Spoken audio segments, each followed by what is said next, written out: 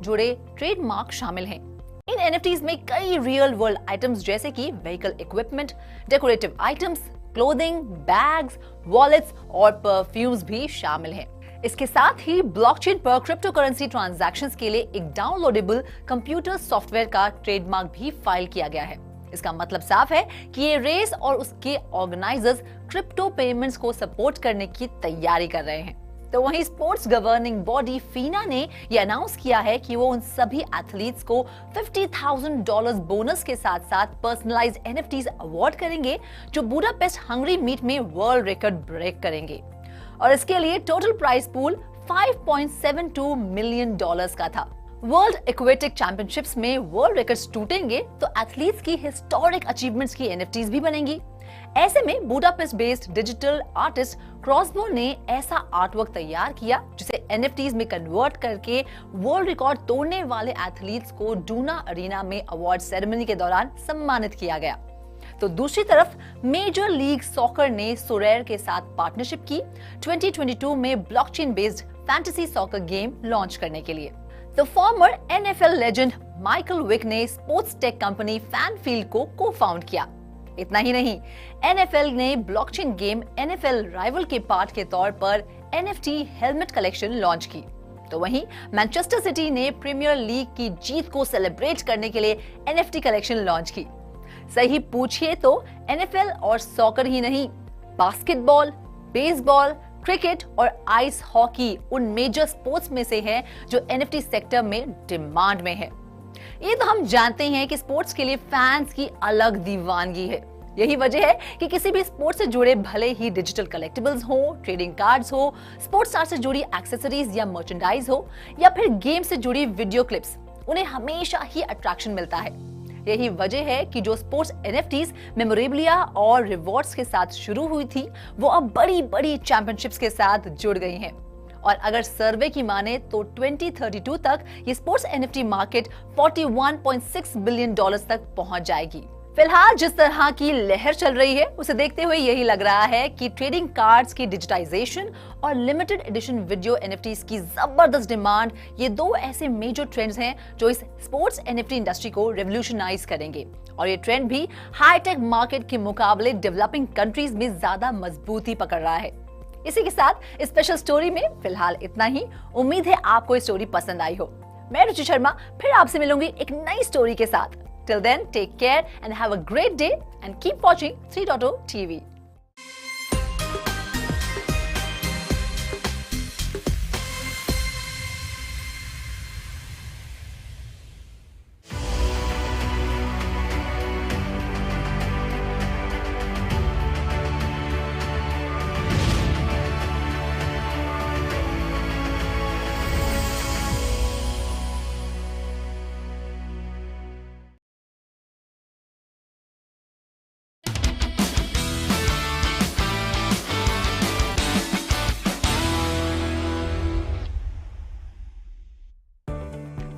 नमस्कार, मैं संदीप कसालकर। स्वागत है आपका 3.0 टीवी में। दोस्तों, टेक्नोलॉजी को हमने अपने रोजमर्रा के जीवन का हिस्सा तो बना लिया है और बेशक टेक्नोलॉजी की वजह से हमारा जीवन काफी हद तक आसान भी हो गया है। आजकल वेब 3 टेक्नोलॉजी का दौर चल रहा है। वेब 3 दुनिया की सबसे लोकप्रिय टेक्नोलॉजी की अगर बात करें तो वो है ब्लॉकचेन टेक्नोलॉजी। दोस्तों, ब्लॉकचेन टेक्नोलॉजी को पूरा विश्व अपना रहा है। इस टेक्नोलॉजी के बारे में आप लोग कुछ ना कुछ तो जरूर जानते होंगे, पर क्या आपको पता है इस ब्लॉकचेन टेक्नोलॉजी को अब भारत की सरकार ने भी अपनाया है। उसे पूरे जोरों शोरों से हर क्षेत्र में उपयोग करना भी शुरू कर दिया है। चाहे क्षेत्र टेलीकॉम का हो, tea board, SEBI, banking, agriculture या फिर टूरिज्म, इन क्षेत्रों में ब्लॉकचेन टेक्नोलॉजी को इसके बेहद ही एक्स्ट्राऑर्डिनरी सिक्योरिटी फीचर की वजह से उपयोग किया जा रहा है। इन सिक्योरिटी फीचर की वजह से इसके साथ कोई भी छेड़छाड़ नहीं कर सकता। तो इसी ब्लॉकचेन टेक्नोलॉजी को लेकर भारत सरकार ने भारतीयों के डिजिटल हेल्थ रिकॉर्ड को सुरक्षित रखने के लिए अपना एक महत्वपूर्ण कदम बढ़ाया है और भारत की डिजिटल हेल्थ केयर इकोसिस्टम को और भी ज्यादा मजबूत करने का प्रण किया है। इसलिए भारत सरकार की नेशनल हेल्थ अथॉरिटी ने बेलफ्रिक्स नामक कंपनी को डिजिटल हेल्थ रिकॉर्ड्स बनाने के लिए नियुक्त किया है। ये कंपनी विदेशी कंपनी लाइफ क्लिप्स आईएनसी की सब्सिडियरी है। जो ब्लॉकचेन और क्रिप्टो करेंसी एक्सचेंज और ट्रेडिंग प्लेटफॉर्म में तकनीक की सहायता प्रदान करती है और जिनके हेडक्वार्टर्स एवेंचुरा, फ्लोरिडा और यूनाइटेड स्टेट्स में भी मौजूद है। बेलफ्रिक्स कंपनी अपने डिसेंट्रलाइज्ड बेल शेयर एप्लीकेशन का उपयोग करके जून 2023 के अंत तक लगभग 1 अरब आयुष्मान भारत हेल्थ अकाउंट पहचान पत्र जारी करेगी। आभा यानी आयुष्मान भारत हेल्थ अकाउंट में 14 डिजिट नंबर होगा जो विशिष्ट रूप से व्यक्तियों को भारत के डिजिटल हेल्थ केयर इकोसिस्टम में पार्टिसिपेंट्स के रूप में पहचाना जाएगा। किसी व्यक्ति का आयुष्मान भारत हेल्थ अकाउंट यानी आभा नंबर एक मजबूत और विश्वसनीय पहचान स्थापित करेगा जिसे देश भर के हेल्थ केयर प्रोवाइडर्स स्वीकार करेंगे। पिछले 2 साल की अगर बात करें तो पिछले 2 साल में कोविड-19 की महामारी के दौरान Indian digital health care market ने काफी तेजी पकड़ी और हेल्थ केयर इकोसिस्टम में डिजिटल परिवर्तन की पहल कर दी। भारत सरकार के अनुसार यह तेजी 2027 तक ये $10.7 बिलियन यानी करीब 882 अरब तक पहुंचने का अनुमान है।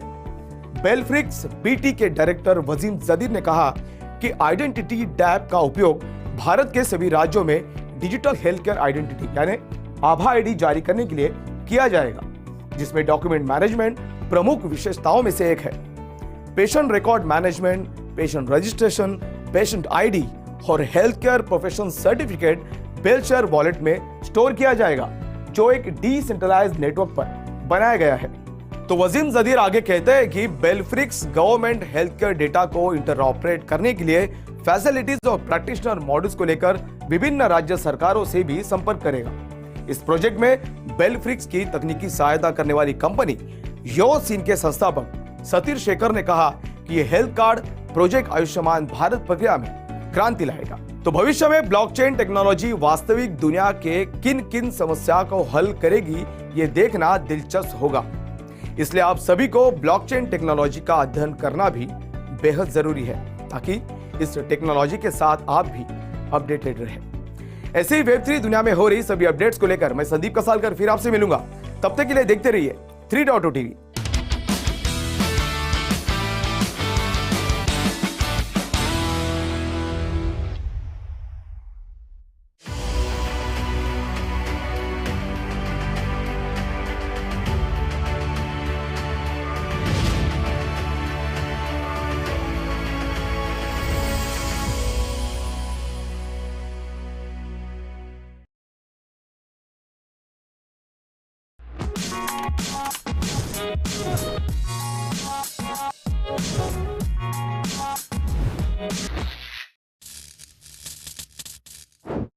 Hello and a very warm welcome to all the viewers of 3.0 TV. This is Manoj Dara. So, Reserve Bank of India has launched central bank digital currencies.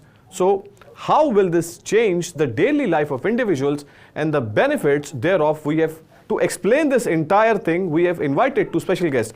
Let me introduce you to Mr. Prasanna Lohar, CEO Blockstack and President of India Blockchain Forum. Prasanna sir, good to have you back. Yeah, very good evening, Manoj. Looking forward for this particular session on CBDCs for our viewers. Yes, sir. And our second guest is Mr. Satya Narayan, Deputy Vice President at HDFC Bank. Satya sir, welcome on 3.0 TV.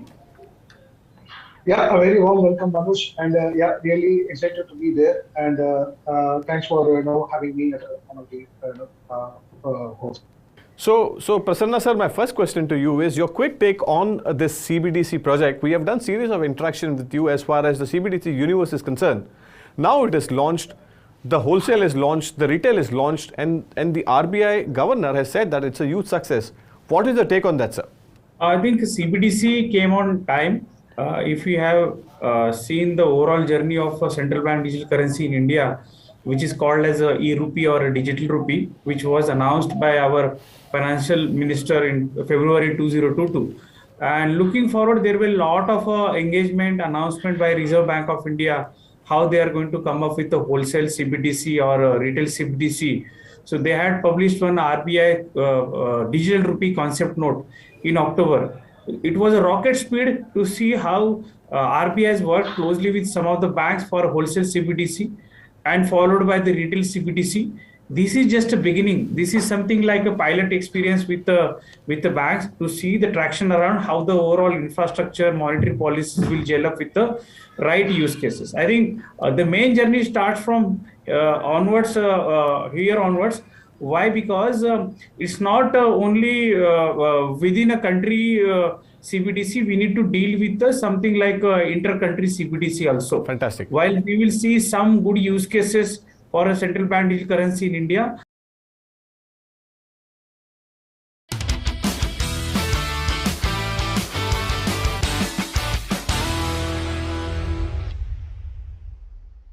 Hello and a very warm welcome to 3.0 TV. I am Vishakha Thakur. It's been just over a year since social media giant Facebook rebranded as Meta at the Facebook Connect conference on October 28, 2021. The name change reflected the company's growing ambitions to transcend past social media and into the world of Web3, crypto, NFTs, and the metaverse virtual worlds, where consumers are likely to spend more of their time for both work and play. The company has been busy. Now, before we move ahead about what has transpired in 1 year since Facebook became Meta, please like and share our videos, subscribe to our channel, and do not forget to press the bell icon to get instant updates. In December 2021, Meta debuted its Horizon Worlds virtual reality social networking project, while it also opened up advertising for more crypto ads on Facebook. In April 2022, reports emerged that the company has been considering a digital currency designed for use in the metaverse, internally dubbed as Zuckbucks, though no further updates on the project have been seen since. In May, the company filed 5 trademark applications for a payments processing platform with support for cryptocurrencies and digital assets called MetaPay. In September 2022, the company announced that 2.9 billion users would have the ability to post digital collectibles and NFTs they own across Facebook and Instagram across 100 countries by linking their wallets. Meanwhile, on October 11, Meta announced a partnership with tech giant Microsoft to bring a range of Microsoft Office 365 products into Meta's virtual reality platform to try and coax other companies to work in virtual environments. However, the year has not come without its challenges, particularly when it comes to the company's metaverse ambitions. Last week, Altimeter Capital CEO and founder called Meta's $10 billion to $15 billion a year investment into the metaverse as supersized and terrifying. Meta's Q3 report appeared to only solidify these concerns, with the stock price falling 23.6% following its release, while Meta's virtual reality research and development arm Reality Labs posted an accumulated loss of $9.44 billion so far this year. Many may also remember Meta's Eiffel Tower fiasco, when an image of Meta CEO Mark Zuckerberg's avatar standing in front of a virtual Eiffel Tower was mocked over lackluster visuals. Meanwhile, an October 15 report from the Wall Street Journal suggested that the company has slashed its monthly active user goal for Horizon Worlds by more than half, suggesting the company's flagship metaverse was falling short. Now, this backlash was touched on by Zuckerberg during the Q3 earnings call on October 26, noting that we are iterating out in the open and that social metaverse platform was still an early version. It's kind of a live early product platform and that's evolving quickly, but obviously has a long way to go before it's going to be what we aspire for it to be, said the CEO. Nevertheless, the technology giant is continuing to push forward with its foray into Web3 and other projects, including artificial intelligence, with Zuckerberg noting on the call that we are on the right track with these investments and the company should keep investing heavily in these areas. The company recently unveiled its latest virtual reality headset, the Meta Quest Pro, during an October 11 virtual event, along with the partnership with Microsoft and a new computer platform, Reality Labs. Work in the metaverse is a big theme for Quest Pro. Now, there are 200 million people who get new PCs every year, mostly for work. Our goal for the Quest Pro line over the next several years is to enable more and more of these people to get their work done in virtual and mixed reality, eventually when better than they could on PCs, said Zuckerberg. Now, between the AI discovery engine, our ads and business messaging platforms, and our future vision for the metaverse, those are three of the areas that we are very focused on, he added. The Quest Pro's face tracking capabilities can help make avatars' facial expressions look more realistic. Initially, users can access this tracking in Horizon Worlds and Horizon Workrooms, Meta said, as well as in several developers' apps such as Painting VR and DJ App Tribe XR. But even with facial tracking, what users see when they pop in the Horizon Worlds, blocky, human-like avatars that exist only from the torso up, floating around a virtual plaza, will now continue to contrast sharply with the image Zuckerberg portrayed during Meta's Connect event on October 11 of his own full-body avatar. In the meantime, investors appear to be getting fed up with the investments in the metaverse at a time when the future of its core business is also deeply uncertain. In the past, Zuckerberg successfully pivoted Facebook's operations once before from desktop to mobile devices shortly after taking the company public, a move that helped supercharge its advertising business and ensure its dominance for much of the next decade. But it remains to be seen if his novice shift towards metaverse would bear any fruits in the long run or not.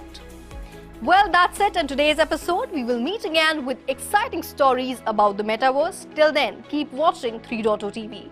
Like and share our videos, subscribe to our channel and press the bell icon to get instant updates. This is me, Vishakha Thakur, signing off.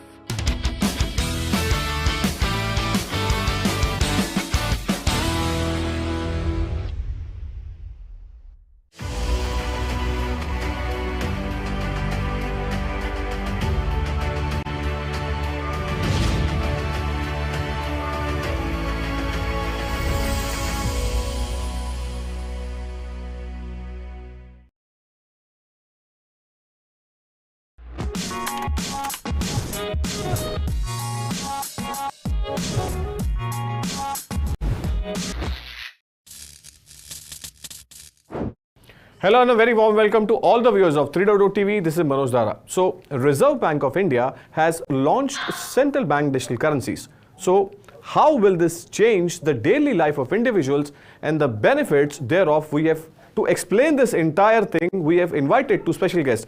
Let me introduce you to Mr. Prasanna Lohar, CEO Blockstack and President of India Blockchain Forum. Prasanna sir, good to have you back. Yeah, very good evening, Manoj. Looking forward for this particular session on CBDCs for our viewers. Yes, sir. And our second guest is Mr. Satya Narayan, Deputy Vice President at HDFC Bank. Satya sir, welcome on 3.0 TV. Yeah, a very warm welcome, Manoj, and really excited to be there. And thanks for having me as one of the hosts. So Prasanna sir, my first question to you is your quick take on this CBDC project. We have done series of interaction with you as far as the CBDC universe is concerned. Now it is launched, the wholesale is launched, the retail is launched, and the RBI governor has said that it's a huge success. What is the take on that, sir? I think CBDC came on time. If you have seen the overall journey of a central bank digital currency in India, which is called as a e-rupee or a digital rupee, which was announced by our financial minister in February 2022. And looking forward, there will be a lot of engagement announcement by Reserve Bank of India, how they are going to come up with a wholesale CBDC or a retail CBDC. So they had published one RBI digital rupee concept note in October. It was a rocket speed to see how RBI has worked closely with some of the banks for wholesale CBDC and followed by the retail CBDC. This is just a beginning. This is something like a pilot experience with the banks to see the traction around how the overall infrastructure, monetary policies will gel up with the right use cases. I think the main journey starts from here onwards. Why? Because it's not only within a country CBDC. We need to deal with something like inter-country CBDC also. Fantastic. While we will see some good use cases for a central bank digital currency in India, but I think this is the right time for India to really come up with a CBDC riding on the existing infrastructure. Let's look forward how CBDC will really give actual use cases. But great, and we must congratulate RBI and the banks who are participating here for bringing this something for a country like us. So my next question to you, Satya sir, is I mean the CBDC and the actual rollout you are witnessing. So as a member, as a key member leading this thing from the HDFC Bank's front, how do you see this CBDC shaping the future, and what's your opening remarks on that, sir? Yes, the CBDC as such, it's a game changer, I could say. Especially, it is coming as a source of alternative for how the money is going to take place. Even though we have a system called the UPI, which we are currently doing well with the way the digital transformation is happening. But still, we required one more alternate round of currency, which is the digital currency, which is the one of the game changers, I could say, especially as Prasanna mentioned now. The major point over here is like how you are going to utilize your cross-border payments and remittances. All right. I think one of the major use case, or one of the major thing which we're going to get change that happens is on my take is like on the cross-border remittances and payments, and where you can to an extent you can avoid all the intermediary advisory banks and the third-party banks which we are trying to help it out, and the things will happen on a real time, as in like once you say, for example, if you want to transfer it from Nigeria to India. Earlier, what you need to do is you need to convert that currency to USD, and then you need to do from USD to India, and it's a time-consuming process, and it will take at least 2 to 5 days for the end-to-end settlement to take place. But with the CBDC approach, what we are trying to aim it out is as within some seconds or within some minutes is what the transfers has to happen, and I think CBDC is going to play a crucial role in that particular part. I mean that's an interesting case, Prasanna ji, which Satya sir has actually mentioned, that the time consumed when you initiate a transaction from Nigeria to India, it takes roughly around 5 to 10 days. But with the help of CBDCs, I mean, since we are referring to a cross-border payment transaction, so it will reduce the time as well. That's a big advantage which he has mentioned and you have also highlighted. But to begin with, can you help us understand, Prasanna ji, about CBDC, why it is being introduced and who can use it as of now, just for the educational purpose of our viewers, and how it is different from the currency note system which is currently in circulation? So if you go back and see the history of money, we have seen different types of money has come into our lives since last 2000 years. And since inception of first banking ecosystem in 12th century, followed by the first bank in UK, and since then, the banking has evolved, and banking has evolved with the right set of standards and the countries or institutions coming together. That is what we could see the fiat or USD is acting as a standard for a paper currency or a currency out. Or a central bank digital currency, this will be issued by central bank of every country. What does that mean? It will be issued not in a paper form, but it will be issued in a digital form.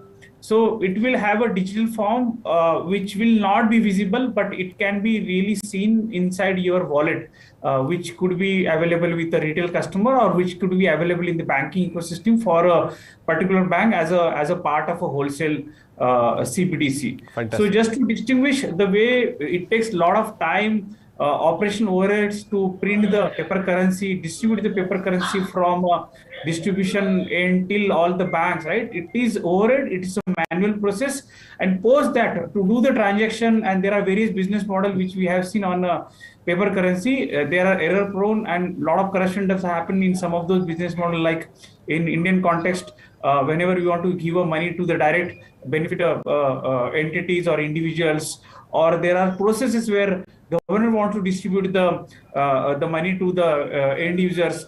So with the CBDC, it will be from government directly to the account of individuals, and it will be always can be tracked, traced. The way we will create or design the central bank digital currency There are various ways to do that, right? Either account based or token based, but the technology behind, which is like a blockchain, gives a lot of liberty to really remove intermediaries. Today, the payment ecosystem or a financial ecosystem is riding on a lot of intermediaries, so-called MasterCard, Visa, and followed by various operation processes.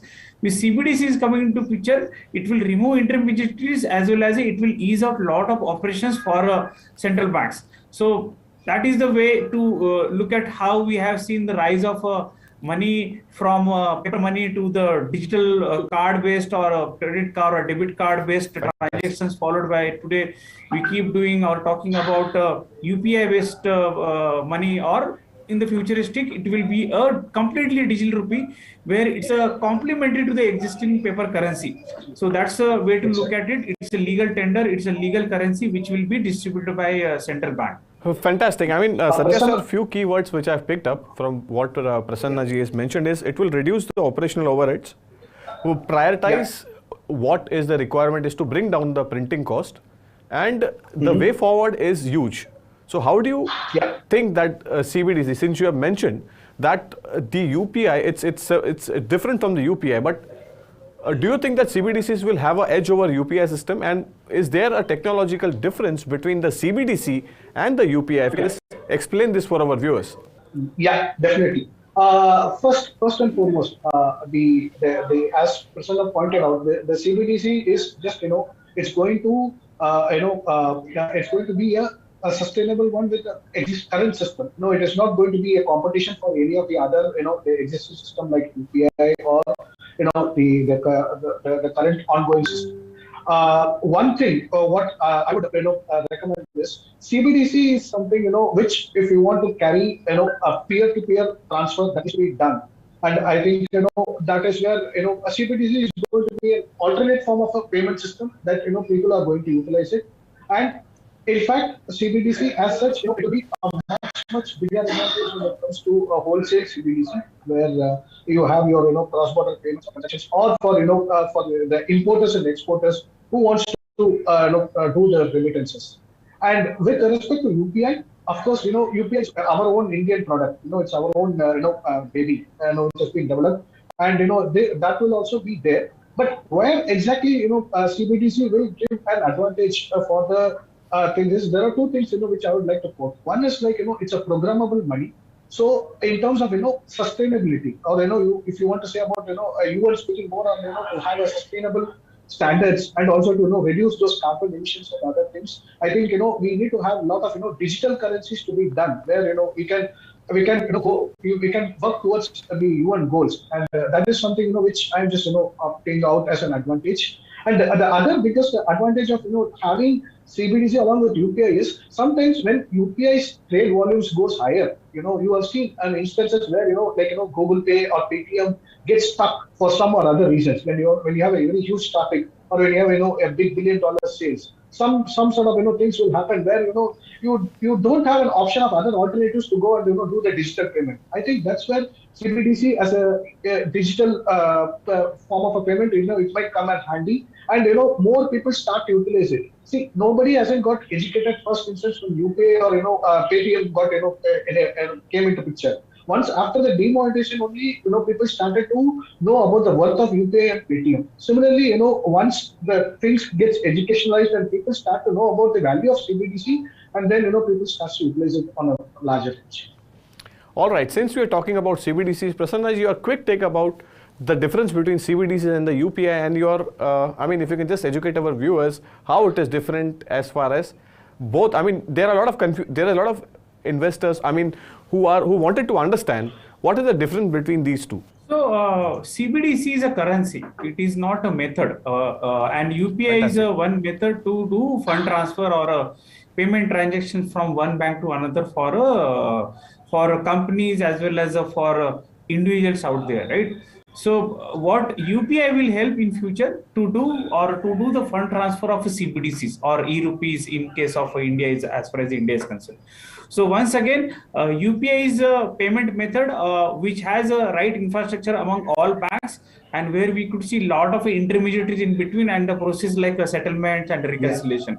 With CBDC infrastructure coming into picture, which may ride on UPI, the way we have seen UPI Lite is being utilized for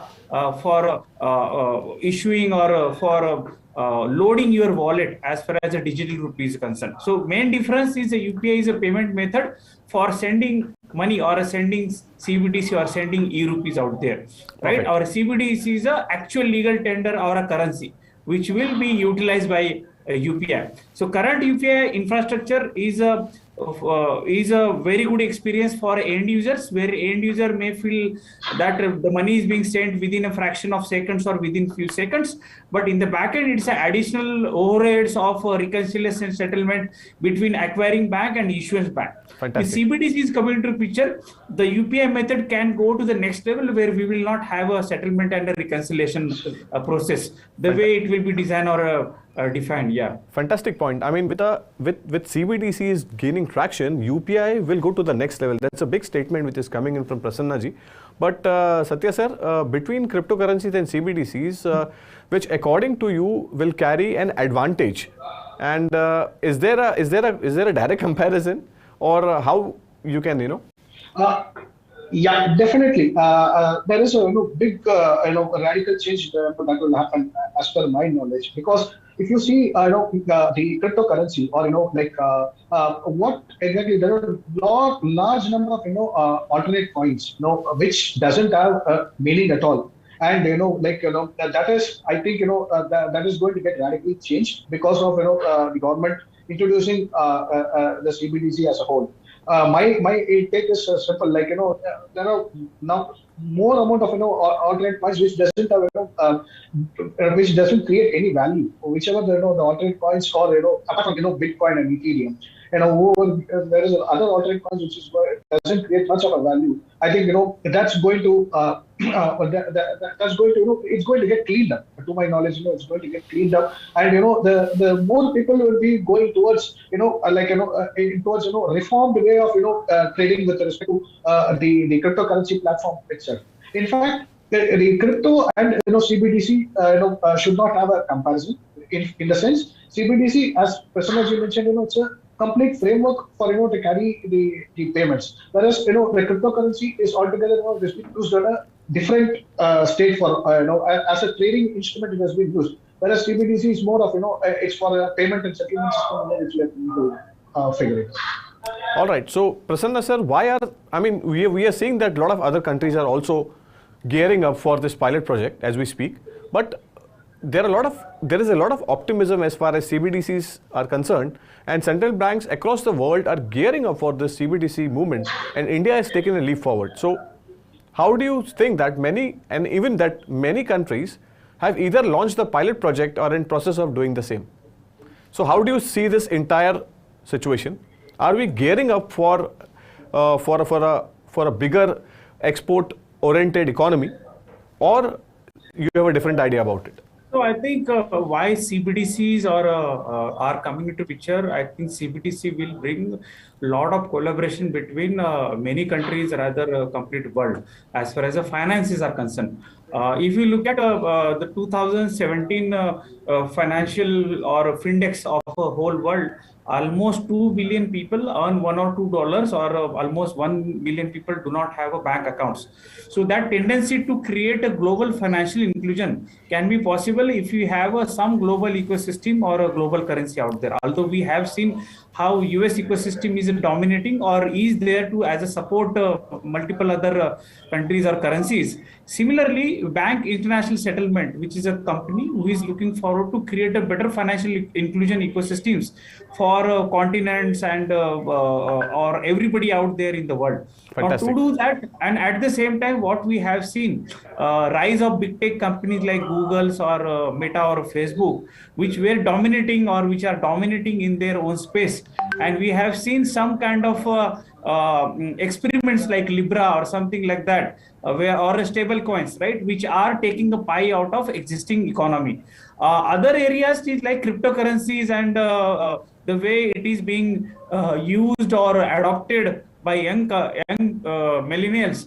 We need to really see which is the better way method to create a better global financial ecosystem. Fantastic. And how do we create a prevailing finance support for every individual out there in the world. So central bank digital currency comes with that traction and attention for every other country. That is why we could see almost 100 plus countries are working on that. Almost 10 plus countries are live. Example, we always see Cambodia, some of the smaller countries like Nigeria, Bahamas, China, or India are in a phase of a pilot or a live stage. And recently, Indonesia or even Pakistan has announced they are working on. Likewise, 100 plus countries are working globally. 35 plus countries working in Asia for CBDCs. Almost 90% countries as a part of a G20 are having plans of a central bank digital currency. Fantastic. I think CBDC or any financial ecosystem in any country brings lot of greater value for economy. I think just imagine we will do away with a lot of operational process overheads in many use cases for a better financial ecosystem in the world. So it's a journey, and good to say that whole world is aligned with this journey.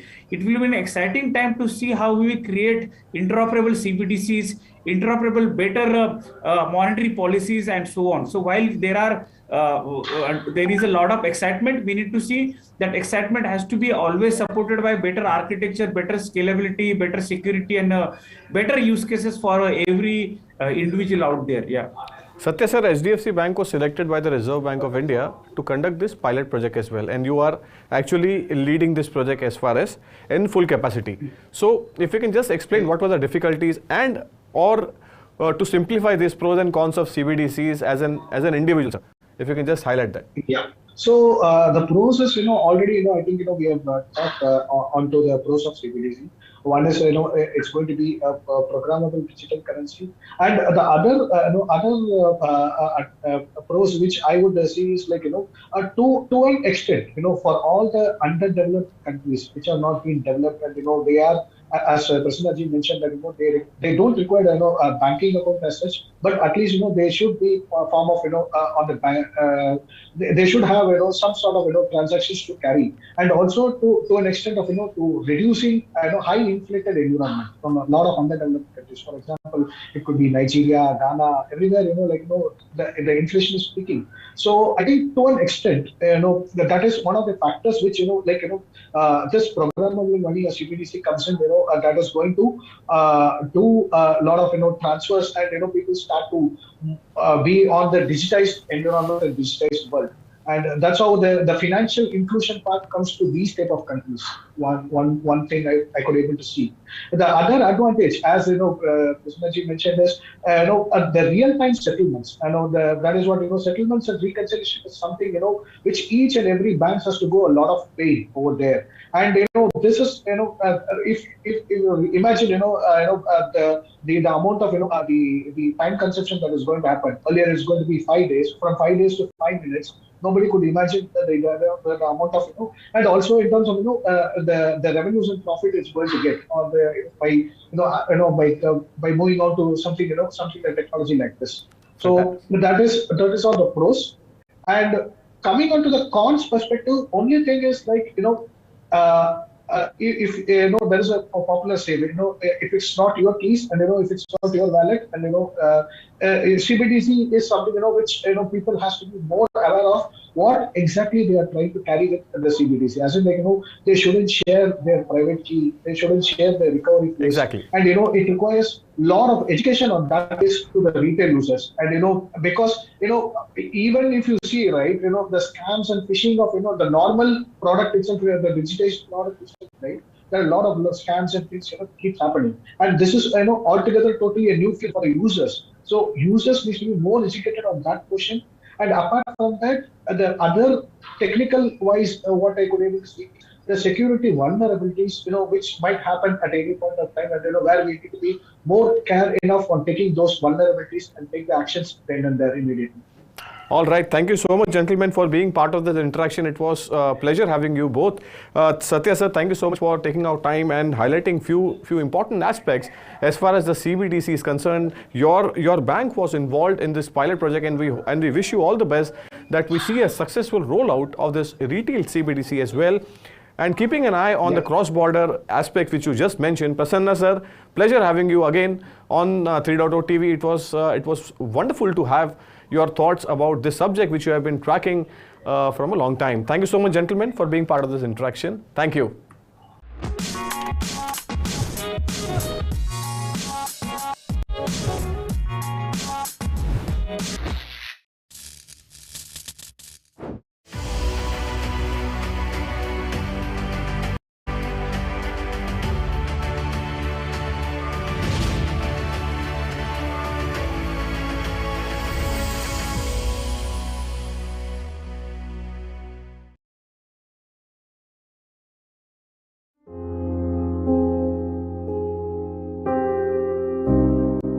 This is Tuvalu, an island in the Pacific which is on the brink of sinking.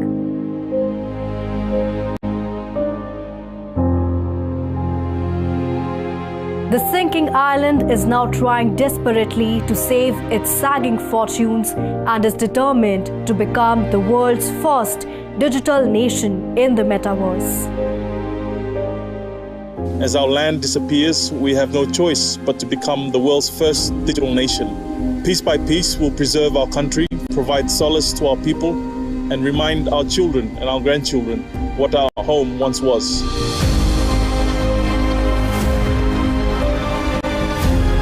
Citizens of Tuvalu, young and old, are now trying to relocate to safer locations.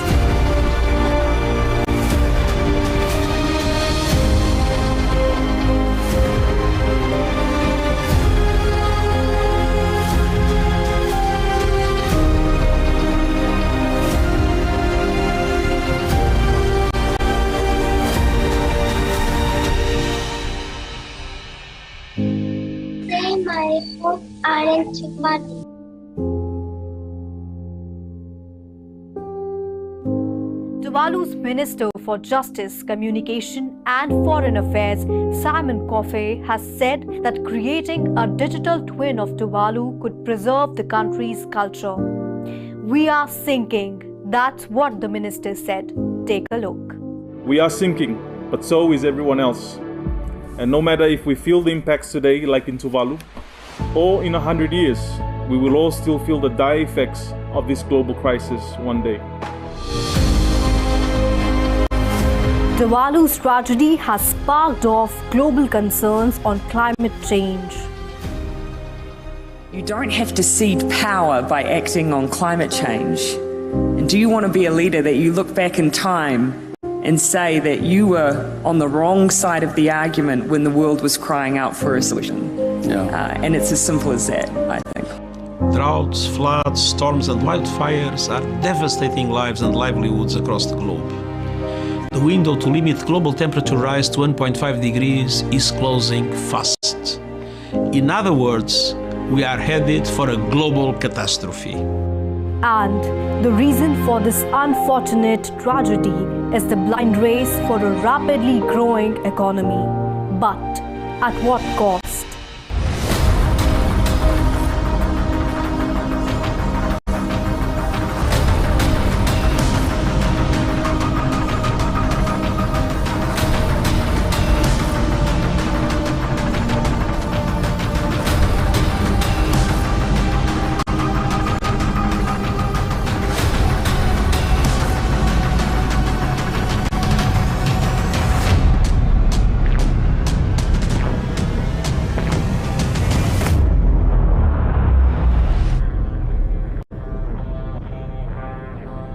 Everything we've achieved in the last 10,000 years was enabled by the stability during this time. The global temperature has not wavered over this period by more than plus or minus 1 degree Celsius. We are already in trouble. The UN and the USA have already raised a red flag over deteriorating health of the planet. We need to ensure that the financing will be there, both public and private, to meet the moment on climate change and to help us seize the opportunity for good jobs, strong economies, and a more secure world.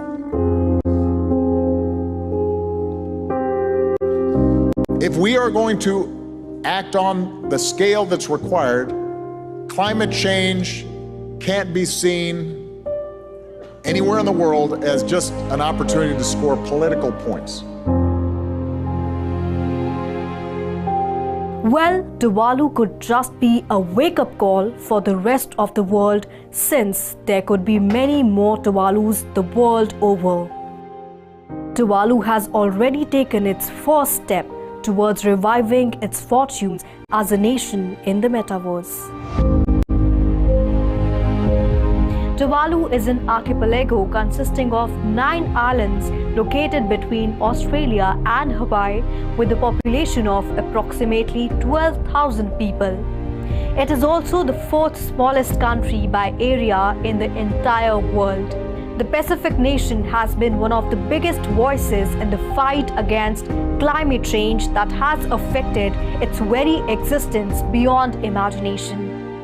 Every year, the country suffers severe flooding caused by high tides, with scientists predicting that the island will become uninhabitable in future.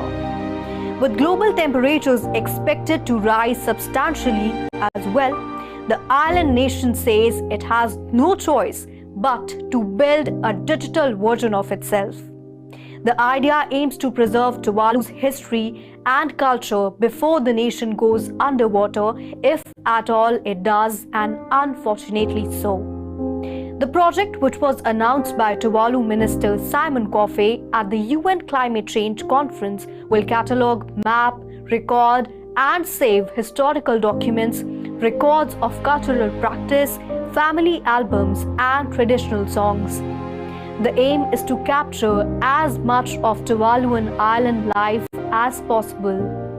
Tuvalu has teamed up with global creative agency, The Monkeys, for the project. The Monkeys have created a dedicated website showing the digital project's progress. Over the past few years, Tuvalu has been developing digital solutions that could mitigate the impact of climate change on its citizens.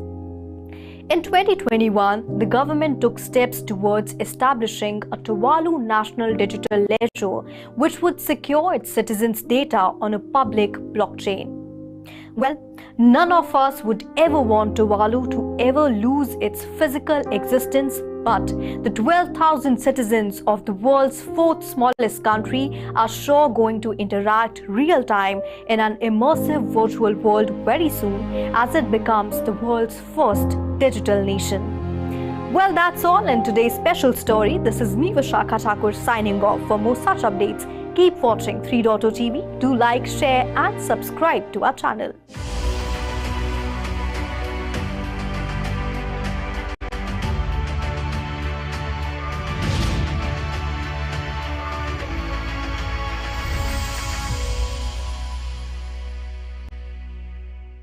So primarily the entire chain of events started in 2021 when the USDT claim was questioned whether they are really backed by the dollar or not. So US government has questioned them. After that, the series of events has happened from Luna, and now the FTX case is there.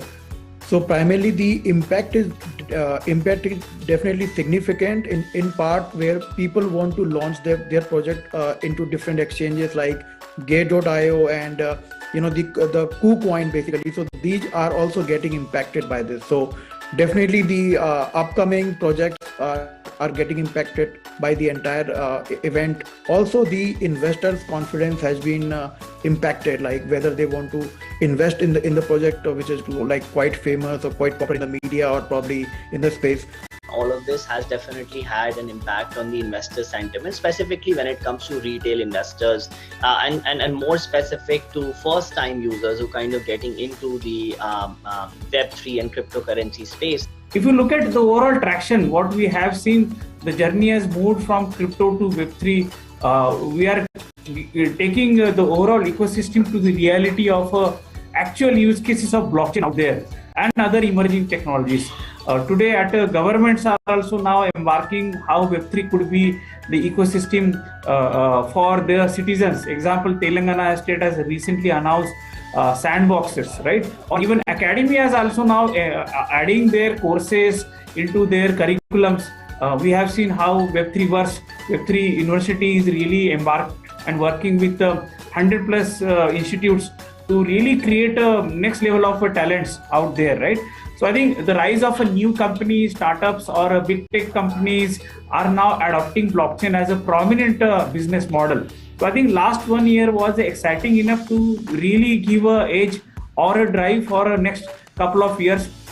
So in 2022, it was very crucial that FTX crash and cryptocurrency crash, but in 2023, I can hope that there will be the recovery of the cryptocurrencies and the mass adoption of the blockchain and the further utilities and developments in the CBDC, which is a central bank digital currency, and that will enter in new phase, and there will be the many more.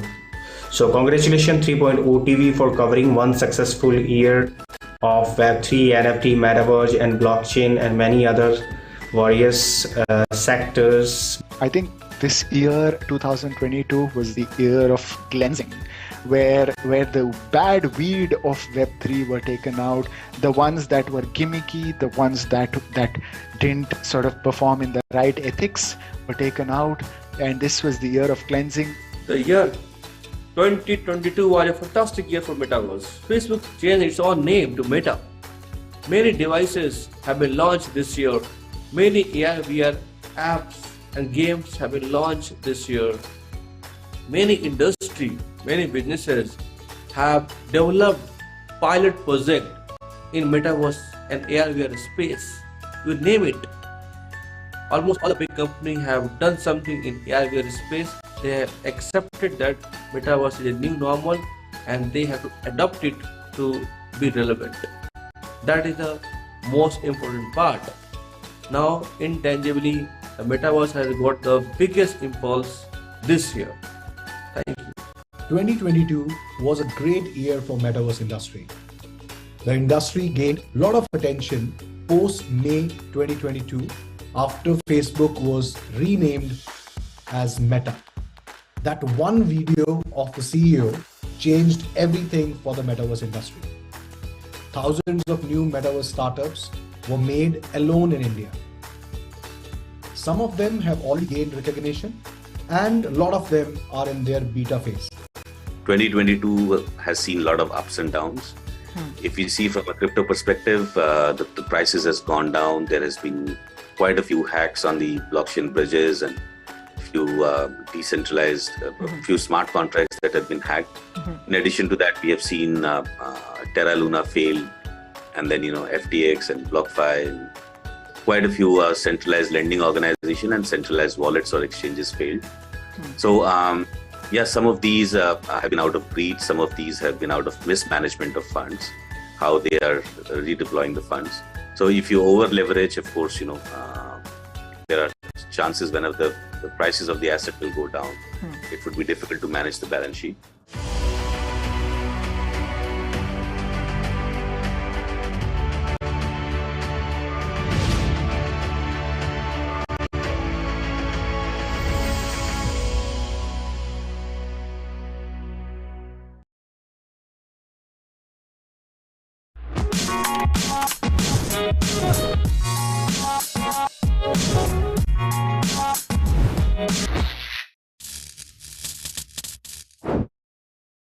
Hello and a very warm welcome to all the viewers of 3.0 TV. This is Manoj Dara. So, cryptocurrency markets are under broader concern since the time FTX went bankrupt.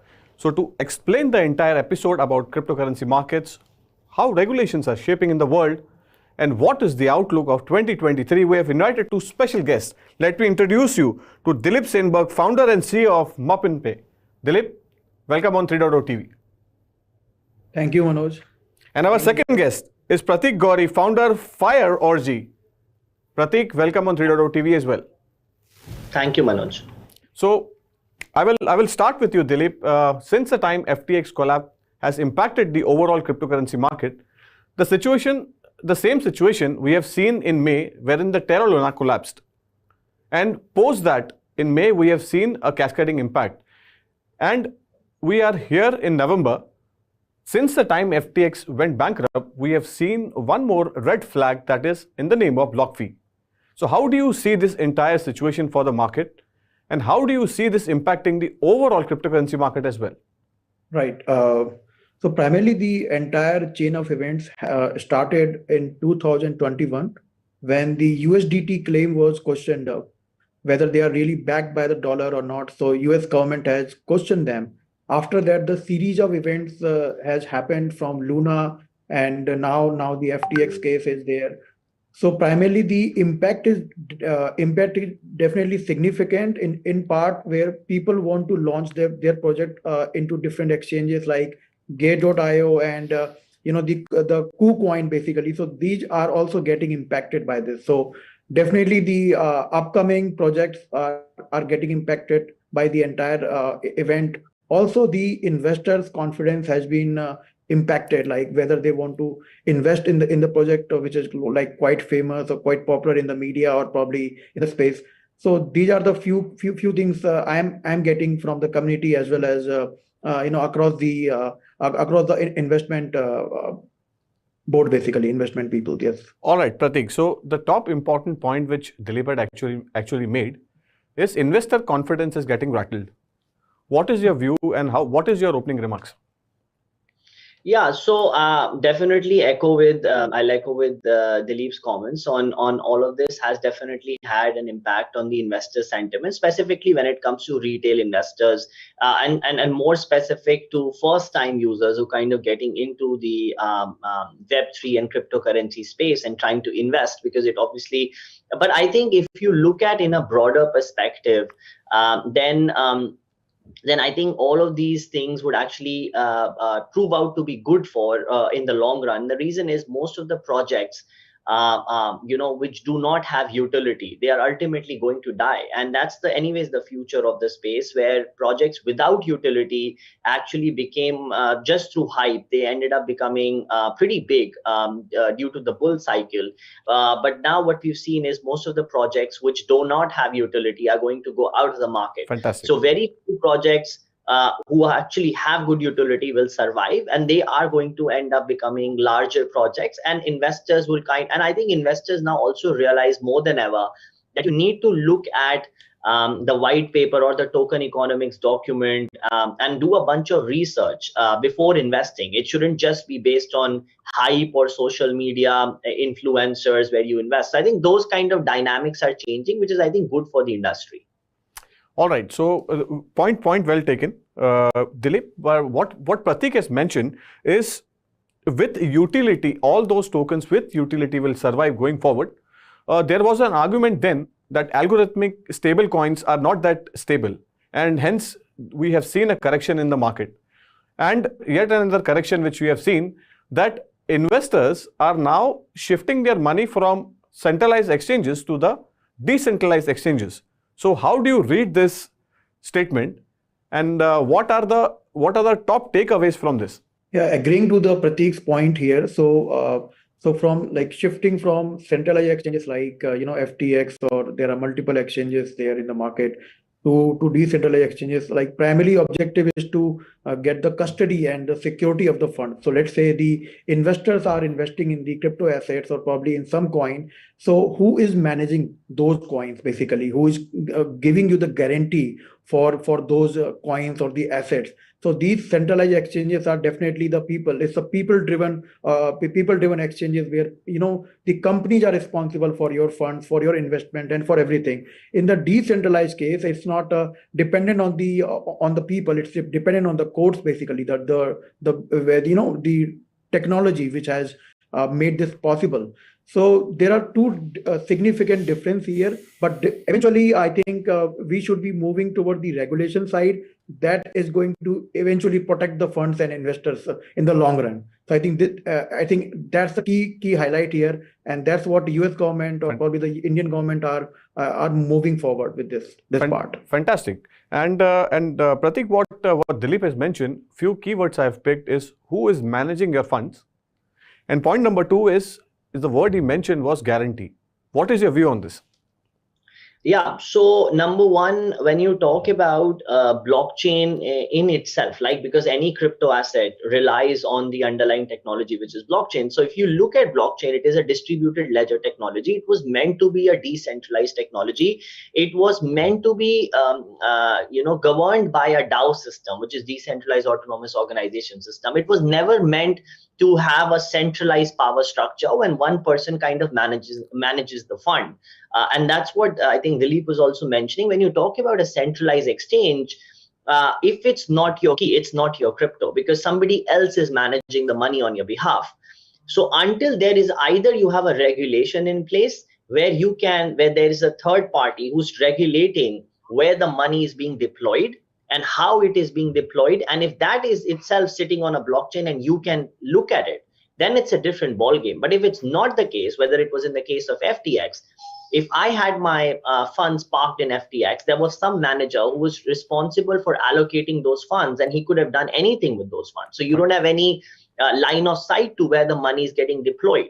If that is the case, then it defeats the whole purpose of having a blockchain technology and having a fund or having a financial transaction on top of a layer one chain. It ideally defeats the purpose. So I think that's my point of view on a centralized exchange, which I think follows a centralized power structure managed by a fund. So if it's not your key, it's not your crypto, definitely. Fantastic point well taken, Pratik. And Dilip, what I've picked up from this conversation is not your key, not your crypto. That's a big statement which is highlighted by Pratik. And where the money is deployed, that is actually a big question mark. So my next question to you is, what kind of global regulatory oversight is required for the crypto industry to make sure that such incident like the Terra Luna crash and the FTX collapse doesn't happen? And what is the steps you recommend as far as the regulatory, the regulations or the regulators should learn from these mistakes? Right, Manoj, I think it's the right question, so I think I would like to highlight something here. So, which is happening in the European Union. So they have come up with the MiCA. It's a bill basically, exactly, which can protect your crypto funds, crypto assets. So it's known as markets in crypto assets. So this is the bill they have passed, and it's pending. So it's going to take around 15 to 18 months of time to entirely regulate the crypto assets. So they have classified cryptos into 3 categories, and so the idea of protecting your funds would be somewhere. Let's say if I need to build an exchange, or probably I need to build a crypto bank. So what I need to do, I need to protect the consumer's funds. So this regulation helps in protecting the funds, where the owners of the exchanges or owners of the banks won't be able to access the funds, whatever they are depositing. So let's say if somebody want to use the services, the customer will allow them to use the assets. Like I cannot use the fund being an exchange owner. So this is the key point here. So I think we need to build something from decentralized exchanges and the regulation side to combine these things to protect the consumer fund. So I think this is the significant steps here from which has been taken by the European government. And on the same line, probably the other government will be taking the next step as well. This is what I think. But it has lots of loopholes, and probably they have not covered everything in the law. But I believe that future will take care of the entire laws and the steps here. So Pratik, your quick take on MiCA, which Dilip has mentioned that it is still not passed. So your quick take on this and how this will change the game. So look, it is definitely a step towards regulatory framework, and as I think Dilip mentioned, if you're a user, until you give your consent, nobody is allowed to deploy those funds on your behalf. Definitely a good measure. But I think with the way the world is going, I think MiCA is just one step from the European government. And I think more governments, with India coming up with e-rupee and all the other governments, they're going to come up with their own regulations. And I think there are 3 pieces which needs to be solved. I think one is awareness. So right now, people still don't understand the space. People still don't understand how to invest money. It's a whole different ballgame. So I think that's one. Second, I think I'll echo with Dilip's point here on on decentralized exchanges. I think the focus should be mostly there. And if you are doing a centralized exchange, then there should definitely be a regulatory framework. What MiCA has come up with, or what European, but it's still pending by the Parliament. But I hope it gets passed. So when it gets passed, I think then that will be a one step towards regulatory framework. So I think it's definitely a good way that the world is moving, in specifically in the crypto world. Pratik, can you quickly throw some tips, so that all our viewers who are watching this, some quick security features so that investors should protect their funds. What is your recommendation very quickly?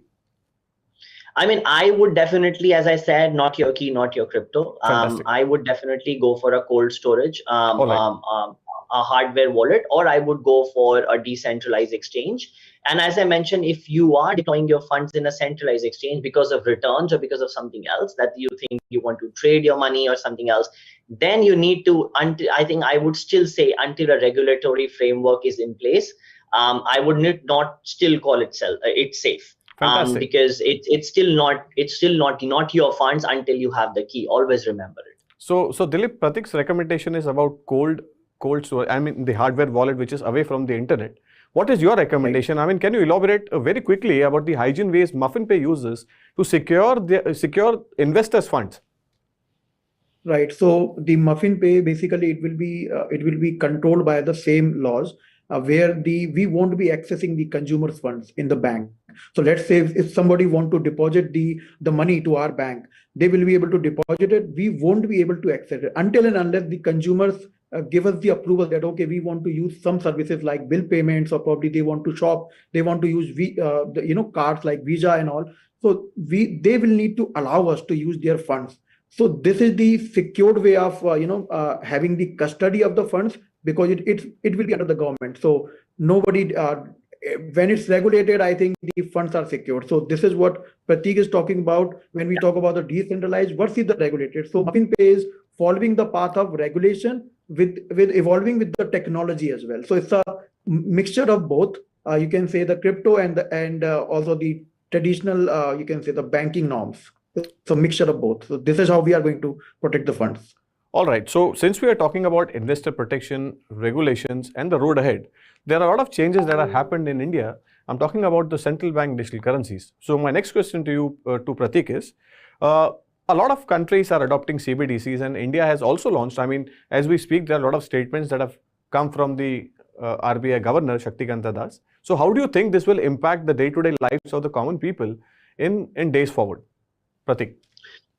I think the biggest thing is it gives the I think two big things. It ensures transparency. So when the e-rupee actually kicks in, there's going to be more transparency of the funds, where the funds went, more accountability. I think there will be more security and there will be more trust. So I think four big factors coming into play as soon as CBDC gets rolled out. Definitely a very, very brilliant move when it actually gets rolled out. I think for the end consumer, think of it this way. I would say it gives you the power. It gives the power back to the community. It gives that. So if I'm a user, Fantastic. right? If I'm using a traditional banking service versus using a CBDC, I have more power if I'm an end consumer, because I control every way the money is being moved compared to a banking service. So I think that's from the consumer side. But if you look at the RBI standpoint, it helps in a long way that you can prevent. Of course, it's going to prevent money laundering. I think that's one big thing that's going to get stopped.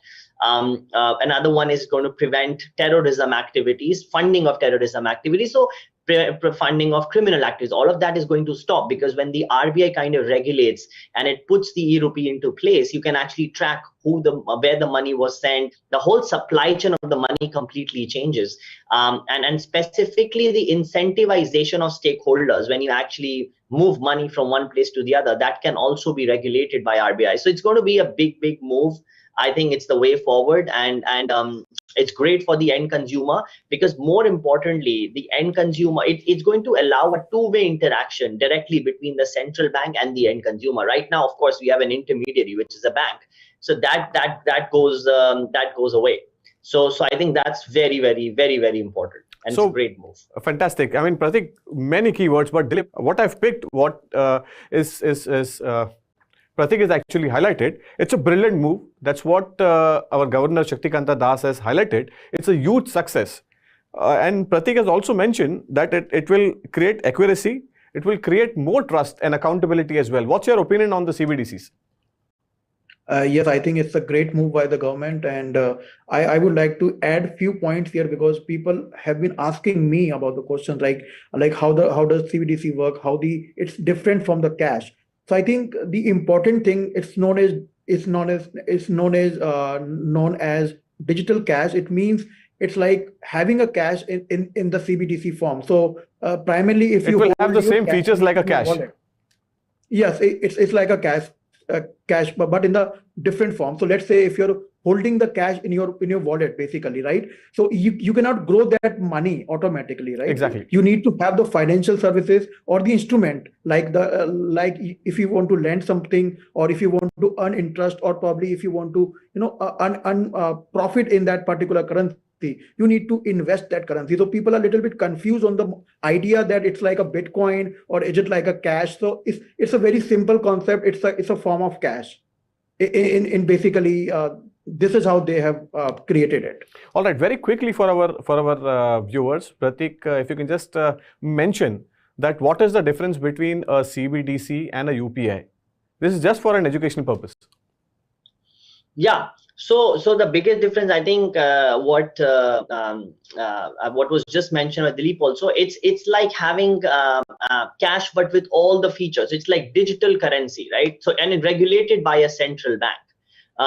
So the big difference would be it would have all the features of cash, but it would have all the features of being regulated also, right? Because today, if you have transactions in cash, you can't regulate it. But when you put it in the central bank digital currency format, you have the same features of cash, but it's being regulated, which basically lends more transparency, accountability, and more importantly, trust. So there is no money being lost, illegal transfers stop, all of that happens. Fantastic. UPI, on the other hand, do not have features of cash. So it's basically a dual mechanism where you get all the features of UPI, but you get all the features of cash also. And at the back, you have it regulated so that nothing's lost. All right. And Dilip, if you can just highlight what will be, how do you see this 2023 year? Because 2021 was a huge success. We have seen the market hitting $3 trillion. And in 2022, as we have already discussed, it was a big concern here for the entire crypto ecosystem and the Web3 universe. So how do you see this 2023? And what will be the game-changing aspect that will take this market to the next level? Right. So I would like to add, one point on the UPI side. So UPI and CBDCs are basically, it's like building a railway line. So railway lines would be UPI and the railways are going to be CBDC. So it's a medium. So UPI is basically a processor. It's not a currency. So there is a big difference between the currency and the UPI. Now, coming to your point about the 2023, perspective. So definitely, as we have seen in the 2022, the regulation was the key area, and the projects which was not supposed to happen, and I think they have crashed market. They have crashed the entire market. So we will see more regulation coming up in the market, probably from the different government side, and we will see the huge implementation of the CBDCs on this end. Plus, I think the credible projects will take place in the 2023, which is pending in 2022. So I think that's going to be the shift here. Fantastic. So the more credible project will be highlighted in the upcoming time, and they will see the fruit of it as well. Fantastic. Pratik, your last closing comments on how do you see, because you are also an influencer, you appear in a lot of events as well. So how do you see this blockchain technology shaping or making a difference as far as 2023 is concerned? What's your closing remarks and the outlook? Yeah, so I think it's going to, of course, change the way data and money works. So I think there are two big minds, right? One is data and money. As it goes from Web 2 to Web 3, it's going to completely change the way the world works on the overarching side. I think that's one. Second, more importantly, I think the bad actors, right, because of us being in the bear cycle or the bear market, I think they're going to go away, because it's hard to survive the bear market if you're not a good actor, if you're not building right now. Because right now, most of the projects who are going to survive are the ones who are actually going to build.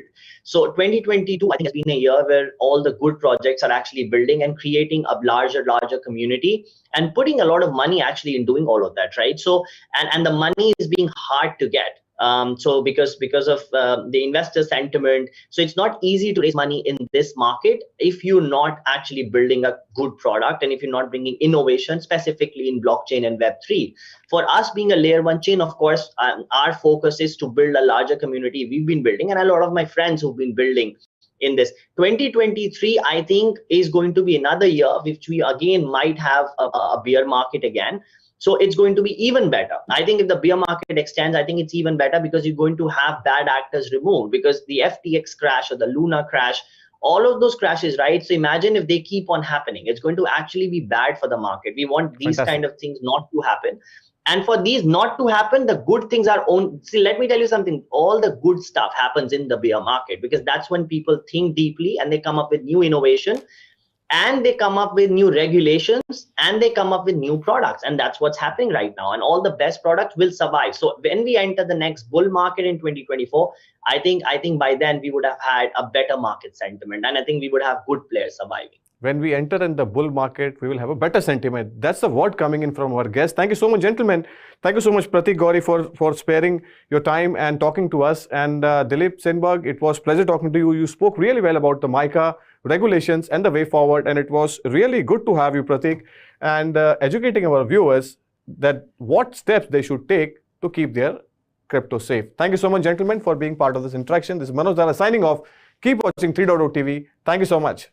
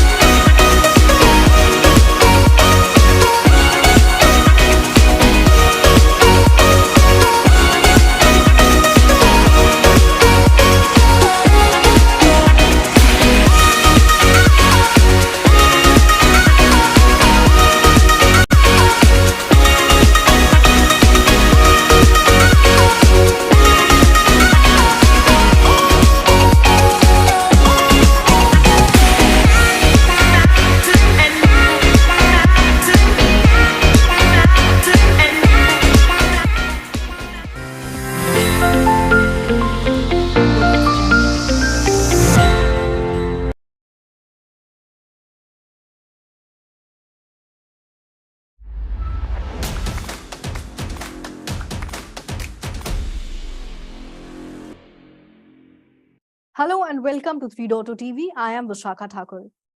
In a report by Deloitte, it has been predicted that the metaverse industry in India might have an economic impact worth between $79 billion and $148 billion by 2035. So to have a better understanding of the current scenario of the metaverse industry, its impact on India's economy and future, we have invited Mr. Utkarsh Shukla, who is a founder and CEO of Yug Metaverse. The first Indian wedding in Metaverse took place on this Made in India Metaverse platform. Welcome to 3.0 TV, sir. Thank you, Vishakha. It's a pleasure to have you, sir. Great to be there. Sir, Metaverse is opening up transformative opportunities, and according to a report by Deloitte, the metaverse industry in India might have an economic impact worth between $79 billion and $148 billion by 2035, as I mentioned. So what are your views on the same? See, I think if you look at it from a very higher end, basically on a very top level, you would realize that there is a jump from the 2D internet that we essentially are using. So, for example, the Amazons or the Googles of the world that we are using, there needs to be a sort of a jump from that 2D internet to a 3D internet. And with the advent of, I mean, again, 5G has been launched up in India, and a lot of other technologies are coming in, especially phones are also getting much powerful and much better. So now I think basically is a time where a lot of features sort of basically have come together, which essentially sort of have enabled up the conversion of that 2D internet into a 3D internet. And Metaverse essentially stands about that whole 3D internet, where you'll have the experience of shopping not just by scrolling up the products and clicking on buy, but you will have the experience of sort of going into a three-dimensional shop and then sort of experiencing of the products there. So that ways, I think, again, I'm assuming basically this is only by 2035, this essentially is going to grow, because that change or that conversion is anyways imminent. So I think that ways, I think basically we are just at the very beginning and at the very starting of the phase. There are a lot of issues in terms of basically understanding what the user essentially understands, how the user essentially interacts. So post this phase, I mean, we'll start seeing up a lot of explosion in terms of the 3D experiences. So this is like the old days of internet that was there. So similarly, we are essentially into that sort of old days for the 3D world. True. So I think Metaverse, the 5G is going to be a key to Metaverse. And with India adopting a hard stance on blockchain and cryptocurrencies, do you think the world's second biggest democracy is a conducive place for the growth of Metaverse in contrast to countries such as Dubai, Germany, or US? See, I think that's where somewhere people have to sort of understand that, I mean, Metaverse, VR, and your entire cryptocurrencies, these sort of have different roles in the ecosystem. So, I mean, Metaverse can function without a Web3. Obviously, I mean, it will be a different sort of a metaverse, basically. So, for example, today, if you look at Roblox, or in fact, what Facebook or Meta basically is also building, they're not using a lot of cryptocurrencies. But, I mean, what crypto or basically blockchain sort of provides is a decentralization. Again, basically, for example, we are using blockchains to provide decentralization. But again, crypto is one format or one small use case for the entire blockchain technology. So decentralization is going to be the key, and blockchain enables that. And I think basically blockchain will play a huge role in the metaverses. Crypto, obviously, I mean, it's not just in India, basically across the world, basically we are facing a lot of companies who are essentially sort of hitting hard on the Web3 and the crypto market. But yes, I mean, basically somewhere down the line, I think, again, Indian government is releasing up the digital rupee and a lot of other CBDTs. Yes. So those will sort of fill that place and sort of basically create a system. So since you mentioned that companies are betting big on Metaverse, so countries are too betting big on Metaverse. For example, if we talk about Dubai, so Dubai is becoming the center of Web3 with the country having its own Metaverse strategy. So where do you see Dubai in the next 5 years? See, Dubai, obviously, I mean, at a country level, they have the transformational plan for not depending on fossil fuels and instead basically focusing on the new upcoming technologies. And I think basically, and again, a lot of other countries also are sort of basically taking a cue and sort of investing up into a lot of these new age technologies. Because again, I mean, basically, as you mentioned up initially, that there is an entire bigger market which essentially is going to come in. So obviously, whichever country essentially sort of takes the cue and sort of basically jumps, obviously they will have a upper hand and a leverage in terms of the technology. So since you are an early adopter, what do you think are the advantages for early adopters of Metaverse? See, early adopters sort of have, again, both ways, basically. We essentially get to understand what the customer wants. And again, basically, there is a lot of chance for experimentation, sort of user experiences experimentation, and a lot of those technology experimentations. And again, mostly in most of the cases that you see, those early adopters are the ones basically who sort of set up a standard where basically, which essentially again, basically the rest of the community follows. So for example, I mean, we essentially, I think it has been more than almost like 8 months or 9 months, basically, we have been working into the market. We have been doing a lot of activities. We have got a lot of hands-on understanding in terms of what the user essentially wants, what works in the metaverse domain, what doesn't works. Because again, I mean, on paper, everything looks nice, but the moment you essentially go into the market, you essentially sort of get that feedback from the users and the community and everybody, that in terms of what makes sense. So I think that is something which essentially sort of gives a leverage.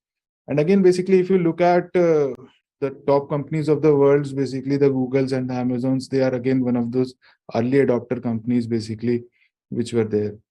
So yeah, I mean, basically that essentially gives you a leverage in terms of understanding the market. So you claim that Yug Metaverse organized Asia's first metaverse wedding. Can you share details on user base, your projects, and some other commercial data on your project, including investments and tie-ups? See, I mean, at Yug Metaverse, we essentially are focusing on a couple of aspects. There's one aspect which we essentially focusing on is primarily, I mean, again, experiences are experiences like the wedding and Holi, and a lot of those experiences that we created up were the areas that we essentially got an understanding that how the user interacts with the new technology. Especially if you look at gaming in India, I mean, while there are a few games that have done very well in the past few years, but again, gaming as a broad range subject basically is pretty restrictive in India as of now. I mean, basically, there are mobile games which basically have sort of worked, but again, the PC games and a lot of different genres have not sort of worked. So with that, what we have done is basically we have sort of understood the market basically. Post that, now we essentially are sort of focusing on a couple of things. One is basically we are essentially focusing on creation of a tool where, I mean, again, it's not just that we should sort of come in.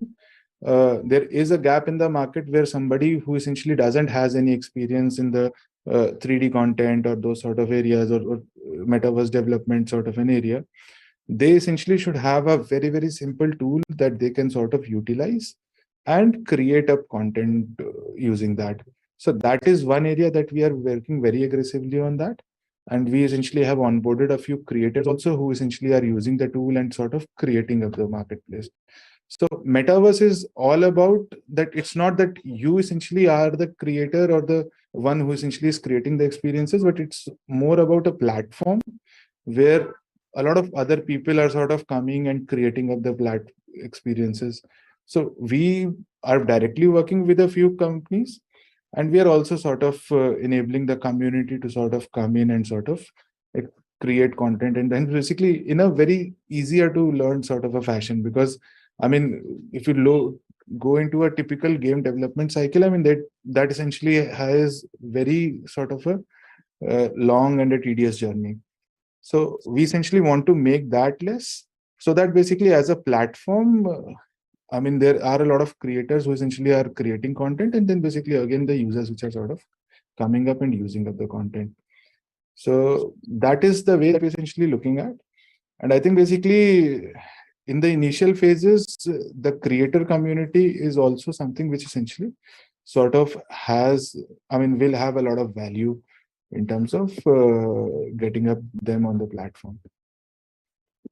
So how do you think the digital identities are going to play a role in shaping the metaverse forward? See, I think digital identities are a very key element of your digital presence. So till now, basically, if you, I mean, again, from a very broad perspective, if you look at it, I mean, in most of the websites that you go, there used to be the option of this login from Facebook and login from Google, because I mean, those two were sort of have sort of basically focused on being a digital identity provider. Similarly, I think in Web3 or the decentralized world, I think somewhere down the line, there would be a lot of decentralized identity providers, which essentially will enable a couple of things. One is basically, with those, you will be able to sort of control the access of your data. It's not that basically you essentially log in somewhere and then basically the application is sort of getting up all of your data, or basically you're freely accessing up the data for the other person. So that control and that ownership, because the moment we essentially are moving in Web3 or a decentralized world, a lot of asset and content will also sort of become up a ownership sort of a focus. So for example, I mean, again, a very simple example. So for example, let's say, I mean, a lot of people would have played Snake games on their Nokia 1100s. They would have achieved a lot of high scores basically. But today, if their phone is not there, nobody knows that how much high scores that they've got. But now basically with a decentralized identity, if you are able to link your high scores to that identity. So today, if you do not even have that phone, even if you do not have that game installed, at least you have those high score achievements with you. So I think digital identities will play sort of a very key role into this area. Wow. So with all this, there are some critical issues involved too, whether we talk about cyber security, identity theft, or data security, network vulnerability, and others. So how do you think can we tackle these issues in future?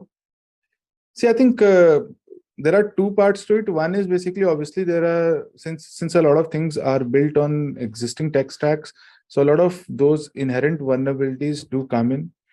For example, I mean, your application will end up using some sort of an API, some sort of communication methodology. So a lot of those security and those sort of aspects and those sort of issues anyways do creep in. And again, basically for them, there is a lot of things that are being done. But again, along with that, since we are doing, I mean, since it's a sort of a very uncharted territory that the metaverse and the 3D world basically sort of creates up. So I think obviously a lot of those issues will also come in. But again, I think basically that's where we'll have to be vigilant in terms of making sure that the security and especially the privacy. I mean, I think basically privacy is also one of the major concerns along with security, wherein basically, I mean, the user consent and privacy and a lot of those things will also sort of have to happen. So I think that's where a lot of things will anyways emerge. And the moment basically there is a thriving market, again, basically there will be a lot of, I mean, old as well as new solution providers and people who will sort of emerge to essentially create even a business out of it. So metaverse is the future of internet basically, but what do you think is going to be the future of metaverse? See, fundamentally, I mean, again, I mean, if you look at it, I mean, 2D and 2D converts into 3D. So post 3D, obviously there's a little scope basically, but the future would be more in terms of how you are consuming content. So for example, earlier, I mean, basically 10 years before, basically people were consuming content from laptops or from PCs at a distance of, let's say, 1 feet or 2 feet. Today, they are consuming content from mobile at a distance of 10 centimeters, 20 centimeters. I mean, with VR headsets, they are consuming content at a distance of 2 centimeters. Now, basically, I think basically overall, there is also the whole area of brain-machine interface. So I think probably in the next 10 years, basically, we might not even have to open our mouths to talk. We might communicate just by thinking with each other. I think basically those are areas basically which will have a lot of focus basically. All right. So thank you so much, sir, for being on 3.0 TV and sharing your views and knowledge with our viewers. It was really great having you on the show. Sure. Thanks a lot. So this was Mr. Utkarsh Shukla, founder of Yug Metaverse. He gave us an insight to the current scenario of the metaverse industry and its future. Keep watching 3.0 TV for more such interviews. Do not forget to like, share and subscribe to our channel. And for instant updates, do press the bell icon. This is me, Vishakha Thakur, signing off.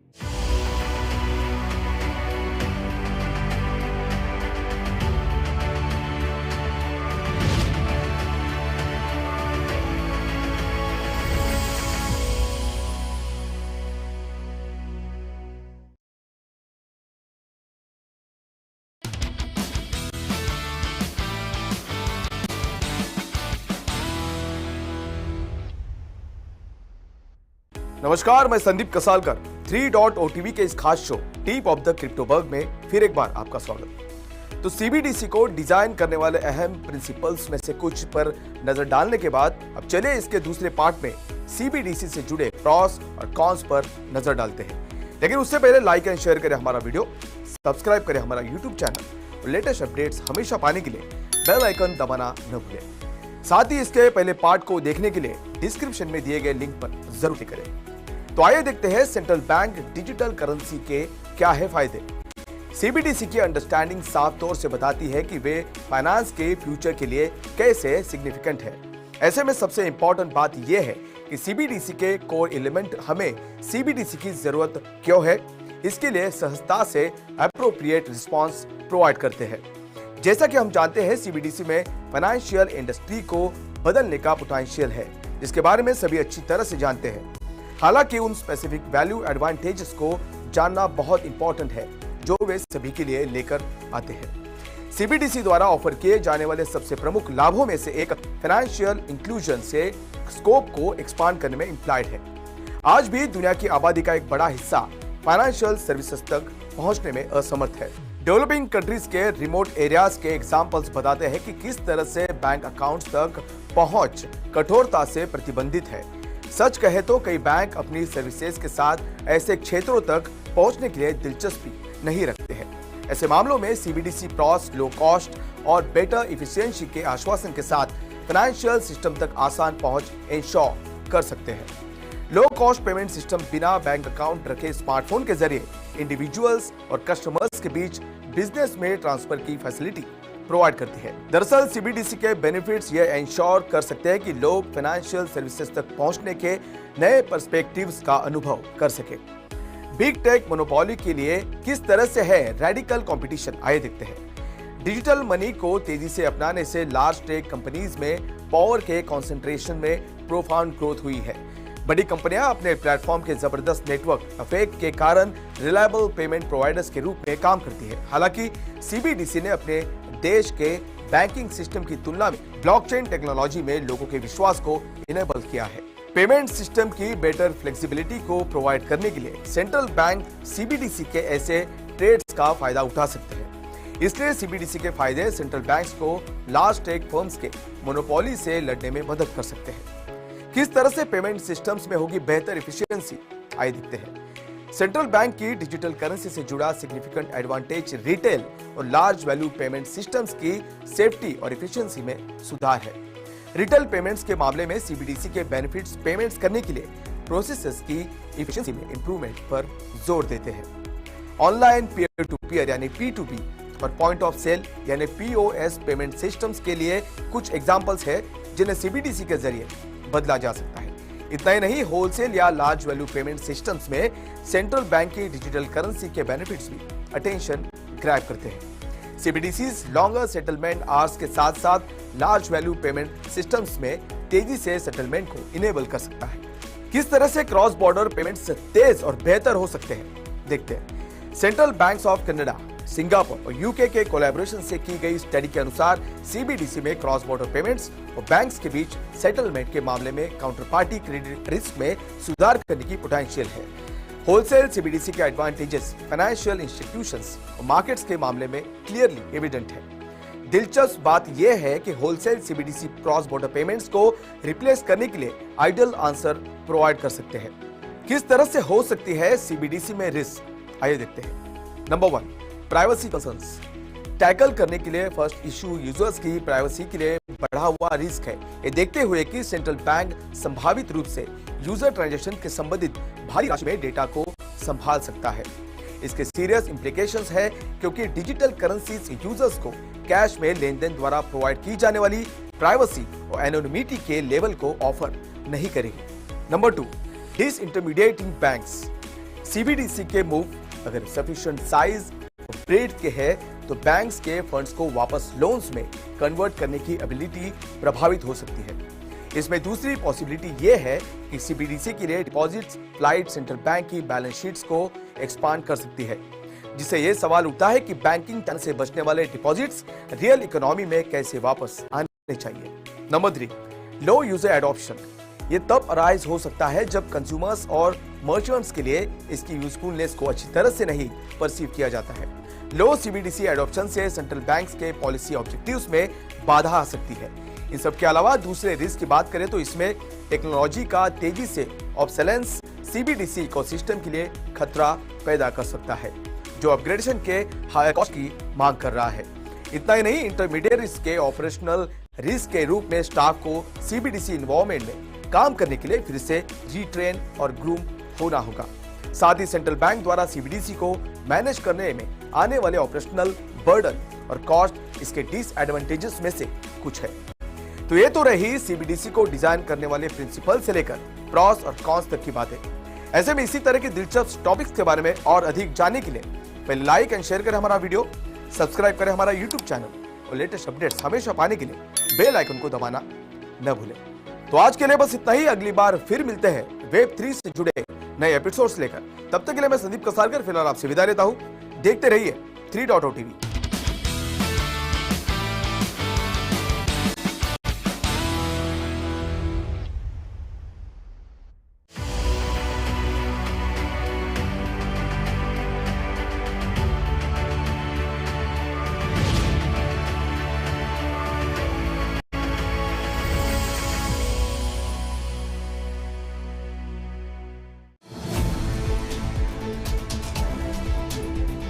We will keep you connected to the evolving world of NFT. For accurate and latest updates of cryptocurrency markets and global regulations. Metaverse and Web3. 3.0 TV covers the latest crypto crimes. Keeps you updated about the global crypto events and exhibitions.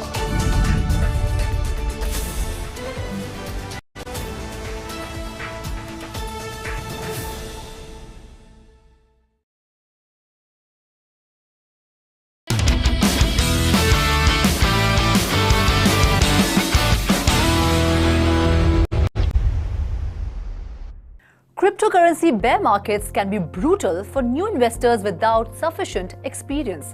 The swings are typically a lot more violent compared to traditional stock markets. And it is not unheard of some coins to lose 90% or more from their all-time high values.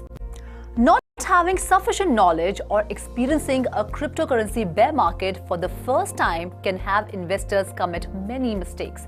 With this in mind, learning from people who have been around in previous cycles as well as identifying these mistakes in advance could save both money and emotional hurdles. Hello and welcome to 3.0 TV. I'm your host Ruchi Sharma, and today we are going to explore the mistakes that traders and investors make during a cryptocurrency bear market and how to avoid them. But before moving ahead, like and share our videos, subscribe to our channel, and do not forget to press the bell icon to get instant updates. Okay, let's get started. The first mistake is panic selling. Panic is universally bad. This is because when we panic, we experience an intense sensation of both fear and anxiety, and it usually comes as a response to an existing danger. When this happens, we tend to be more prone to losing control and making reactionary decisions that are devoid of common sense and logic. In the realm of trading and investing, panic selling refers to the action of a widespread sell-off of a cryptocurrency because of fear, rumor, or in general an overreaction instead of a reasoned and carefully planned analysis. Investing in a cryptocurrency is an act that should be based on sound, objective merits rather than emotions. During the times of aggressive sell-offs, many investors panic. This is entirely normal, but also likely to be the most common mistake. Remember, no asset goes up in a straight line. There will be bumps along the journey. So do not sell based on panic, but on sound, objective judgment. The second common mistake is called marrying your bags. While you should avoid panic selling, this also does not mean that you should never sell. Realizing that you made a bad investment and casting your ego aside is just as important. Many people get married to their bags, meaning that they form an emotional attachment to the investment and foregoing reason and logic when the narrative behind it fails. This is something that happened to many people back in 2017 and 2018, when the ICO boom was peaking. Many investors got in early, made serious returns, but failed to realize them in chase of even higher ROI. Later on, when their cryptocurrency started crashing, they did not sell because they were convinced of their recovery. The fact of the matter is that many of the altcoins that have lost over 90% of their value since the all-time high are unlikely to revisit these levels. Do not be afraid to cut your losses and move on. The third common mistake is overtrading. This has a lot to do with mishandling emotions too. Overtrading is frequently the consequence of a few things: regret of misreading of investment thesis, missing an opportunity, the strong desire to recoup previous losses, and so forth. The one thing all of the above have in common is that they prompt emotion-based decision making. Remember, the market does not care for your emotions. The charts are nothing but a visual representation of information, and it is up to you how you will interpret this information. In all cases, though, this is a process based on nothing but objectivity, one where emotions have no room to thrive. This is also the fact that you pay additional trading fees when jumping in and out of trades. And if you're not managing this properly, they can add up pretty quickly. So be cautious and do not overtrade. The fourth common mistake is trying to time the bottom. Trying to time the bottom is another prevalent mistake that newcomers tend to make. It's a tale as old as time. BTC still has room to go down. I'll buy then. And then one of the two things happen. One, Bitcoin does go down, but they never buy, thinking once again that it has more room to drop. Number two, Bitcoin never goes down and they do not buy, thinking that one last leg down will eventually come. But consider this. Imagine Bitcoin trading at $10,000 and you think it will go down to $8,000 in another 20% crash. You don't buy. And then Bitcoin goes on a parabolic bull run, hitting $100,000. Now ask yourself, were those 20% worth it? During the COVID crash in March 2020, when BTC dropped below $4,000, many people thought that the worst was yet to come and the world was on a brink of an economic disaster in the face of global lockdowns and a looming pandemic. But that never happened. Instead, BTC went on a rampant bull run where it topped $69,000 a year later. The point is, nobody knows where the market will go. It is all just educated and informed guesses. Therefore, if you're not a professional trader, one of the best strategies you can use is the dollar cost average. If you DCA on the way down, that's even better. The idea is that you take the amount of money you want to invest and you break it down into smaller batches that you invest on a regular basis. For example, once every 2 weeks or once a month. This will get an average price between all the entries and will minimize the risk. The fifth common mistake is not paying attention to mental health. From all of the above, one thing should be crystal clear: your mental health is paramount. No amount of money is worth sacrificing your well-being. Now that cryptocurrencies have somewhat entered mainstream mediums of investment, it's important to bring this up as more and more people get into trading and investing in crypto. Pay attention to your mental health. Do not neglect it. During bear markets, prices tend to go down to the extremes, and it's commonplace for people to see their paper gains diminish. If that's the case, don't forget that there's life outside of crypto. It surely stings to lose life-changing money, but remember, there's no amount that's worth your health. So far, we have covered 5 common mistakes people tend to make during a bear market. But I want to make one thing absolutely clear: none of what I said before is financial or investment advice. For that, consult your financial advisor. The purpose of this episode is solely to entertain and educate. Investing in cryptocurrencies carries a high risk of capital loss. You can lose everything you invested. Therefore, never put in more money than you are willing to and can afford to lose. This is your host Ruchi Sharma signing off. We will meet again with more intriguing and educational content from the world of cryptocurrencies. Till then, keep watching 3.0 TV. Do not forget to like, share our videos and subscribe to our channel and press the bell icon to get instant updates. Have a great day.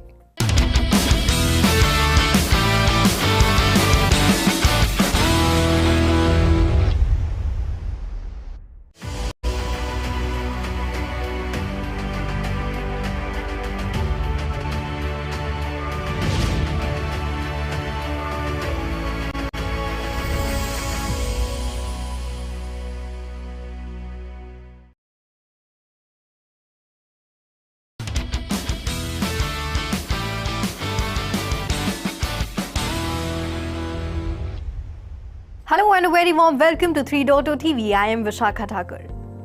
The metaverse has long been gaining traction in both the digital and the real world.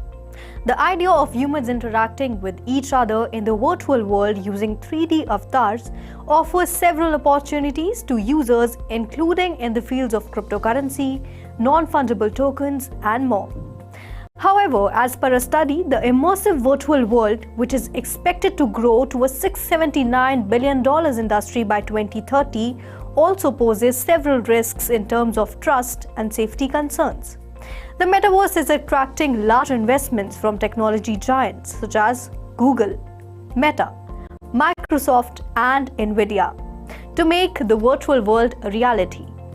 As organizations develop their business strategies for the metaverse, trust and safety issues need to be among their foremost considerations. As the metaverse is expected to grow in the coming years, the enterprises will have to face challenges like ensuring the safety of virtual assets, managing data privacy, and preventing the abuse of online avatars. Tackling these novel challenges will require a collaborative approach among enterprises, academia, policymakers, and trust and safety service providers to harness the full potential of metaverse as an immersive yet safe place for users. So with the growing popularity of the metaverse comes the challenges too. Yes, metaverse comes with its own set of potential challenges that will require attention as countries explore the utility of this technology. Now let me tell you about these challenges. The first major challenge is safety. Even before the rollout of Meta's metaverse globally, in its VR social media platform Horizon Worlds, an assault on a beta tester cautioned people about the ugly side of the technology. Since metaverse blurs the line between virtual reality and reality and is unsupervised and unregulated to a great extent, harassment can take place in the virtual world. The first report of a VR-related death has come from Moscow, where a 44-year-old died after falling through a glass table while wearing a HMD headset. A South Korean man was recently sentenced to 4 years prison for storing sexually exploitive content of minors he lured on the metaverse. So with the increased engagement of people in immersive technology, early safeguarding of users will benefit the individual users and platform and address the trust deficit. Companies working in the immersive technology domain can be incentivized to create more applications for a safer environment in the metaverse, which will allow a wider demographic of users to experience the technology. Now, as the metaverse is considered to be an attractive entertainment feed for children, it will be a massive challenge to keep them safe as they use the technology. Unsupervised time in the open social metaverse can expose them to abuse. In the US, research by the Center for Countering Digital Hate published in December 2021 on Facebook's VR Metaverse app shows that in the metaverse, children are more prone to abusive behavior, including bullying, being forced to repeat racist slurs and extremist talking points, and being exposed to traumatic experience like threat of violence. Indeed, even adults are not immune to the dangers that VR can cause, as the line between reality and the virtual world is blurred. Second, interoperability and privacy. So another challenge is the risk that the metaverse will be controlled by a few big tech companies like Google, Amazon, Meta, Apple, and Microsoft. The economics underpinning metaverse will then be linked to the capture of user data, and conservation of privacy will be a massive challenge. Third, assigning accountability. So assigning accountability in a metaverse platform is difficult as the technology transcends geographical boundaries. And to deal with the challenge of content moderation, for one, 4 main areas can be considered in governance with special focus on accountability, individual, community, platform, and government. Metaverse will produce data captured at a higher level like gaze, gesture, speech, and biometric data. Now, this private information needs to be localized, and their storage will be a task which the state needs to handle. Fourth, data security. Sharing of data across boundaries for processing can pose a threat to national security, as the metaverse can be used as a platform for recruitment by terrorist groups and for radicalization, extortion, and social polarization.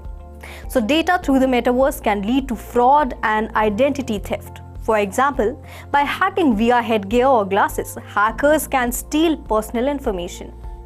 Fifth, cyber syndrome. Open issues of metaverse include high computation power, leading to higher electricity usage and the experience of cyber syndrome. NFT and blockchain technology in the metaverse economy require high computation for maintaining the ledger and validating it. In blockchain technology, the mining process in itself consumes a lot of electricity and has an environmental impact as they use high-end computation. So with the development of immersive technology and smaller and portable devices, there will be a rise in cyber syndrome cases as more people would likely be spending long hours on Web 3.0. Focus on regulatory challenges. So this is a new challenge for intellectual property rights will arise with the metaverse. Ownership of art and properties in the real world is a different domain from that in the virtual, and this has to be protected so that the animation, visual effects, gaming, and comics industries can thrive. So NFTs can raise legal concerns over intellectual property ownership and rights. And due diligence on the terms and smart contract that is a part of the NFT transaction needs to be exercised to avoid IP theft. So as of now, India is largely unequipped to deal with the issues arising from metaverse technology. And balance needs to be maintained between data and sharing with trust and data to be processed within the geographical boundaries of a country. Limitations on data sharing and processing can hinder the development of metaverse and might slow down the growth of technology. So the possibilities offered by the metaverse can be limitless.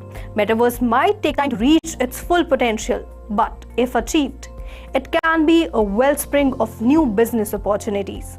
And with increasing technological influence and demographic advantage, India has the opportunity to make the most of the metaverse. But to allow early adoption of metaverse, the Indian gaming industry and regulations introduced by the government have to be in sync, and only then metaverse will offer a safe space for all. Well, that's it in today's episode. This is Vishakha signing off. To know more about such interesting topics, keep watching 3.0 TV. And for instant updates, do not forget to press the bell icon.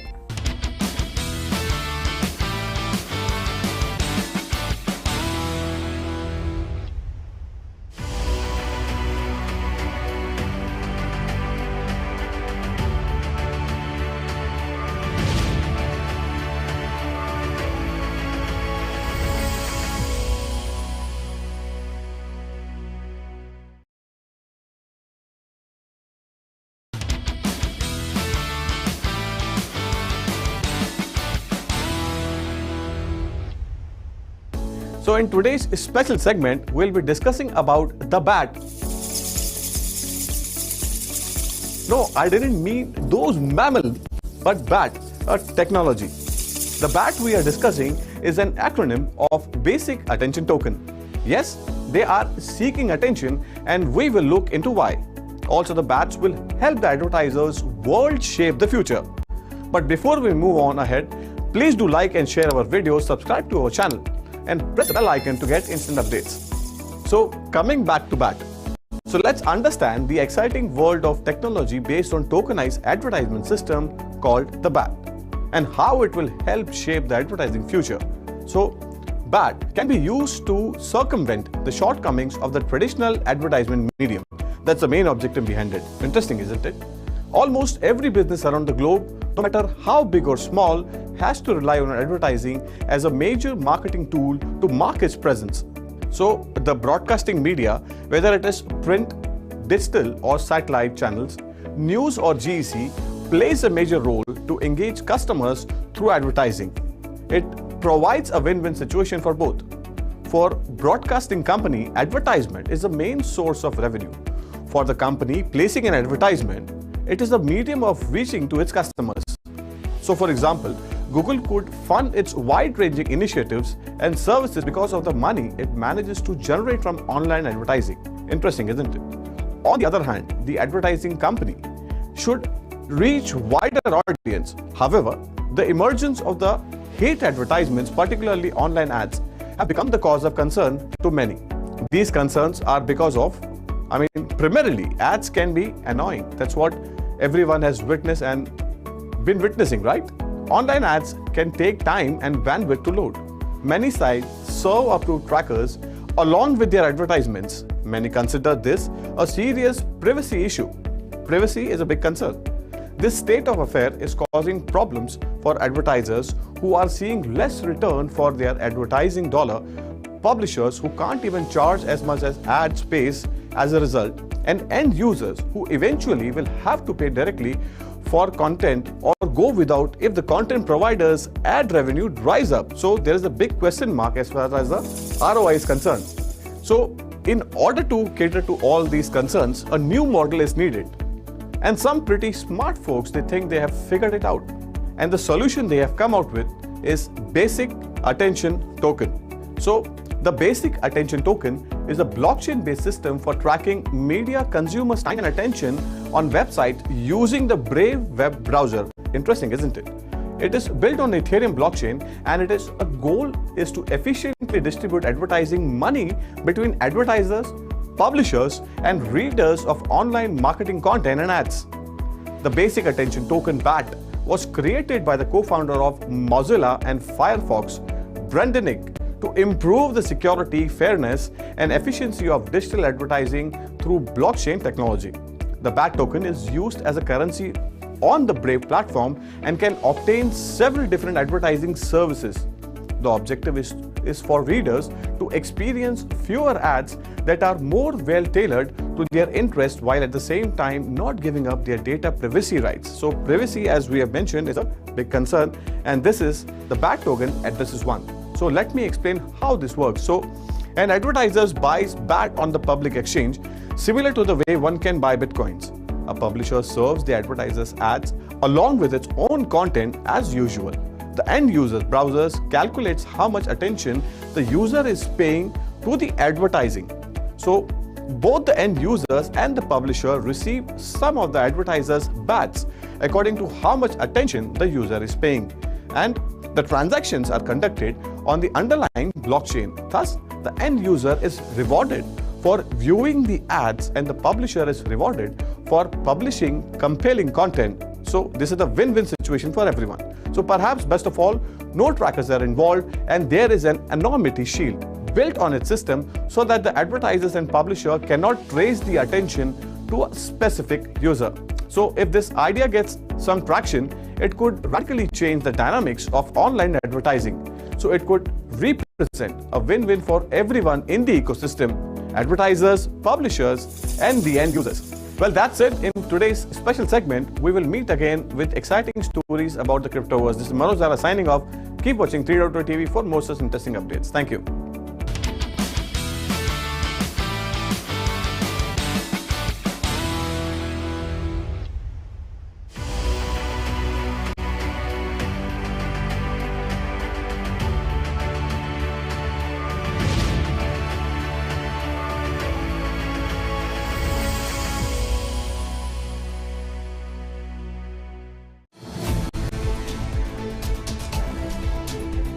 We will keep you connected to the evolving world of NFT. For accurate and latest updates of cryptocurrency markets and global regulations, Metaverse and Web3. 3.0 TV covers the latest crypto crimes. Keeps you updated about the global crypto events and exhibitions.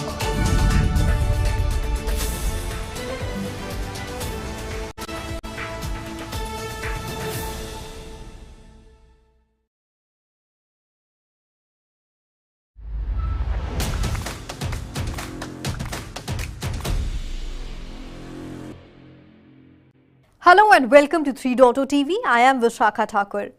You are watching a special show, Crypto Masters. The metaverse and NFT markets continue to decline. NFT sales were down around 60% in the third quarter of 2022 compared to the previous quarter, according to a Reuters report. Earlier this year, Meta posted its first quarterly revenue decline. Once again, Meta's financials are not inspiring much faith in its investors this quarter. So to have a better understanding of the current scenario of NFT and Metaverse market, we have invited founder and Metaverse coach of Metaverse 911, Mr. Rahul Sethi. Welcome to 3.0 TV, sir. Sir, the falling crypto prices have hit the Metaverse and NFT trading volumes. What are your views on the same and what is the current scenario of the market? Of course, because of the falling crypto currency and pretty much many of the exchanges holding off the business in the past, as you've seen, including, of course, a number of exchanges where there have been a lot of government scrutiny and a lot of bad press. It has taken a big hit on the crypto market per se. However, though NFTs also have been falling in the trading business, I personally believe that that's not because crypto has fallen apart. NFT is primarily one source of a collectible that continues to be of interest to many, many people. And while it has been a collectible for someone to sort of also buy movies and sometimes pictures and infographics and so on and so forth, NFTs are also now turning out to be a good collectible as a utility in businesses. So I think we'll wait and watch for the next 6 to 8 months, but definitely I am pretty sure that NFT markets are going to be remaining in the same pattern. Sir, according to various reports, the metaverse platforms such as Decentraland and Sandbox are struggling to retain users despite having multi-billion dollars worth of market caps. But these platforms deny any such claims. So what are your views on the same? All right, so there's been quite a lot of bad press again, about Decentraland, Sandbox, and many of the other platforms which are not having the kind of users that, that should be, because some of them claim that Decentraland has got over 39 to 40 people a day. Some claims, up to 5,000 to 8,000 people. Let me clarify. So first of all, any of these metaverses are not built for people who are mid-age to the old age, because most of metaverses are built for Gen Z and Gen Alpha. That's one. In reality, just purely Decentraland has got over 56,000 plus MAUs. He's got over 1,074 smart contracts right now. This is the data that I downloaded from an authentic source, and there are over 150 odd DAO proposals, the new DAO proposals that are also in the pipeline. So if somebody says to me that, hey, Sandbox and Decentraland does not have the kind of users right now, they have, absolutely, because it's getting built. And as it continues to get built, more and more people from the Gen Z and Gen Alpha, platform ecosystem, would walk into this, because experiences also have to be made in a way. So experiences, when they grow, the people getting attracted like a honey and bee kind of system, So this ecosystem is right now being built. It's too early for us to sit down and say, hey, which one will work and which won't work. I think we have reasonable success stories in place, including Roblox, Sandbox, Zapato, and so many other, I think there are over 50 odd metaverse platforms that I continue to track. So I think once again, it's all about timing. So wait for another, few months, and as 5G tech, tips into the hands of the Gen Z, let me tell you that most metaverses will see a rise in their occupancy rate and the overall interaction. And along with this, the third quarter volume of top metaverse projects has decreased by 80%. Despite this decline, sir, the interest in virtual worlds is still high. So why is that so? All right. So absolutely, while the Decentraland and many other virtual platforms, say about 3 to 4 years back, had come into sort of hot sale kind of category, over a period of time, a number of other metaverse platforms have also come in. So with the likes of Peck World, or the PAX World, or the Mech World, and many more, many more of them also coming in from India, which are decentralized. Some of them are very centralized in nature. However, when people get multiple options, there is always going to be a little dip in the sales of any per se a monopolist. Now, having said, it is a game where you will always have first mover advantage. So please understand that whether it is Roblox or Sandbox and Decentraland and many others, the ones who have taken the industry leader position to really shake them is not so easy. At the same time, let me also mention this very quickly, that virtual land sale has also decreased for the fact that because of the crypto fallout, it's been a bit of a investor frenzy time. They're not sure about what they should do and where should they go. So I think there's a lot of retrospection right now being happening. So if we take today's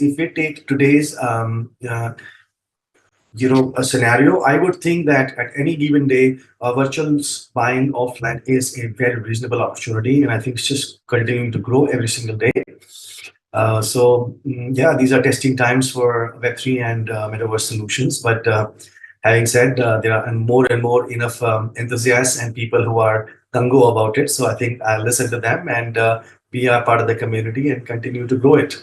Sir, according to you, what will be the future of NFTs and metaverse? Future of metaverse is present of metaverse. The present of metaverse is that we are right now looking at a major shift of creating experiences on many of the decentralized as well as centralized metaverses. That's one. At the same time, we're also seeing a lot of companies getting to know more about NFTs and thinking of how they can monetize their existing physical assets to a more digital, including digital, revenue line of business. So with that, the present day brand managers, the present day marketing heads, and the present day entrepreneurs are all trying to scout opportunities in the metaverse. A number of other players which are bringing the metaverses to play by making more gamified experiences and all of that stuff is only creating that ecosystem every single day stronger and stronger. We also are seeing a lot of changes in the blockchain landscape, where we are seeing more and more sustainable blockchains coming into the play. So I'm expecting that in the next few years, because it's still in a very infancy stage, but in the next few years, you can think of metaverses to be more of a alternate experience, wherein of course you will have a Web2 experience or a pure a 2D experience. But at the same time, a lot of brands will want to make sure that they're continually upgrading the 3D experience, and of course for that they will need some of the other metaverse platform to be a part of. So definitely extremely excited about this, and like I said, every single day newer and newer projects are coming along, and I think more sustainable projects will last longer. So we have to continuously track companies which are serious in building those experiences for the end customer, and truly think that there's a value creation for the end customer, and it's just not a PR stunt. So with that, I think my take will be that future is definitely bright, if not present is so bright. All right. So thank you so much, sir, for being on 3.0 TV and sharing your views and knowledge with our viewers. It was really great having you on the show. So this was Mr. Rahul Sethi, founder and metaverse coach of Metaverse 911. He gave us an insight to the current scenario of the metaverse and NFT market. Keep watching 3.0 TV for more such interviews. Do not forget to subscribe, like and share to our channel. And for instant updates, do press the bell icon. This is me, Vishakha Thakur, signing off.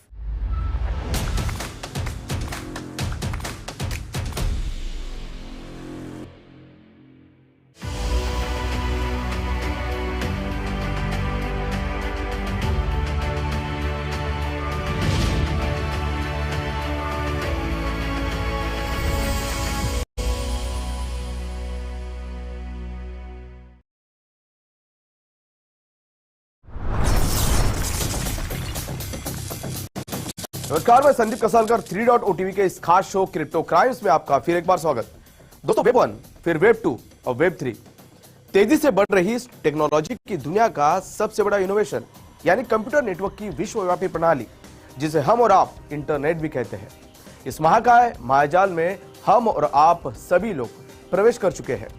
पर क्या आपको पता है, हमारे साथ साथ ऐसे भी कुछ लोग हैं जिन्होंने हमारा साए की तरफ पीछा किया और इंटरनेट में अपने साथ ही मौजूद है, जो कि बिल्कुल गुमनाम है और बेहद शातिर और खतरनाक भी है, जिनका उद्देश्य सिर्फ और सिर्फ इंटरनेट पर मौजूद लोगों को निशाना कर उनके साथ धोखाधड़ी करना है।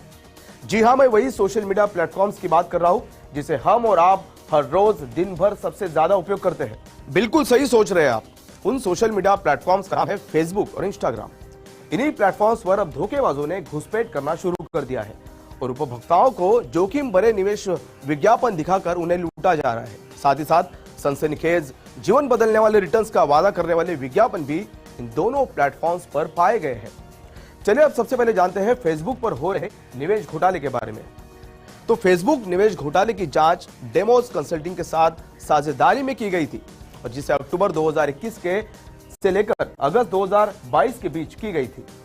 इस जांच में मेटा, जिसे फेसबुक और इंस्टाग्राम का जनक माना जाता है, उसके प्लेटफॉर्म पर 1064 विज्ञापन मिले, जिनमें से कुछ 484 निवेश से संबंधित थे और इनमें से आधे निवेश उत्पादों के लिए, जबकि बाकी निवेश टिप्स, प्रशिक्षण या सलाह के लिए थे।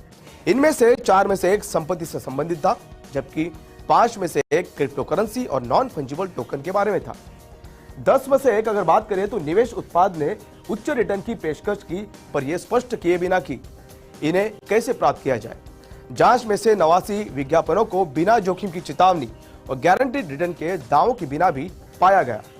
फाइनेंशियल कंडक्ट अथॉरिटी, जो यूके में स्थित एक वित्तीय रेगुलेटेड बॉडी है, उन्होंने यूके में स्थित एक रेगुलेटेड ट्रेडिंग कंपनी का इंपर्सनेशन यानी प्रतिरूपण करते हुए टेस्लर ब्रांड नाम के तहत एक घोटाला निवेश कंपनी के बारे में चेतावनी जारी की थी, जिसमें खास करके अगर बात करें टेस्ला के लिए 20 विज्ञापन मिले जो 8 अलग अलग गंभीर जोखिम से भरे हुए थे। इनमें एक ट्रेडिंग खाता स्थापित करने के लिए दबाव डालना था और दूसरा 87% सक्सेस रेट का वादा करना था। आपको बता दें कि टेस्लर नाम का उपयोग ऑटोमोटिव ब्रांड टेस्ला को ध्यान में रखकर किया गया था कि जिसके माध्यम से लोगों को आकर्षित कर उनसे धोखाधड़ी किया जा सके। अब बात करते हैं दूसरे सोशल मीडिया पर हो रहे निवेश घोटाले यानी इंस्टाग्राम के बारे में। दोस्तों, इंस्टाग्राम हो या फेसबुक, इन जैसे प्लेटफॉर्म्स पर यह विज्ञापन अक्सर निवेशकों को इस तरह से लक्ष्य करते हैं जैसे कि fair of missing out on potentially lucrative returns, मतलब आपको आकर्षक रिटर्न दिया जा रहा है, जल्दी कीजिए नहीं तो हाथ से निकल जाएगा। इस तरह के विज्ञापन विशेष रूप से बढ़ती महंगाई के दौर में सोशल मीडिया पर दिखाए जाते हैं, जिस वजह से ज्यादा मात्रा में लोग इसके शिकार हो जाते हैं। एफसीए के कार्यकारी बाजार निदेशक सारा प्रिचर्ड ने कहा कि ये जालसाज लोग सोशल मीडिया और ऑनलाइन विज्ञापन को इस तरह दिखाते हैं कि उपभोक्ताओं को उस विज्ञापन का प्रचार देखने और वित्तीय निर्णय लेने के बीच कम से कम समय लगे। प्रिचर्ड ने कहा कि इसलिए यह आवश्यक है कि वे सही समय पर सही जानकारी से लैस हो ताकि वे अच्छे वित्तीय निर्णय ले सके। ये विशेष रूप से महत्वपूर्ण है क्योंकि हम जीवन यापन की बढ़ती लागत का हर रोज सामना कर रहे हैं। दोस्तों, अब हम सबसे महत्वपूर्ण विषय पर रुख कर रहे हैं जो कि हर उपभोक्ताओं के लिए बहुत ही ज्यादा महत्वपूर्ण है। हम आपको बताएंगे कि किसी भी निवेश विज्ञापन को देखते समय किन किन बातों का ध्यान रखना जरूरी होता है। सबसे पहले अगर बात करें तो हेवी मार्केटिंग और प्रमोशनल ऑफर्स पर संदेह जरूर करें, क्योंकि धोखाधड़ी वाले विज्ञापनों को लोगों को तेजी से आकर्षित करने के लिए डिजाइन किया जाता है। इसलिए सुनिश्चित करें कि आप कोई भी निवेश करने में जल्दबाजी तो नहीं कर रहे। दूसरा, गुमनाम या गैर मौजूद टीम के सदस्यों से बचें, यानी आप ये शोध करें कि किसी भी कंपनी के पीछे कौन सी टीम काम कर रही है। अगर आपको कोई गुमनाम या गैर मौजूद टीम के सदस्य दिखाई देते हैं तो ये एक चेतावनी का संकेत भी हो सकता है। तीसरा, निवेश करने के असामान्य तरीकों से बचें, यानी कई बार साप्ताहिक और मासिक तौर पर किए गए निवेश संदिग्ध हो सकते हैं। चौथा, हमेशा रिव्यूज यानी समीक्षा जरूर देखें, यानी क्रिप्टो ट्रेडिंग प्लेटफॉर्म या दलालों की समीक्षाओं की जांच करें और पिछली धोखाधड़ी वाले व्यवहार के किसी भी संकेत को जरूर पहचानें। पांचवा, हमेशा फ्रॉड वेबसाइटों से सचेत रहे, मतलब अपराधी सबसे लोकप्रिय वस्तुओं पर सौदों की पेशकश करके दुकानदारों को टारगेट करते हैं। सच कहे तो उनके पास बेचने के लिए कुछ भी होता नहीं, वे सिर्फ लोगों से भुगतान लेते हैं। और आखिरी, किसी भी क्रिप्टो करेंसी विज्ञापनों के प्रति विशेष रूप से सावधान रहें। 5 में से एक विज्ञापन जिसे देखा गया है वो क्रिप्टो संपत्ति से संबंधित था। फाइनेंशियल ओम्बर्समैन सर्विस ने यह भी कहा कि उसे मिली 1900 शिकायत में से लगभग 5वां हिस्सा क्रिप्टो करेंसी से जुड़ा है, जिनमें उपभोक्ताओं के साथ लाखों करोड़ों पाउंड का घोटाला होते हुए देखा गया है। तो दोस्तों, एक बात हमेशा ध्यान रखें कि किसी भी सोशल मीडिया पर कोई भी व्यक्तिगत जानकारी शेयर करने से पहले 10 बार सोचें। इन्हीं जानकारी में अगर बात आपके पर्सनल पासवर्ड की आती है या आपके प्राइवेट क्रिप्टो कीज की आती है तो आपको इन्हें किसी भी हाल में या किसी भी कीमत पर किसी को भी शेयर नहीं करना है। मुझे आशा है कि यह शो देखने के बाद भविष्य में आप किसी भी सोशल मीडिया इन्वेस्टमेंट स्कैम के चंगुल में नहीं फंसोगे। ऐसे ही वेब3 में हो रही सभी स्कैम्स और क्राइम्स को लेकर मैं संदीप कसालकर फिर आपसे मिलूंगा। तब तक के लिए देखते रहिए 3.2 टीवी। सतर्क रहे, सुरक्षित रहे।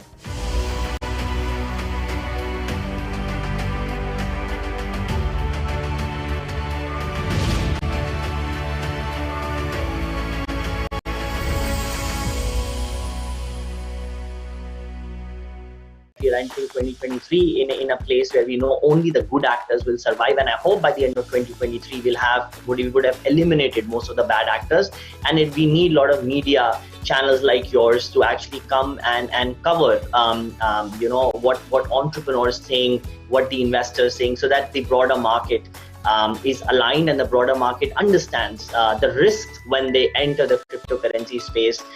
Governments, academia, corporates, startups, investors, everybody is aligned to see how many more innovations will come, or value-driven innovations should come for through these technologies. I think good to see that how Web3 TV has really contributed on awareness side, various fundamentals aspect, explanatory video side. So let it continue for years together. The coming year is going to be really fantastic, and this is the year which we are going to start building the products. So far, we have been literally we have been brought down by a lot of scams and other things, which keeps on hitting us hard. But I think the moment we start to build the real time use cases and products, that's where we are going to achieve the whatever the hard work that we have put in the last few years. It's going to give the real fruits for us. 2023 is going to be very exciting, as most of these ideas which were conceptualized in 2022 will see execution in 2023. And the metaverse adoption will also increase by minimum 20%. The year 2023 is gonna rocking year for metaverse, as many industry have used AR VR metaverse for some pilot project. This year 2023 is the year where they will scale it up. They will try to adopt at high level at many departments, and we expect that this metaverse race is going to be more sharp, more precise, and more strong. What we will see in the next year is the rise of the true Web3 startups and the companies, and you will see that companies that will be built to last for the next 15-20 years, and I think I'm super excited, super bullish on it, because Loka is definitely going to be one of them. So 2023, I think Web3 ecosystem will continue to grow. As far as the asset prices, I think these are some of the inefficient systems. So as you know, read in Nassim Taleb, inefficiency out of a system will definitely weed out, and that is what is happening. And I think these kind of inefficiencies, when they have been brought forward, people are now more cautious about smart contract audits. People are more knowledgeable about bringing in transparency through proof of reserves and other concepts. And I think regulatory agencies are also looking at it, what can be done to bring in more regulations here, or better regulations here. So I think with these, the Web3 ecosystem will continue to expand in 23, and at the same time, I hope with more self-regulations and external regulations, I think centralized markets or centralized entities within the blockchain space will also improve.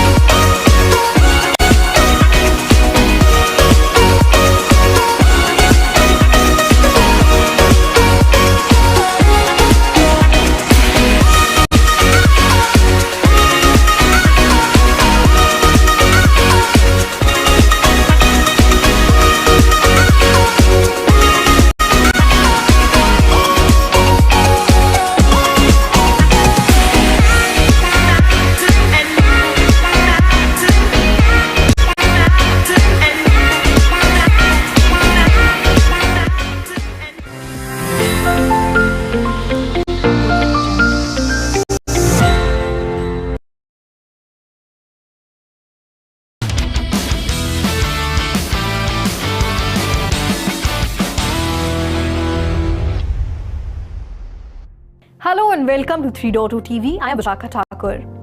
As Metaverse goes on to become the new universe around us, there is good news regarding the same coming from India as well.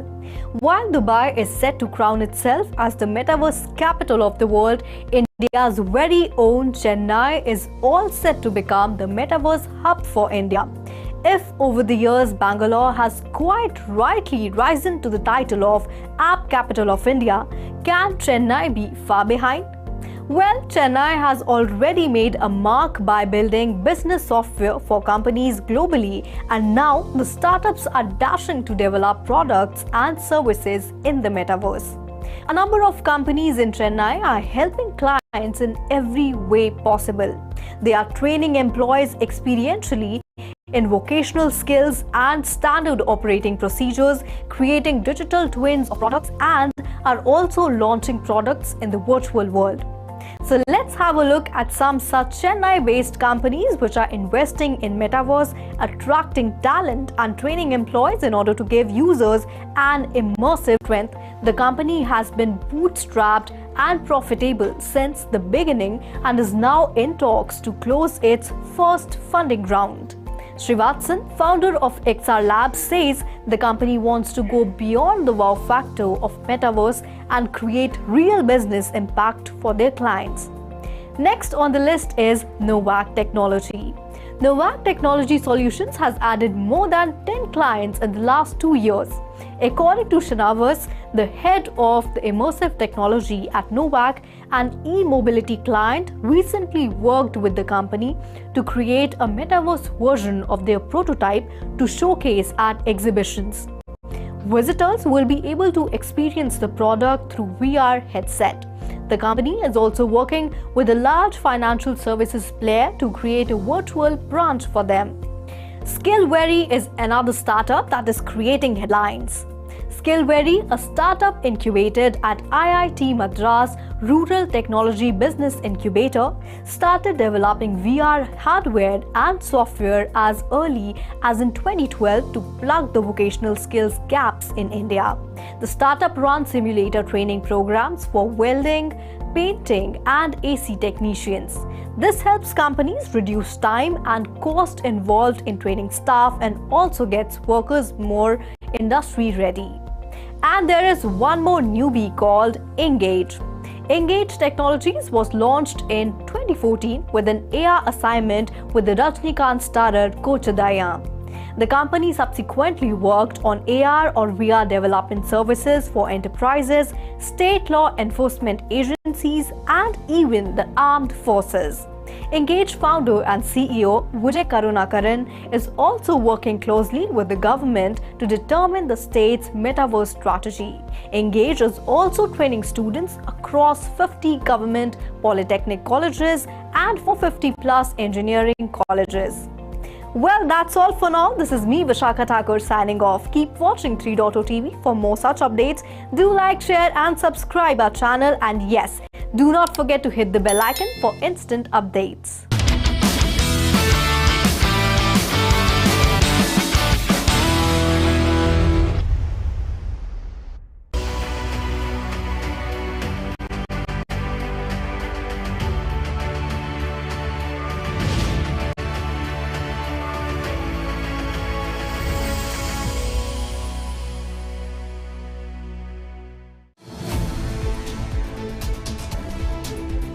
We will keep you connected to the evolving world of NFT. For accurate and latest updates of cryptocurrency markets and global regulations.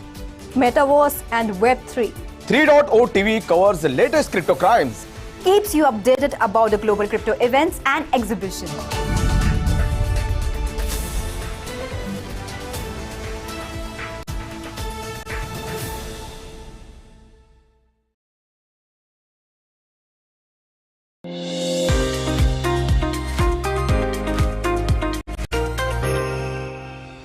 Hello and welcome to 3.0 TV. I am Ruchi Sharma. And the breaking news of the day is that Sam Bankman-Fried, the disgraced CEO of embattled crypto exchange FTX, has been arrested by the Royal Bahamas Police Force at the request of the US government. The arrest came after the US Department of Justice has officially filed criminal charges against Bankman-Fried and is likely to request his extradition. US Attorney Damian Williams posted on Twitter that the indictment would be unsealed Tuesday morning. Prosecutors for the Southern District of New York have charged Bankman-Fried with wire fraud conspiracy, securities fraud conspiracy, and money laundering. Bankman-Fried was the only member of the FTX inner circle, which included Caroline Ellison, the former CEO of Alameda Research, and SBF's former girlfriend and FTX co-founder Gary Wang, named in the indictment. Beyond the Justice Department charges, the US Securities and Exchange Commission is also preparing to file its case against Bankman-Fried tomorrow. We commend our law enforcement partners for securing the arrest of Sam Bankman-Fried on federal criminal charges, SEC official Gurpreet Grewal said. Bankman-Fried was under supervision in the Bahamas since the collapse of FTX in November. A legal battle between the Bahamian and American governments over who had jurisdiction in the case was playing out in court. Today's charges may have finally settled the debate.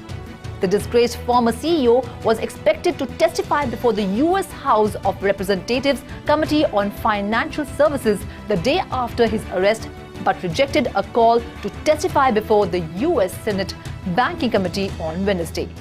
Both hearings are likely to proceed without him. Several agencies have opened investigations into FTX and its former CEO, including the Justice Department, SEC, CFTC, and a number of US state regulatory agencies. If convicted of wire fraud alone, Bankman-Fried faces up to 20 years in federal prison. Meanwhile, crypto Twitter is buzzing with conspiracy theories and speculation about peculiar timings of Sam Bankman-Fried's arrest just before he was to testify before a House Financial Services Committee.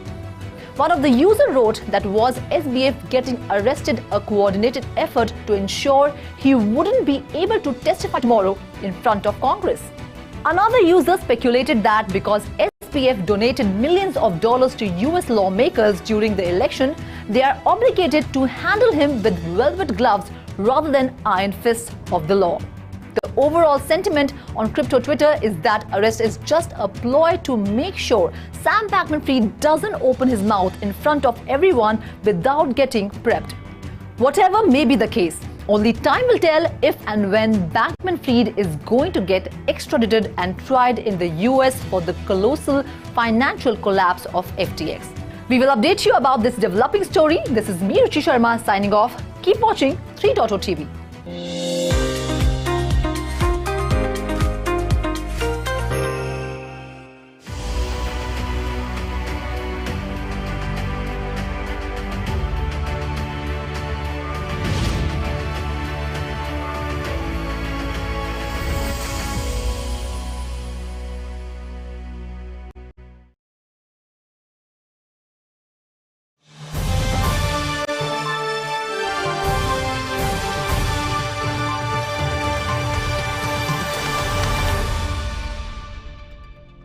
So one of the most buzzing financial terms that have been ruling the headlines and minds of almost everyone right now is cryptocurrencies. So no matter which country you live in, you must have come across this term at least once, isn't it?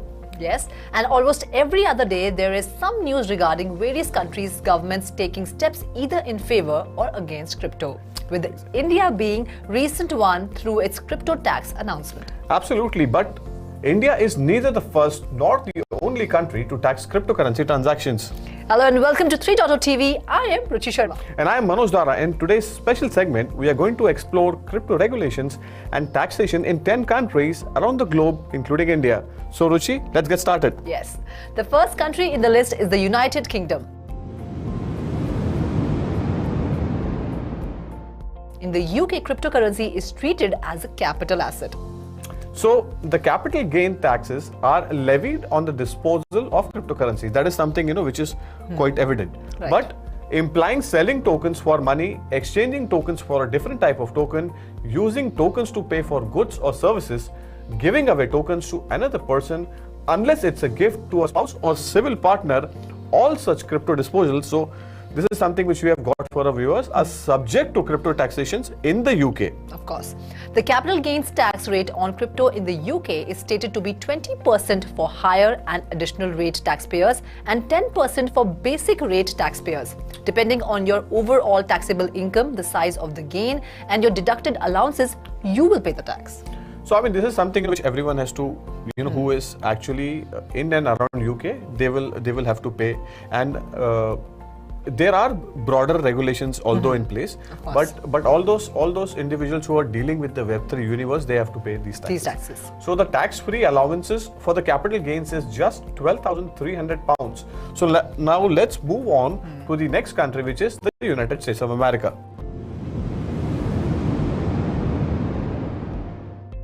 USA's Internal Revenue Service states that buying and selling crypto is identified as property, not currency, for tax purposes. But Ruchi, however, the virtual currency is taxed in the same way as other assets you are actually aware of, like stocks, gold, etc. Selling crypto for cash, paying crypto for goods and services, buying one crypto with another, receiving mined crypto, being paid in the crypto by an employer, and receiving crypto rewards are some of the crypto transactions. That is something which is in a Actually, however, buying crypto with cash and holding it, transferring crypto between wallets and donating crypto to a qualified tax-exempt charity will not be taxable. Interesting. The IRS imposed a tax reportedly between 10 to 20% on crypto transactions in the USA. So now let's move on to the third country on our list, which is Italy.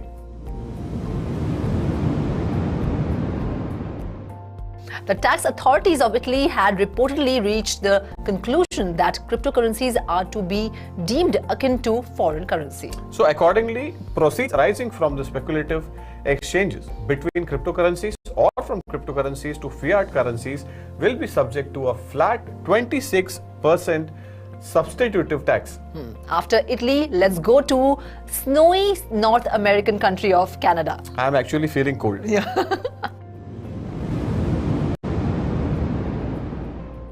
So Canada treats cryptocurrencies as a digital assets whose purchase or holding does not attract tax, but the sales does. When you earn capital gain through the disposal of cryptocurrency, that is by selling or making a gift in the form of cryptocurrency, trading or exchanging cryptocurrency, including selling of one cryptocurrency to get another cryptocurrency, converting cryptocurrency to government-issued currency, such as Canadian dollars, and using cryptocurrency to buy goods or services, you have to generally include it in the income for the year. So, but only 50% of the capital gains is subject to the tax. Right. Everyone has to kindly note that. So, and not the entire gains, as we have already mentioned, there is a huge list, so every investor has to keep it in mind. Operating in a country is different, and trading in the Web3 universe is different, and there are certain rules and regulations which they have to comply. So next country on the list is Germany.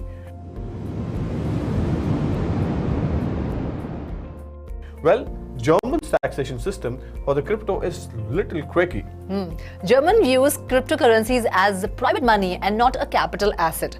If you hold your crypto for more than 1 year and later sell it, swap it or spend your crypto, you will pay no tax on it. That's great. That is something which I should actually get transferred there. So there are a lot of investors after listening to this might even shift to Germany. Right. So but holding your crypto for less than 1 year is taxed unless the profit is below 600. Also, if you've staked your crypto to earn further income, then this crypto would be subject to taxes regardless of how long you've held it. This is actually an interesting start, and it's only after a long period of 10 years of holding your crypto that staked crypto would be a tax-free at the point of sale. So, I mean, the existing of cryptocurrency is not that long, but you have to keep it in mind. If you hold your crypto for 10 years, what will be the state of mind even? Actually, basically the tax rate you will pay is the same as your regular income tax, up to 45% plus the 5.5% solidarity tax. But if you hodl for a year, you will pay no tax at all on your crypto gains. Next on the list is our own country, India.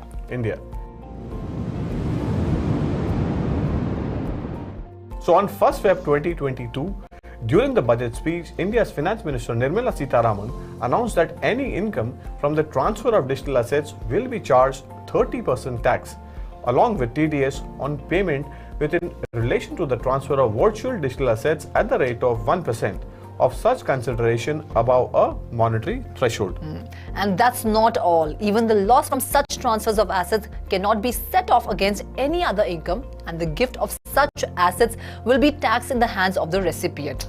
So, Ruchi, that stand is actually clear from the government that there is a broader concern as far as the money laundering is concerned, drug trafficking, and we have been already mentioned several times that there is illicit fund transfer also which has been happening, and that is hence they have levied such taxes so that they can discourage such moves. Actually, also no deductions in respect of any expenditure or allowance shall be allowed while computing such income except the cost of acquisition. So, Ruchi, the RBI on multiple occasions has actually given many statements as far as the cryptocurrencies are concerned in India, which further makes the future of crypto in India a bit more, uncertain, shaky. That's what we are not saying. That's what exchange owners are said. Actually, from India, let's go to the emerging crypto hub of the world, United Arab Emirates.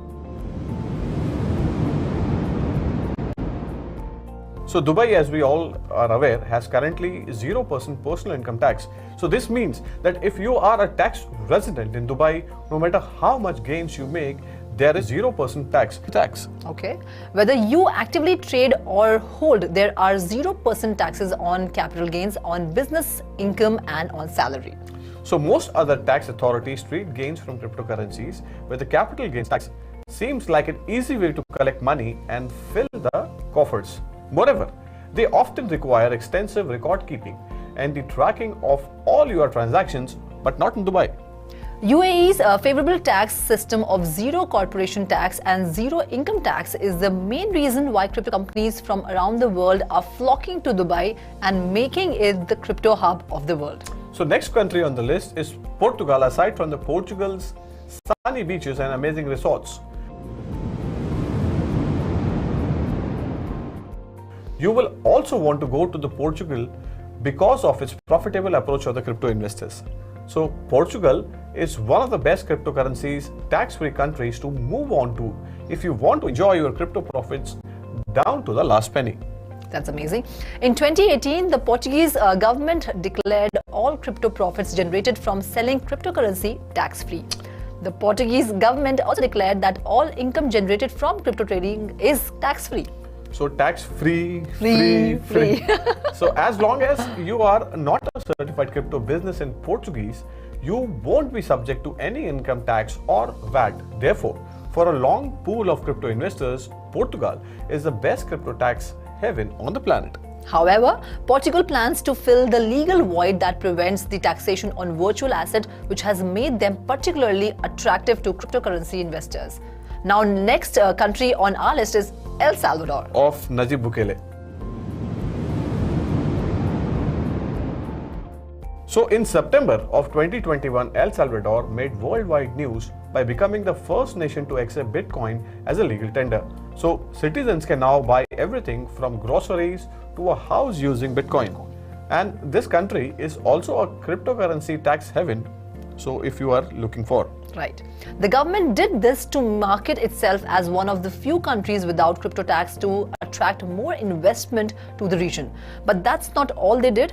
To give foreigners a greater incentive to move to their country, they announced that all foreigners would be exempted from paying taxes on any income from their Bitcoin gains. So if you're a Bitcoin investor, then El Salvador is probably the best place to move to. So this country is actually a big benefit as far as the investors is concerned. But El Salvador has also promised to buy one Bitcoin in a day when the market is coming down and reeling under a broader stress from the FTX collapse. So moving on, last but not the least on the list is Singapore.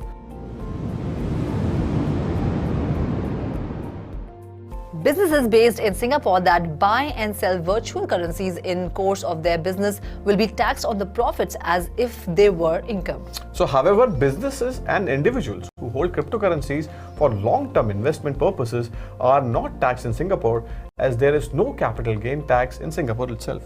Well, that's it in today's special bulletin. We will meet again with exciting updates about Cryptoverse. So till then, keep watching 3.0 TV. Please like and share our videos, subscribe to our channel, and don't forget to press the bell icon to get instant updates. This is me, Manoj Dara, signing off. And this is me, Ruchi Sharma, signing off. Have a great day. Thank you.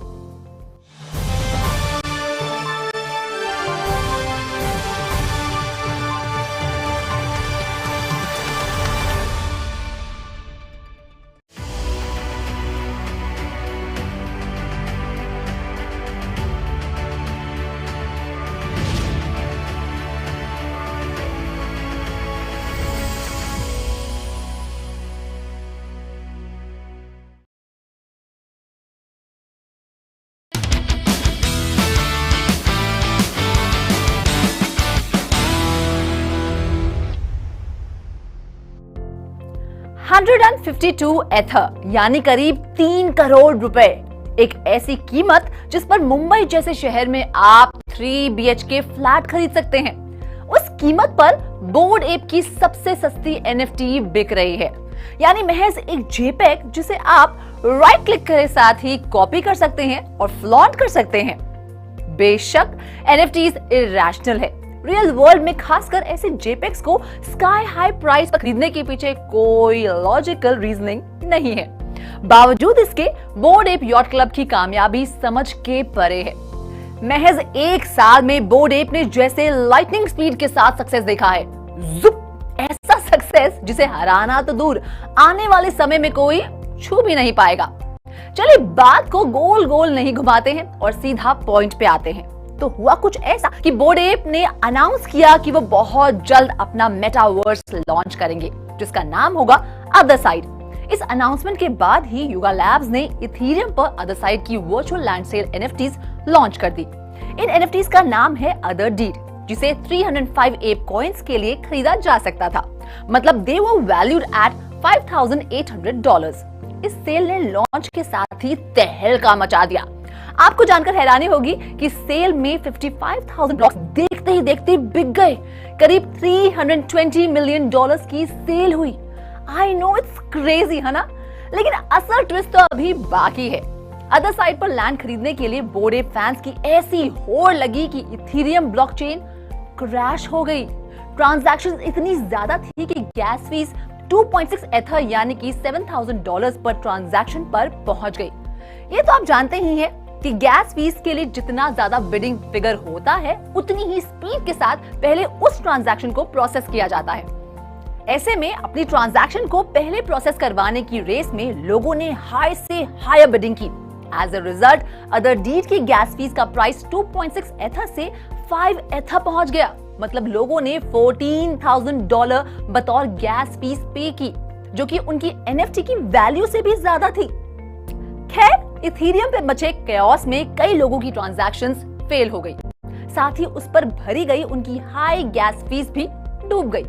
इसके बाद युगा Labs ने apology जारी की और उनकी इस land cell की वजह से इथेरियम पर हुई गड़बड़ी और हाई गैस फीस के लिए माफी मांगी। इतना ही नहीं, उन्होंने तुरंत फेल ट्रांजैक्शन फीस लौटाना भी शुरू कर दिया। युगा लैब्स ने करीब 640 रिफंड्स किए, जिसमें उन्होंने 90.57 एथर लौटाए, यानी $265,000। और अगर इंडियन रुपीस में बात करें तो 2 करोड़ रुपए। Oh my God. खैर, हैरानी की बात तो ये है कि अब बोर्ड एप अपनी NFTs पॉलीगॉन पर लॉन्च करने के बारे में सोच रहे हैं और लोग इसे इथेरियम की खामियां उजागर करने के लिए और पॉलीगॉन को बेहतर साबित करने के लिए युगा लैब्स की चीप पब्लिसिटी स्टंट मान रहे हैं। क्योंकि पहले युगा लैब्स का प्लान डच ऑक्शन ऑर्गेनाइज करने का था, लेकिन फिर अचानक उन्होंने मन बदल लिया और फ्लैट प्राइस पर वर्चुअल लैंड बेचने की अनाउंसमेंट की। और इसके लिए उन्होंने वजह दी कि डच ऑक्शन से NFT बायर्स की डिमांड पूरी नहीं होगी और साथ ही गैस फीस वॉर भी होगा। लेकिन फ्लैट प्राइस रखकर भी तो भयंकर गैस फीस वॉर हुआ ना। 1 साल के अंदर पलक झपकते ही BAYC ने अनबिलीवेबल सक्सेस देखा है। 0.08 ETH का फ्लोर प्राइस 131% की जबरदस्त ग्रोथ के साथ देखते ही देखते 152 एथर कब पहुंच गया पता ही नहीं चला। नंबर 1 की पोजीशन पर काबिज क्रिप्टोपंक्स को युगा लैब्स ने झटके में अक्वायर कर लिया। वेंचर कैपिटल एंडरसन हॉरोविट्ज से मिली $450 मिलियन की फंडिंग के बाद $4 बिलियन की वैल्यूएशन हो गई और अब मेटावर्स के वर्चुअल लैंड NFT की धमाकेदार सेल के साथ BAYC ने इथेरियम को ही क्रैश कर दिया। लेकिन कहते हैं ना, जो जितनी तेजी से उठता है उतनी ही तेजी से गिरता भी है। यही वजह है कि NFT की दुनिया में ये चर्चा गर्म है कि क्या लॉन्ग टर्म के लिए युगा मॉडल सस्टेन करेगा। BAYC सिर्फ एक ट्रेंड या फैड तो नहीं जो वक्त के साथ खो जाएगा। जैसे क्रिप्टो किटीज रातों रात गायब हो गई, वैसे ही BAYC भी ओझल हो जाएगा। $4 बिलियन की वैल्यूएशन तो युगा लैब्स को मिल गई, लेकिन क्या वो इसे $8 बिलियन तक ले जा पाएंगे? वेल, सवाल तो बहुत सारे हैं, लेकिन इनका जवाब सिर्फ आने वाला वक्त देगा। आपके लिए ऐसे ही इंफॉर्मेटिव और इंटरेस्टिंग स्टोरीज मैं रुचि शर्मा आपके लिए लाती रहूंगी। Do like, share and subscribe to Crypto TV. Have a great day.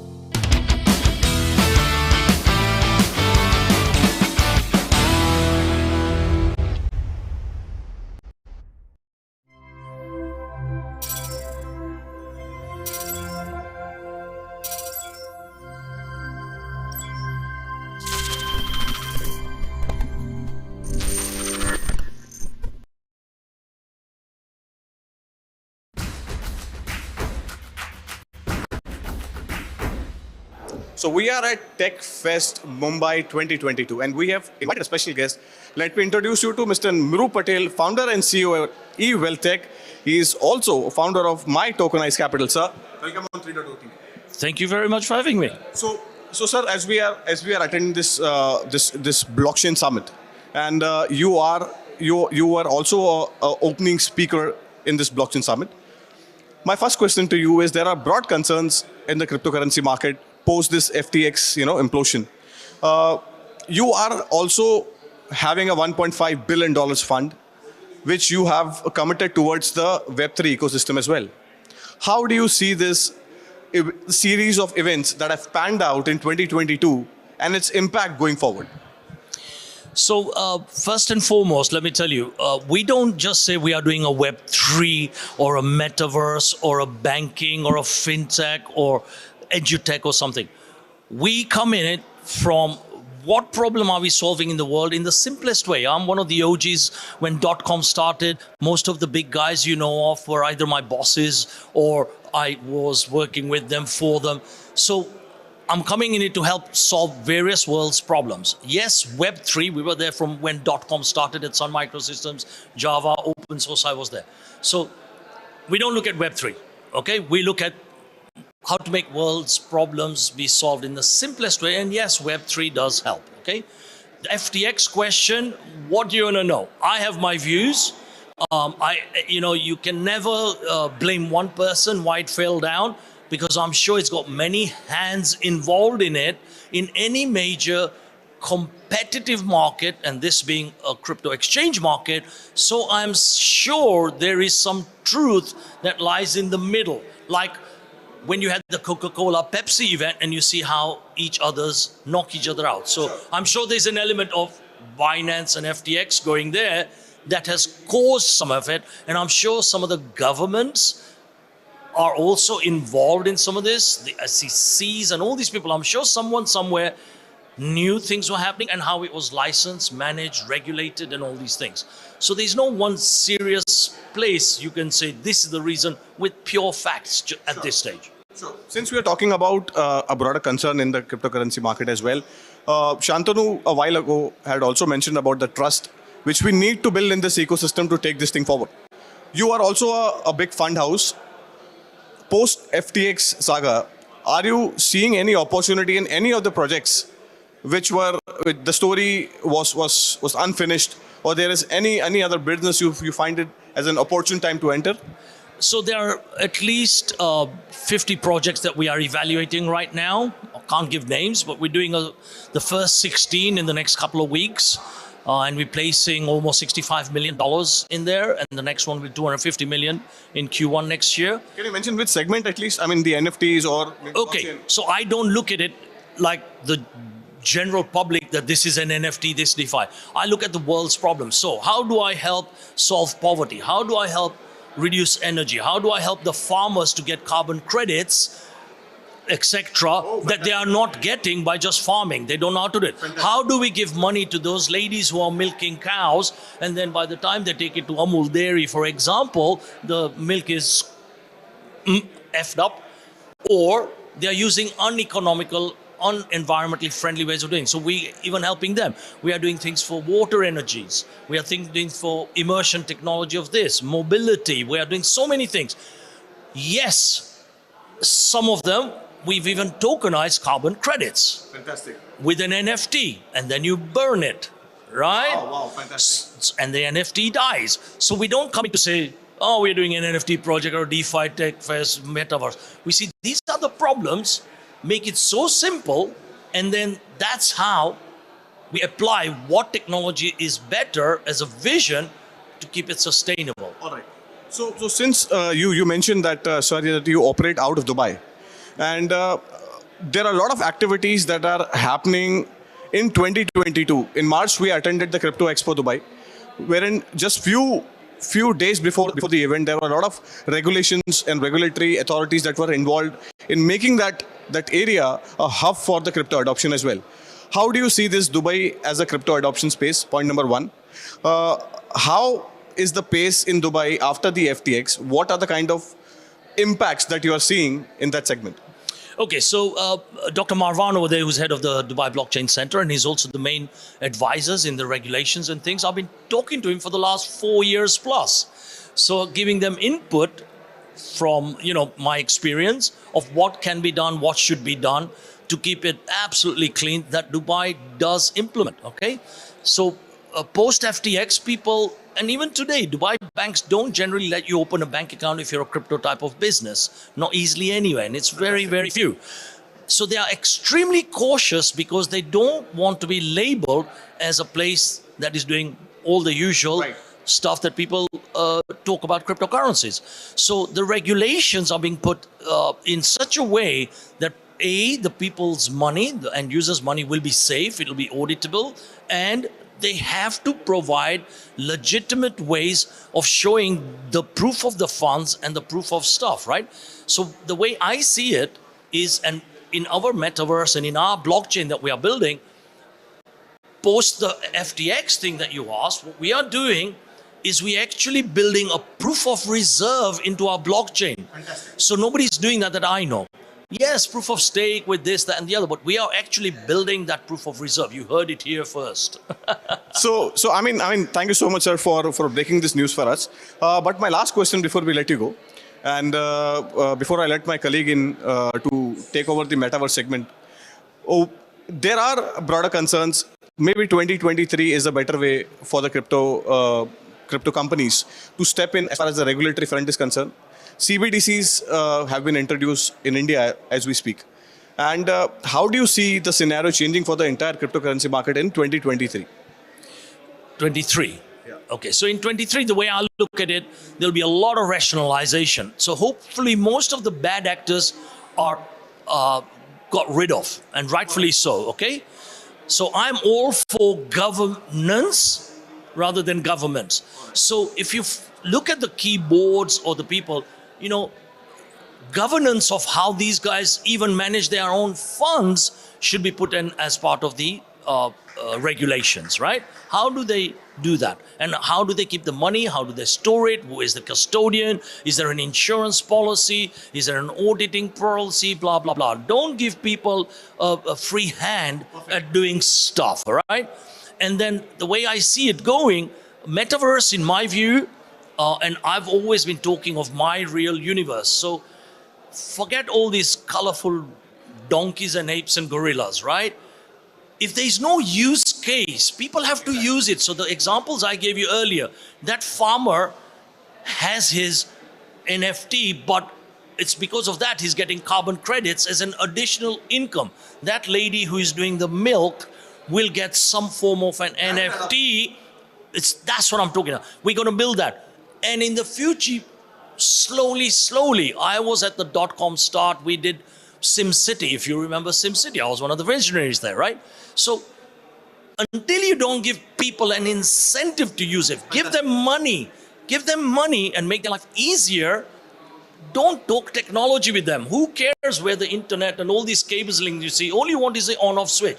So until you make it like that, metaverse is not going to happen. It'll be good for the gaming guys and the tech geeks. That's fine. But if you can't reach the 1-2 billion people, can you see 2 billion people with Oculuses? I can't. Exactly. All right, ain't going to happen.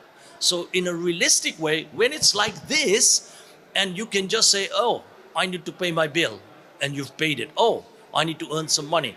Oh, I just talk and say, send money from here to this account through all the secure ways with digital recognition, fingerprint, KYC, retina recognition, all in one super app. Until you don't make it nice and simple in one super app, people don't go from one to the other, put those long hashes from one wallet to the other, exchange, withdraw, send this, convert to fiat. They don't have time for that. So we are building that super app. So we have done a story wherein a man has implanted his chip in his hand to make a lot of payments as well. So this is the future of metaverse. Thank you so much, sir, for talking to us and giving a time. It was a pleasure talking to you, and we hope that your fund recognizes a lot of projects in the crypto ecosystem. Thank you so much, sir. They are. Thank you.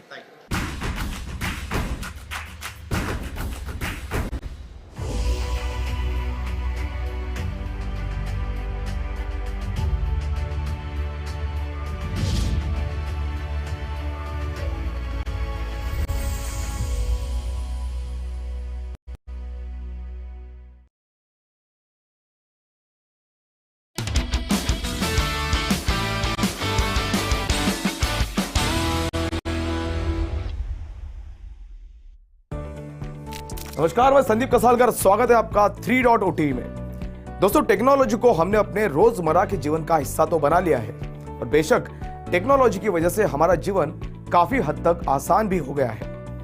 आजकल Web3 technology का दौर चल रहा है। Web3 दुनिया की सबसे लोकप्रिय टेक्नोलॉजी की अगर बात करें तो वो है ब्लॉकचेन टेक्नोलॉजी।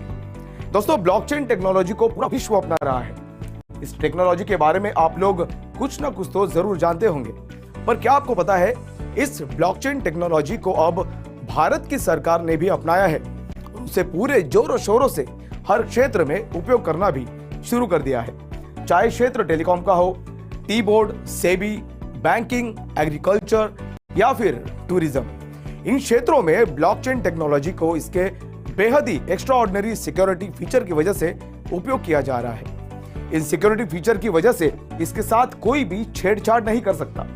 तो इसी ब्लॉकचेन टेक्नोलॉजी को लेकर भारत सरकार ने भारतीयों के डिजिटल हेल्थ रिकॉर्ड को सुरक्षित रखने के लिए अपना एक महत्वपूर्ण कदम बढ़ाया है और भारत की डिजिटल हेल्थ केयर इकोसिस्टम को और भी ज्यादा मजबूत करने का प्रण किया है।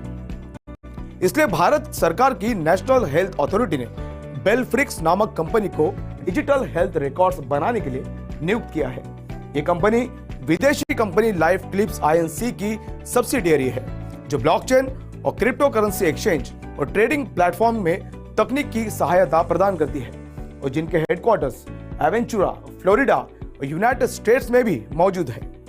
बेलफ्रिक्स कंपनी अपने डिसेंट्रलाइज्ड बेल शेयर एप्लीकेशन का उपयोग करके जून 2023 के अंत तक लगभग 1 अरब आयुष्मान भारत हेल्थ अकाउंट पहचान पत्र जारी करेगी। आभा यानी आयुष्मान भारत हेल्थ अकाउंट में 14 डिजिट नंबर होगा, जो विशिष्ट रूप से व्यक्तियों को भारत के डिजिटल हेल्थ केयर इकोसिस्टम में पार्टिसिपेंट्स के रूप में पहचाना जाएगा। किसी व्यक्ति का आयुष्मान भारत हेल्थ अकाउंट यानी आभा नंबर एक मजबूत और विश्वसनीय पहचान स्थापित करेगा, जिसे देश भर के हेल्थ केयर प्रोवाइडर्स स्वीकार करेंगे। पिछले 2 साल की अगर बात करें तो पिछले 2 साल में कोविड-19 की महामारी के दौरान Indian digital health care market ने काफी तेजी पकड़ी और हेल्थ केयर इकोसिस्टम में डिजिटल परिवर्तन की पहल कर दी। भारत सरकार के अनुसार ये तेजी 2027 तक ये $10.7 बिलियन यानी करीब 882 अरब तक पहुंचने का अनुमान है। बेलफ्रिक्स BT के डायरेक्टर वजीम जदीर ने कहा कि आइडेंटिटी डैप का उपयोग भारत के सभी राज्यों में डिजिटल हेल्थ केयर आइडेंटिटी यानी आभा ID जारी करने के लिए किया जाएगा, जिसमें डॉक्यूमेंट मैनेजमेंट प्रमुख विशेषताओं में से एक है। Patient record management, patient registration, patient ID और हेल्थ केयर प्रोफेशनल सर्टिफिकेट बेलशेयर वॉलेट में स्टोर किया जाएगा, जो एक डिसेंट्रलाइज्ड नेटवर्क पर बनाया गया है। तो वजीम जदीर आगे कहते हैं कि बेलफ्रिक्स गवर्नमेंट हेल्थ केयर डेटा को इंटरऑपरेट करने के लिए फैसिलिटीज और प्रैक्टिशनर मॉडल्स को लेकर विभिन्न राज्य सरकारों से भी संपर्क करेगा। इस प्रोजेक्ट में बेलफ्रिक्स की तकनीकी सहायता करने वाली कंपनी योसिन के संस्थापक सतीर शेखर ने कहा कि यह health card project Ayushman Bharat प्रक्रिया में क्रांति लाएगा। तो भविष्य में ब्लॉकचेन टेक्नोलॉजी वास्तविक दुनिया के किन किन समस्या को हल करेगी, ये देखना दिलचस्प होगा। इसलिए आप सभी को ब्लॉकचेन टेक्नोलॉजी का अध्ययन करना भी बेहद जरूरी है, ताकि इस टेक्नोलॉजी के साथ आप भी अपडेटेड रहें। ऐसे ही Web3 दुनिया में हो रही सभी अपडेट्स को लेकर मैं संदीप कसालकर फिर आपसे मिलूंगा। तब तक के लिए देखते रहिए 3.O TV।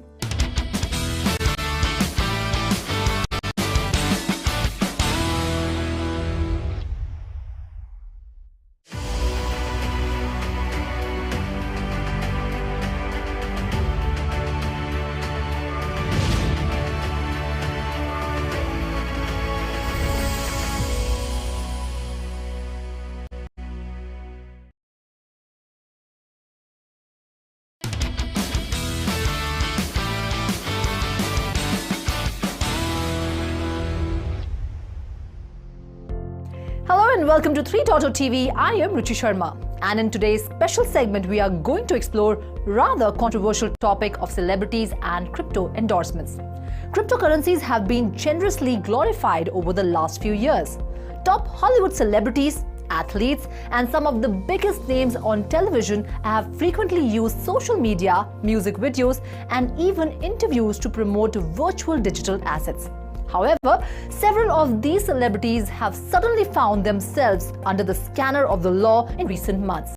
Most notably, Kim Kardashian and Floyd Mayweather were served with class action suit for promoting the cryptocurrency Ethereum Max. More recently, Justin Bieber, The Weeknd, Post Malone, Madonna and several other celebrities were named in a class action lawsuit against the creators of the Bored Ape Yacht Club NFTs. Why are so many celebrities suddenly getting in trouble over crypto endorsements? And what is India's stance on the matter? Let's find out. In January this year, the United States Securities and Exchange Commission fined Kim Kardashian for her alleged involvement in a crypto pump and dump scheme. Kim was fined $1.26 million because she did not reveal to her enormous fan base on social media that she was handsomely compensated for promoting the Ethereum Max. The eMax project has tanked since then, and the investors who put money into the project have been left holding the bag. This is how a pump and dump scheme works. A project is promoted through well-known celebs, because of which people rush to invest in the project. These investments raise the price of the crypto, but suddenly those who plan the scheme sell out their share, take the money and disappear.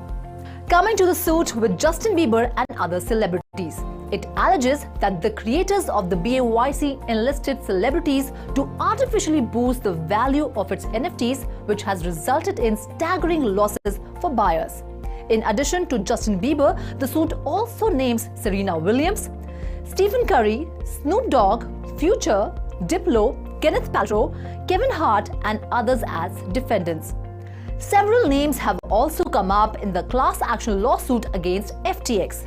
These names include Shaquille O'Neal, Gisele Bündchen, Naomi Osaka, Stephen Curry, Larry David and Tom Brady, who all appeared in FTX commercials. But why are celebrities being pulled up for their crypto endorsements? In the case of Kim Kardashian, the SEC claimed that she violated the anti-touting provision of the Securities Act. She failed to disclose that she received payment of $250,000 in exchange of a promotion of Ethereum Max, which was an unregistered security. But that's how ads work, right? Celebrities receive big bucks to promote products and services. So why are they being pulled up for their crypto endorsements? Well, the big difference here is the product.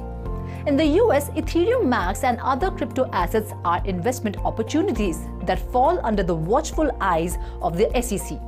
As per the SEC's regulations, Kardashian needed to disclose that she was paid $250,000 by Ethereum Max to tout the token, which she didn't. In the case of the BAYC, investors have argued that the named celebrities have violated the securities law, and through misrepresenting and omitting facts, they have solicited their investments.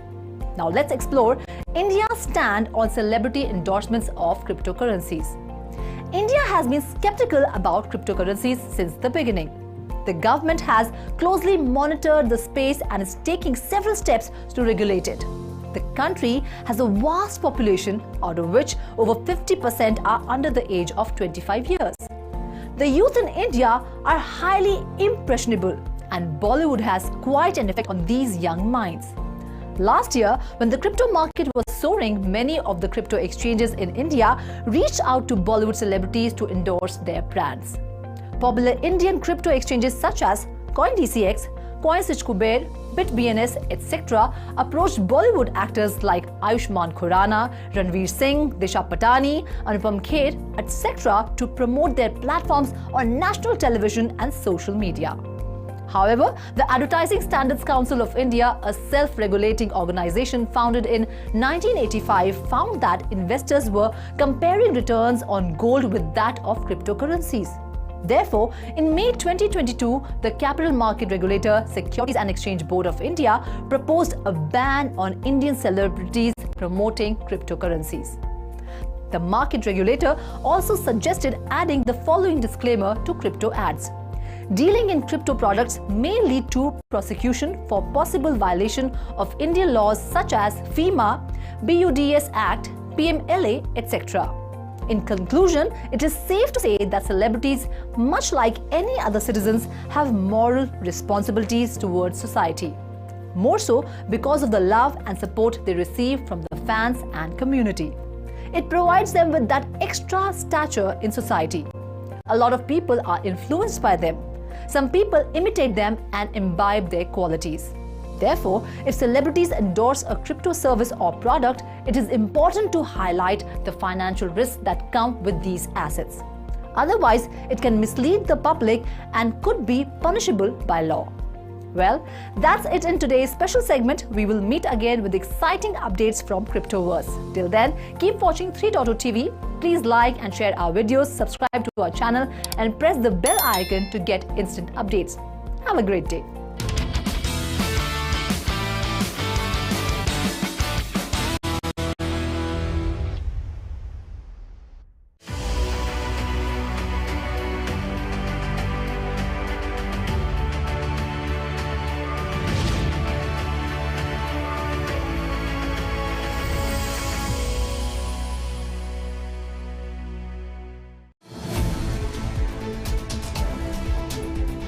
We will keep you connected to the evolving world of NFT. For accurate and latest updates of cryptocurrency markets and global regulations. Metaverse and Web3. 3.0 TV covers the latest crypto crimes. Keeps you updated about the global crypto events and exhibitions.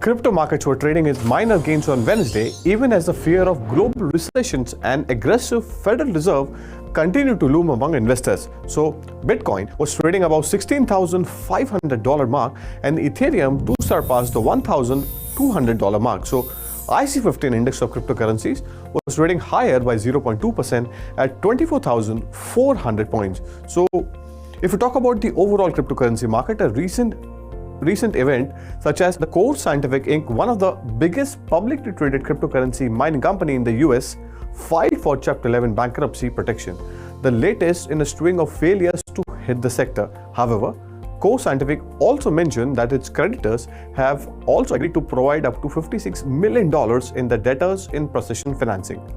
So, the global cryptocurrency market cap was firm and hovering around $812 billion after rising about 0.3% in the past 24 hours. The total trading volume was, however, flat, dropping by 20% to $31 billion. The sharp fall in the prices of cryptocurrencies has been associated with a straight daily decline for the S&P 500 and general nervousness among the Federal Reserve's potential to hike interest rates in 2023 going forward.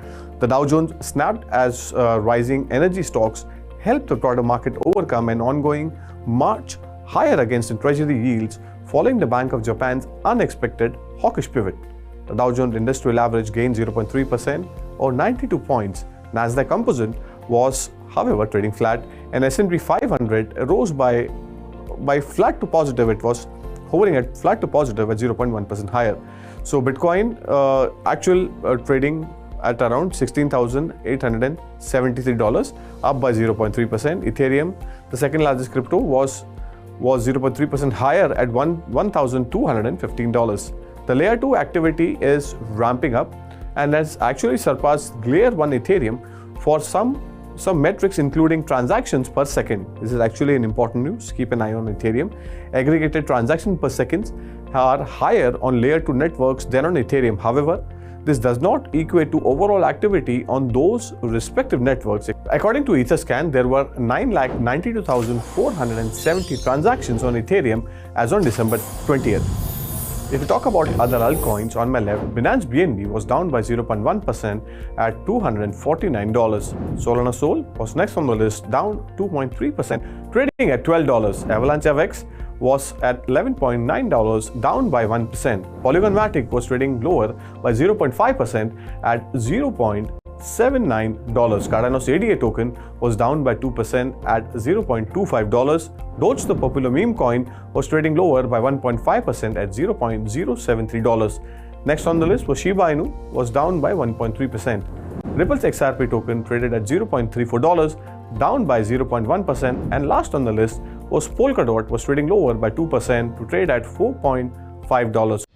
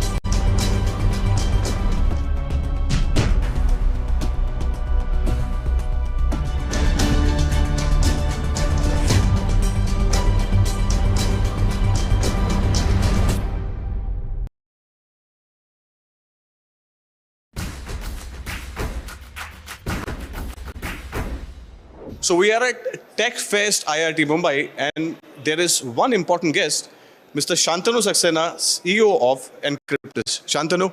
Hello, welcome Manoj. on Hi. TV. Once again. So always a this time we are not in Dubai. Yes. We are not in Miami, but you are in Amchi, Mumbai. Yes, absolutely. It's been a pleasure. This is the second time actually I'm coming to Mumbai in the last 6 months. Fantastic.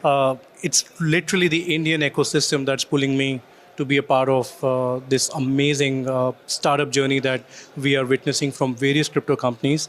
And the way especially Web3 is building up in this region is amazingly great. So Shantanu, since you're talking about India and the road ahead, I would like to, to request you to share your thoughts about the recent FTX collapse and the aftermath that happened. We have seen a lot of cascading impact. I mean, if you go back a bit, we have seen the same thing that happened with the Terra Luna episode. I mean, the stablecoin, then people are talking about algorithmic stablecoins are not that great. The logic followed, and we have seen a cascading impact. Right. Block fees is one example, post FTX. Yes. What's happening in that space? The ecosystem is impacted. What's your thought about this episode? In a way, don't get me wrong, but it's a good thing like what has happened with FTX. Imagine if today the number is $8 billion. What would have happened if there would have been another bull run that a company like FTX would have seen, and this 8 billion could have been $80 billion. We all understand there was a problem with the foundation, problem with the principles, and what would have happened if the problem would have continued to grow. So I think what we have seen with FTX is just an exposure, one of the exposures in the crypto world. The reason why there is a cascading effect is because one company is dependent on another company. Fantastic. Right?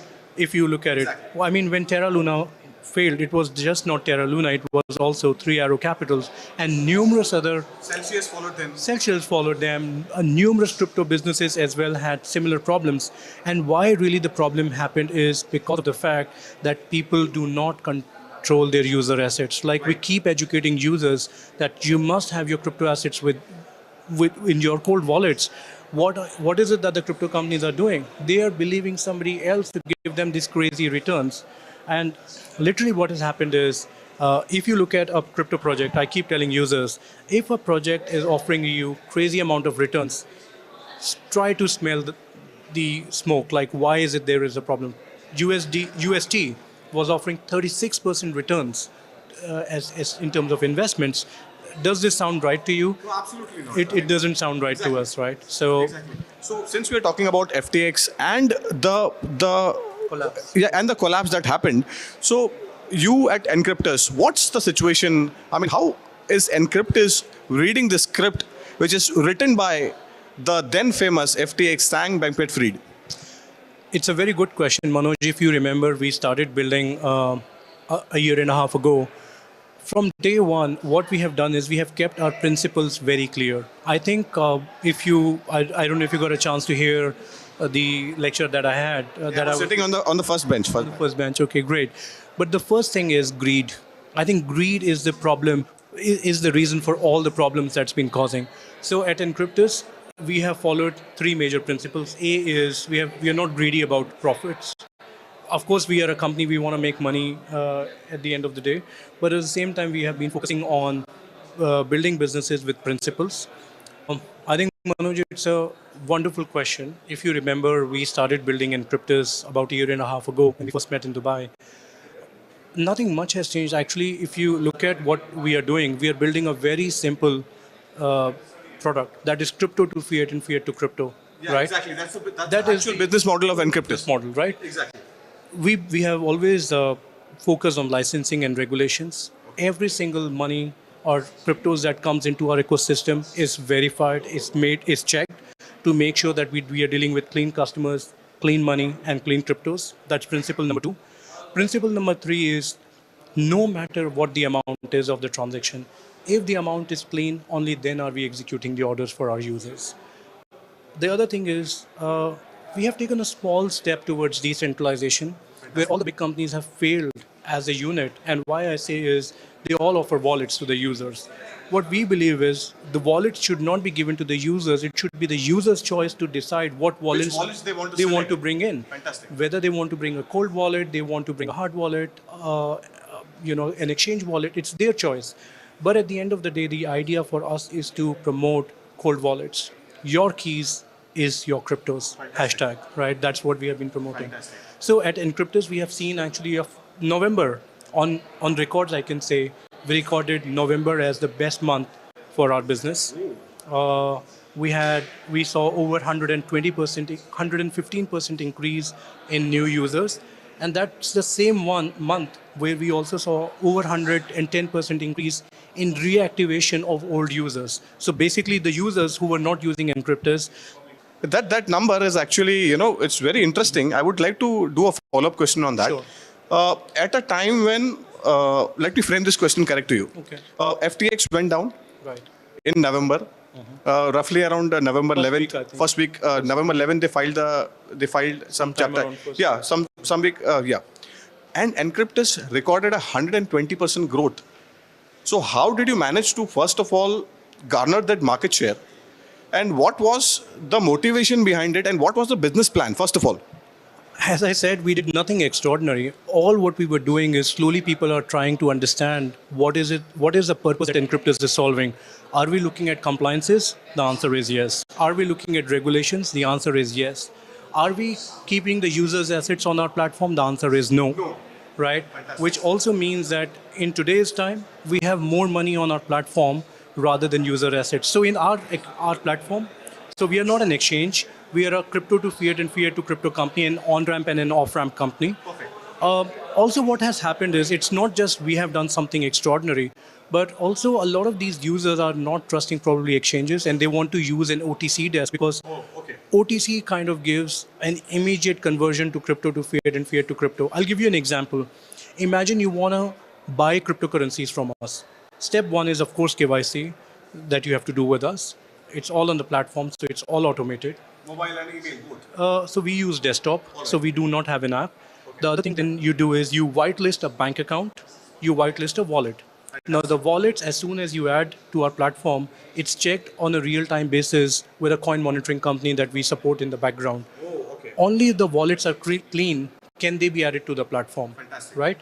Now on the banking side, how do we know? By doing this, you're taking care of the money laundering and the other bad actors. You are eradicating. So we are making, at least from our side, we are making sure that the cryptos that comes from us goes to the clean wallet. Fantastic. Right?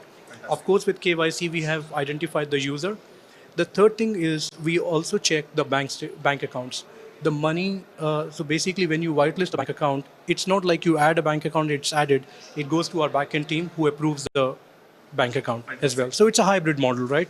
So this is where I think we have seen a value that the users see that whatever they deposit, they get the cryptos back to their wallets immediately. However, we noticed that 90% of the market actually liquidated their crypto positions to get fiat into their bank account. Exactly. This is what we have seen. Exactly. So, long story short, the story has already been very long, but what we have done is we have not compromised on the principles. We have not compromised on our users. We have only managed orders where we can support the liquidity by ourselves, and we do not offer crazy products like DeFi, ThatFi, GameFi. We don't, because we believe that if there can be a company who can solve the most common problem of crypto to fiat and fiat to crypto, you're doing something all right with regulations and compliances. Fantastic. First of all, congratulations on this number. I mean, the business model is running, as like a BMW. So since we are talking about Encryptus, so we'll move forward. Right. And there are a lot of concerns in the cryptocurrency market. We are talking about regulations. Just a while back, you mentioned about regulations in your speech, which we were attending. Right. So how serious is this issue, Shantanu? And since you are mentioning about stringent checks and balances policy as far as your KYC is concerned, so going forward, what will be the role regulations will play? If you can just highlight that. I think the first thing has to really start with education. User education is going to play a very, very important role. If you check all the past interviews that we have done, the first thing I've always focused is education. Always education. And not just from the user point of view. I mean, let's look at Japan. I was giving this example while we were in the conference. The thing why FTX users Japan did not lose any money because there were checks and controls in place. So what you need from a regulator is not just a policy, but an implementation of that policy as well, right? Really nice. If I'm asking what is the contingency policy? Like what happens if an exchange goes down? It should not just be a policy, but it should be a plan that can be implemented. Probably the regulators must, we do fire drills, wherein the building guys switch on the fire alarms and check whether the people evacuate the building or not. Maybe they should do random checks on crypto companies, especially 150 years ago, New York Stock Exchange was considered to be the hub of gambling, right? But proper checks, licensing, compliances came in, and I think this is what really we are pro. We want regulations and compliances, and we also want an implementation. Over compliance and under compliance will both kill the business. I mean, my logic is pretty simple. We have to think beyond traditional compliance, and we must look at the modern tools that are available for coin monitoring, fiat inflows, fiat outflows. And once these tools are integrated within an ecosystem, that's where you will see a value. Reporting has to be important. Like imagine if I've come across a user who is a bad user, every country should have a very clear process. And I think as travel rule comes into the picture, we discussed about this in Miami, I think it will bring a lot of credibility as well, and it will clean up a lot of unclean companies which are there in the market. So since you're talking about a lot of suggestions as far as, making this ecosystem a better place to live in. So we enter our last segment. This is about the 2023 outlook since we are in December. And what do you think, Shantanu, will be the face of 2023? What is your expectations? How do you see? First of all, let me have a fire, a quick rapid fire with you. Sure. Do you see more companies collapsing in 2023? I mean, the big ones, yes. I mean, there seems to be a very strong possibility of bigger companies collapsing, because bigger the company, bigger the risk, and bigger the greed, right? So yes, that probably will happen. We saw what happened after the FTX collapse with Genesis. We also saw, of course, Alameda Capital. We saw BlockFi. And, these are such huge names who cannot hide. So they have to come out in the market, in the open, and say, how about medium and small little companies, who were investing users' money into BlockFi projects, and they were thinking like we are able to give returns. So those names have not even come out. So I think that's number one. That is probably... So your view on CBDC and its impact in the cryptocurrency market? Well, honestly, I really need to understand CBDC better, and I want to understand how will it really solve a major problem to what Bitcoin and Ethereum is able to solve. And we really have to see an active use case of CBDC as well. We just don't want a digital rupee and say that we are pro CBDC. So I think it's yet to happen. We have to see the right implementation and how will the users adopt and how will the companies adopt to CBDC. I mean, I'm not against the idea if a government can keep an eye on all my spendings. Yes, if they want to bring in transparency, it has to be both ways. Not just you take all the user data with you. So, Manoj, if you try to analyze this discussion, I'm not trying to sound like I'm not against regulations. I love regulations, but I like balanced regulations. One last question before we let you go. Is the next big leap of growth in this ecosystem, is it going to be yet another time from the metaverse, NFT, or you have a different idea about it? I don't know what's going to be the next. I mean, people are talking about Web3, but again, Manoj, I don't want to sound negative. I really want crypto companies to deliver the promise with which they started building. I think that is not happening, because I've seen numerous crypto projects who started as DeFi, then they became NFT, and today they are Web3. On what basis? Are we trying to capture and get the attention of the investors and the users and say, hey, we are a Web3 company, and does it sound cool? Is that the reason why we are doing it? So I think everything is not a token project. You cannot build an ecosystem, like there cannot be 22,000 tokens that's existing, and what value are they adding is very, very important, right? Exchanges have a very, very crucial role to play by listing and making sure that they're listing the right tokens on the platform. Right. C is, as I said, users must be educated as well. And D, while the crypto companies are building projects, they have to think about regulators, what they're building. They have to think about compliances. they have to think about the effects. We always think about the best case scenario, but why is it like companies don't think about the worst case scenario? Exactly. Right? I think when you combine the 4 or 5 elements together, and especially the worst case scenario element, you will see progress coming in. So, educating the viewers, that's a word coming in from Shantanu. Shantanu, thank you so much for talking to 3.0 TV. You spoke really well about the entire ecosystem, what all aspects the regulator needs to focus on. The customers and the companies and the customers should select the right wallet. Thank you so much, sir, for talking to 3.0 TV. And yeah, you're welcome, sir. Thank you so much. Bye-bye. Thank you very much, Manoj. Thank you, guys.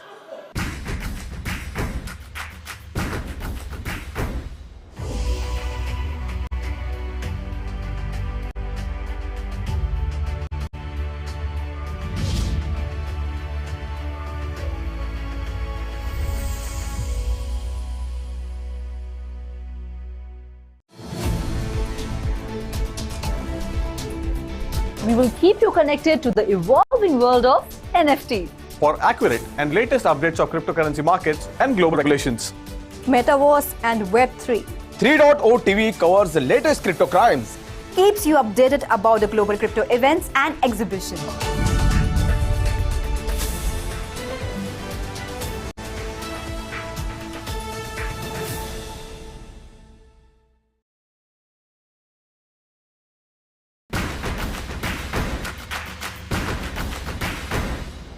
Hello and welcome to 3.0 TV. I am Vishakha Thakur. You are watching a special show and we are at IIT Bombay's Tech Fest 2022. I have with me Mr. Maru Patel, who is the founder and CEO of My Tokenized Capital. Welcome to 3.0 TV. Thank you. Thank you for having me. It's a pleasure to have you, sir. So, Metaverse has been the buzzword since 2021. And since Facebook rebranded to Meta, all are behind the race to conquer Metaverse. So, according to various reports, Metaverse is going to be a $13 trillion to $18 trillion of market opportunity by 2030. What are your views on this? Okay, so I go back much earlier than that because I was part and blessed with the Java.com internet when it started. So even in the late 1990s, early 2000, when SimCity and all these things happened, in my view, that's when the metaverse movement really started, and I was visionary even then. So roll forward another 20 years, and where do I see it? So what I see with most of the metaverses just now is gamification, Oculus-based things. The day people develop things without the need of that to hit more than 1 billion people is the day this metaverse thing will start. So we are also part of that movement where we're developing my vision, which is called My Real Universe. And the reason why I say My Real Universe is because the minute you start looking at your universe, so I have like 800 odd apps in here. I want my life easier. I don't have to do this, cut, paste, put in one to the other, multiple banking apps, multiple exchange apps, multiple shopping apps, travel apps, hotels, restaurants. It's a nightmare. Instead, normal classes, voice control. I want to book this. Show me, and it shows you. I want to travel to. I want to buy this. Exchange my money and put it from here to there.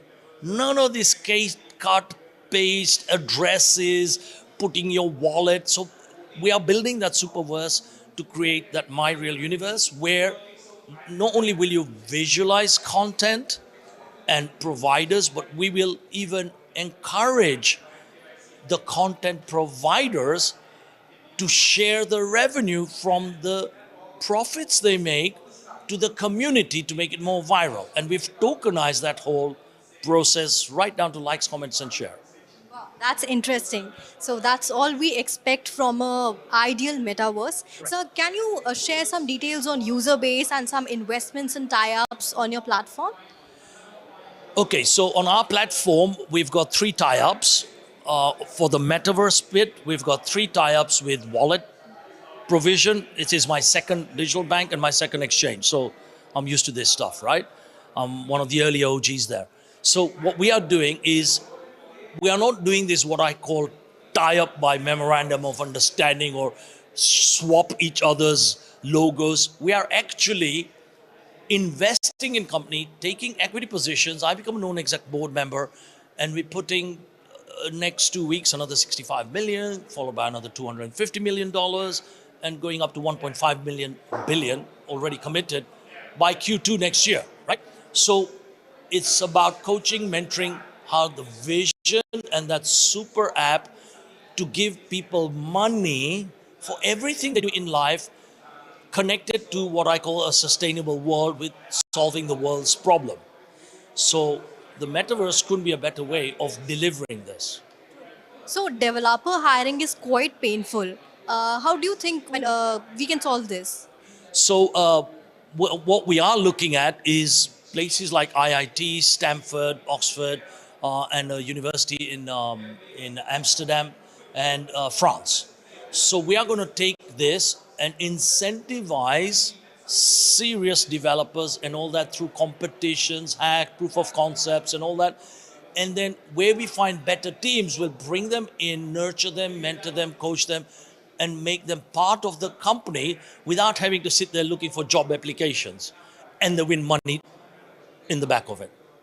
So various companies are betting on metaverse, and likewise the countries too are betting big on metaverse, where Dubai is all set with its metaverse strategy and wants to become the center of Web3. So where do you see Dubai in the next 5 years? Okay, so Dubai, I've been involved in quite a lot of the visionary stuff there as well, as I live in Dubai. So there are so many things. If you look at the whole Dubai industry, why do people go there? They go there to create their business. They go there for the obvious tax benefits. They go there for lifestyle. They go there for holidays, vacations. They go there to invest in various things, properties, all that. They go there for shopping. They go for entertainment, that sort of thing. Again, if you think about what I said about my real universe, so that's your real universe, right? Now, yes, Dubai is building everything from land on metaverse where you can build and put your projects on there, through to shopping malls, through to entertainment places, through to gaming and all these things, banking, all on the metaverse. So they're already doing that. And I know a lot of companies, and I've invested in a few as well myself, right? Since you said that a lot of companies have invested in it, so investors are quite optimistic about metaverse, but they are a bit dubious, like how much revenue it will generate. So what are your views on this? Okay, so if you're an investor, don't expect and harass the founders every few months. What's happening? Where's the revenue? This thing will take minimum 12 months, minimum, all right, to see some reasonable revenue. Because to attract the user to come there and use it, you'll have the same old cycle we went through when .com started. So you'll have the early adopters. Who are the early adopters just now? Are the gaming kind of guys, the crypto guys, the exchange guys, the geeks of the world who want to buy in a different experience, right? So that will be your early adopters. The volume is not big, so those companies cannot sustain that. So where we come in and other investment companies come in, we fund them and finance them to take them through to that next 12, 24 months before even dreaming about revenue, profit share and things like that.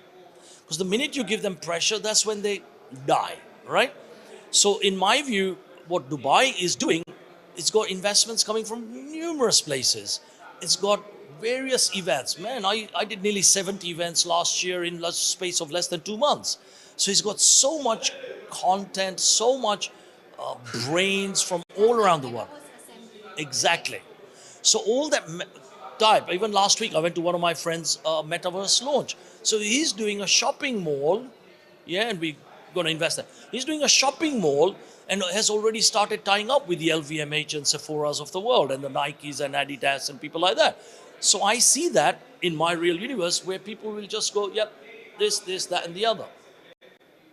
So how do you think the digital identities such as blockchain, NFTs are going to shape the metaverse forward? So the biggest problem with digital identity, in my view, is it's replicated on every single platform. You know, I'm Murupatel, I have X amount of ID things. Why not just a single Murupatel that is interoperable, every single platform going? Web3 will help that into a reality. So when people develop that platform, that's only me, and be it retina, fingerprint, voice, whatever 2-3 PFA kind of mechanisms are used for identity, then away you go. The traditional things with phone and SMS and all that, yeah, it's secure, but not that secure, right? So when all those come into the forefront, which is, in my view, at scale in the next 12 to 24 months maximum, that's when you see this whole metaverse Web3 thing exploding. So metaverse is going to be the future of internet. But Metaverse and Web3 together. do you think the future of metaverse is bright, and what do you expect from 2023? So 23 will see a lot of different metaverses. I know many people building various metaverses and metaverses, some people call it, like, dare I say, Joel from MetaMask. Anyway, so there are various platforms being built, right? The interoperability on-chain, off-chain, the Web3 based of transactions from wallet, these are the key problems that I think will be solved next 12 months. Once that is solved, 24 onwards, in my view, we'll then see a lot of action. All right, so thank you so much, sir, for sharing your insights on metaverse and being on 3.2 TV. Thank you so much. Most welcome. Thank you.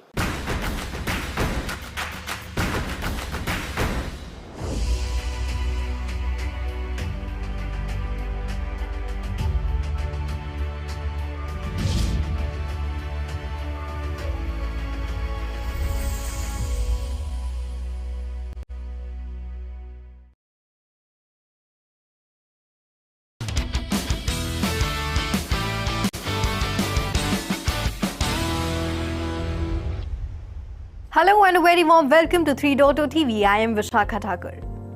The metaverse has long been gaining traction in both the digital and the real world. The idea of humans interacting with each other in the virtual world using 3D avatars offers several opportunities to users, including in the fields of cryptocurrency, non-fungible tokens, and more. However, as per a study, the immersive virtual world, which is expected to grow to a $679 billion industry by 2030, also poses several risks in terms of trust and safety concerns. The metaverse is attracting large investments from technology giants such as Google, Meta, Microsoft, and Nvidia to make the virtual world a reality. As organizations develop their business strategies for the metaverse, trust and safety issues need to be among their foremost considerations. As the metaverse is expected to grow in the coming years, the enterprises will have to face challenges like ensuring the safety of virtual assets, managing data privacy, and preventing the abuse of online avatars.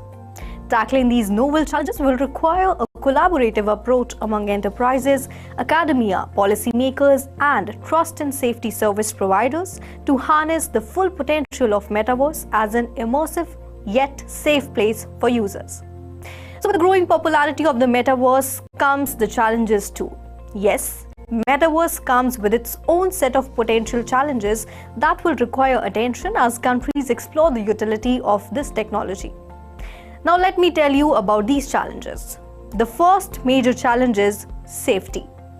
Even before the rollout of Meta's metaverse globally, in its VR social media platform Horizon Worlds, an assault on a beta tester cautioned people about the ugly side of the technology.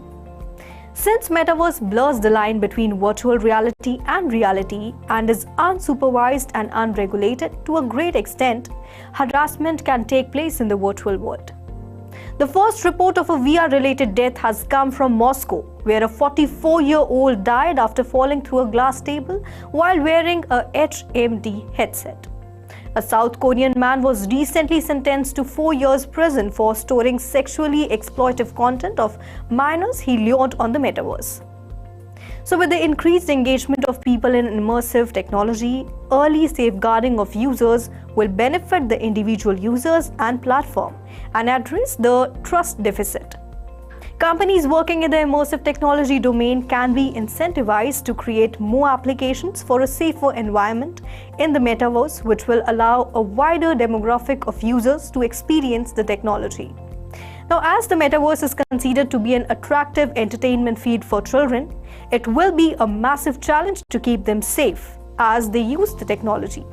Unsupervised time in the open social metaverse can expose them to abuse. In the US, research by the Center for Countering Digital Hate published in December 2021 on Facebook's We Are Metaverse app shows that in the metaverse, children are more prone to abusive behavior, including bullying, being forced to repeat racist slurs and extremist talking points, and being exposed to traumatic experience like threat of violence. Indeed, even adults are not immune to the dangers that VR can cause, as the line between reality and the virtual world is blurred. Second, interoperability and privacy. So another challenge is the risk that the metaverse will be controlled by a few big tech companies like Google, Amazon, Meta, Apple, and Microsoft. The economics underpinning metaverse will then be linked to the capture of user data, and conservation of privacy will be a massive challenge. Third, assigning accountability. So assigning accountability in a metaverse platform is difficult as the technology transcends geographical boundaries. And to deal with the challenge of content moderation, for one, 4 main areas can be considered in governance with special focus on accountability, individual, community, platform, and government. Metaverse will produce data captured at a higher level like gaze, gesture, speech, and biometric data. Now, this private information needs to be localized, and their storage will be a task which the state needs to handle. Fourth, data security. Sharing of data across boundaries for processing can pose a threat to national security, as the metaverse can be used as a platform for recruitment by terrorist groups and for radicalization, extortion, and social polarization. So, data through the metaverse can lead to fraud and identity theft. For example, by hacking VR headgear or glasses, hackers can steal personal information. Fifth, cyber syndrome. Open issues of metaverse include high computation power, leading to higher electricity usage and the experience of cyber syndrome. NFT and blockchain technology in the metaverse economy require high computation for maintaining the ledger and validating it. In blockchain technology, the mining process in itself consumes a lot of electricity and has an environmental impact as they use high-end computation. So with the development of immersive technology and smaller and portable devices, there will be a rise in cyber syndrome cases as more people would likely be spending long hours on Web 3.0. Focus on regulatory challenges. So this is a new challenge for intellectual property rights will arise with the metaverse.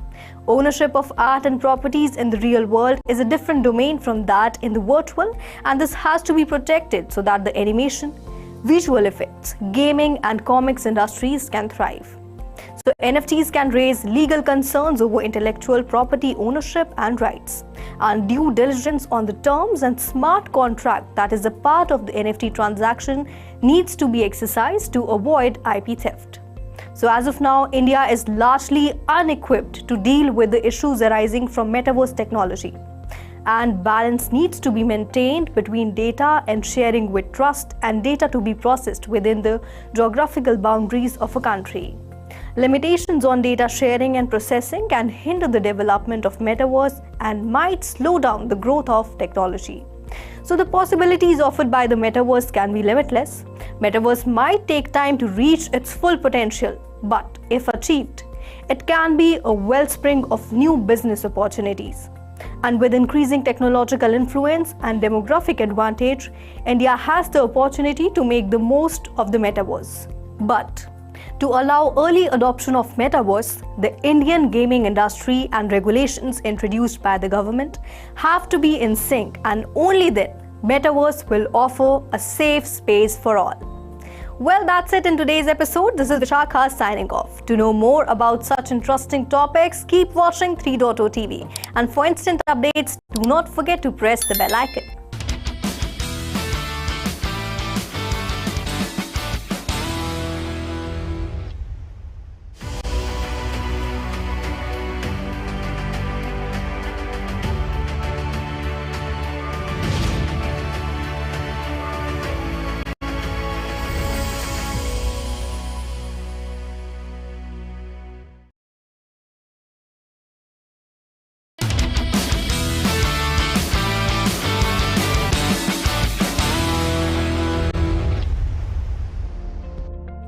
किसी traditional exchange पर बिना जाए क्या कभी आपने crypto में trade करने के बारे में सोचा है? अब आप कहेंगे भला ये कैसे हो सकता है? तो हम आपको बता दें कि ऐसा हो सकता नहीं बल्कि हो रहा है, और ऐसे ट्रेड को OTC ट्रेडिंग के तौर पर रेफर किया जाता है। OTC trading stand alone trading desk और बाइनेंस जैसी एक्सचेंज के फॉर्म में अवेलेबल है। इसके बारे में डिटेल में जानने से पहले लाइक एंड शेयर करें हमारा वीडियो, सब्सक्राइब करें हमारे YouTube चैनल को और हमेशा लेटेस्ट अपडेट्स पाने के लिए बेल आइकन दबाना ना भूलें। जनरली OTC ट्रेडिंग इन्वेस्टर्स और क्रिप्टो सेलर्स के लिए क्रिप्टो ट्रेडिंग मार्केट का एक वेरिड नेटवर्क मेंटेन करता है। अपने कस्टमर्स को सेटिस्फाई करने की होड़ में OTC ट्रेडर्स लगातार बायर्स और सेलर्स की तलाश में रहते हैं जो अच्छे प्राइसेस पर ट्रेड करने में इंटरेस्टेड हो। इसके अलावा OTC ट्रेडर्स लगातार मार्केट पार्टिसिपेंट से बातचीत करते हैं और अटकलें लगाते हैं। इसीलिए उन्हें दी गई किसी भी ट्रांजैक्शन के ऑपरेशन के बेस्ट टाइम को वो डिटेक्ट करने में कैपेबल होते हैं। एक बार बायर्स और सेलर्स द्वारा ऑर्डर्स प्लेस किए जाने के बाद OTC ट्रेडर रिक्वेस्ट की गई ट्रांजैक्शन को खरीदने की कोशिशों में लग जाते हैं। क्रिप्टो OTC ट्रेडिंग क्या है? ओवर द काउंटर ट्रेडिंग का मतलब उन एजेंसियों या लोगों के जरिए ट्रेड करना है जो आपके लिए ट्रांजैक्शन करते हैं, जो रेगुलर एक्सचेंजेस से अलग है। साफ लफ्जों में, अगर आप मेन स्ट्रीम सिविली रेगुलेटेड एक्सचेंजेस के जरिए क्रिप्टो की परचेजिंग, ट्रेडिंग और सेलिंग करने से बचना चाहते हैं तो समझिए OTC ट्रेडिंग का ऑप्शन आपके लिए ही बना हुआ है, जो प्राइवेसी, हायर ट्रांजैक्शन लिमिट और मार्केट फ्लक्चुएशन से गेट अवे प्रोवाइड करता है।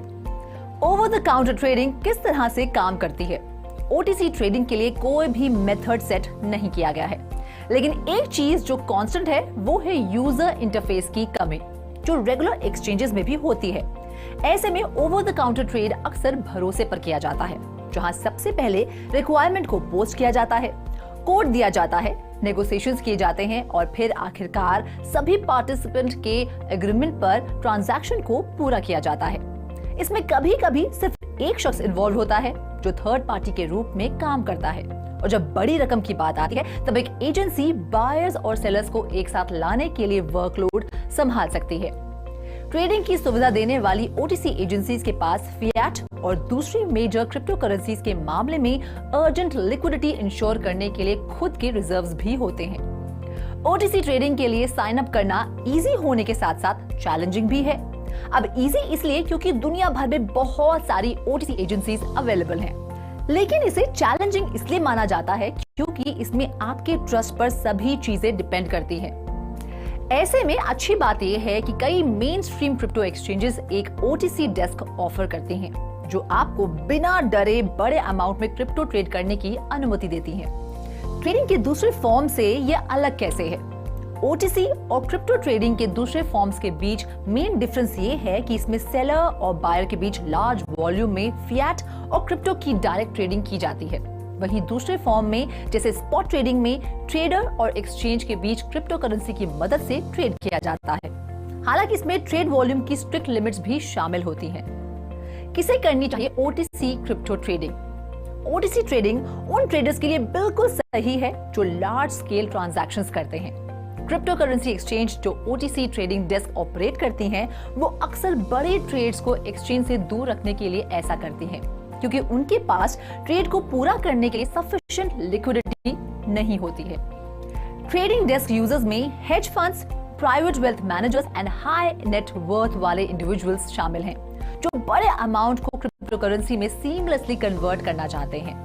ऐसे में जो लोग एक्सचेंज का इस्तेमाल किए बिना डायरेक्टली छोटे अमाउंट में ट्रेड करना चाहते हैं, उनके लिए P2P मार्केटप्लेस जैसे कि लोकल बिटकॉइंस एक कन्वीनियंट ऑप्शन प्रोवाइड करता है।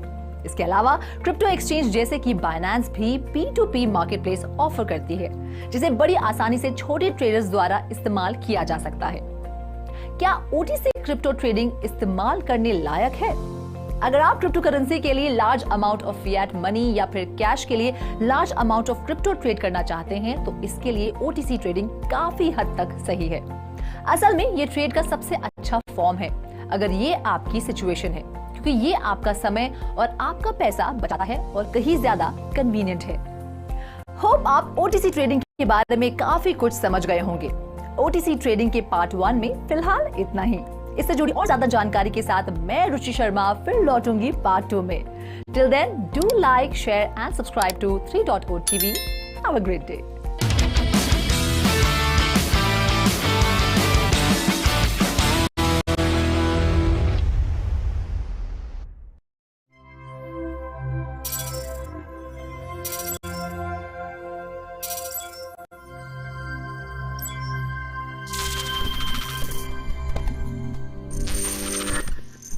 So primarily the entire chain of events started in 2021 when the USDT claim was questioned whether they are really backed by the dollar or not. So US government has questioned them. After that, the series of events has happened from Luna, and now the FTX case is there. So primarily the impact is definitely significant in part where people want to launch their project into different exchanges like Gate.io and the KuCoin basically. So these are also getting impacted by this. So definitely the upcoming projects are getting impacted by the entire event. Also the investors' confidence has been impacted, like whether they want to invest in the project which is like quite famous or quite popular in the media or probably in the space. All of this has definitely had an impact on the investor sentiment, specifically when it comes to retail investors and more specific to first-time users who kind of getting into the Web3 and cryptocurrency space. If you look at the overall traction, what we have seen, the journey has moved from crypto to Web3. We are taking the overall ecosystem to the reality of actual use cases of blockchain out there and other emerging technologies. Today, governments are also now embarking how Web3 could be the ecosystem for their citizens. Example, Telangana state has recently announced sandboxes, right? Or even academia is also now adding their courses into their curriculums. We have seen how Web3 works.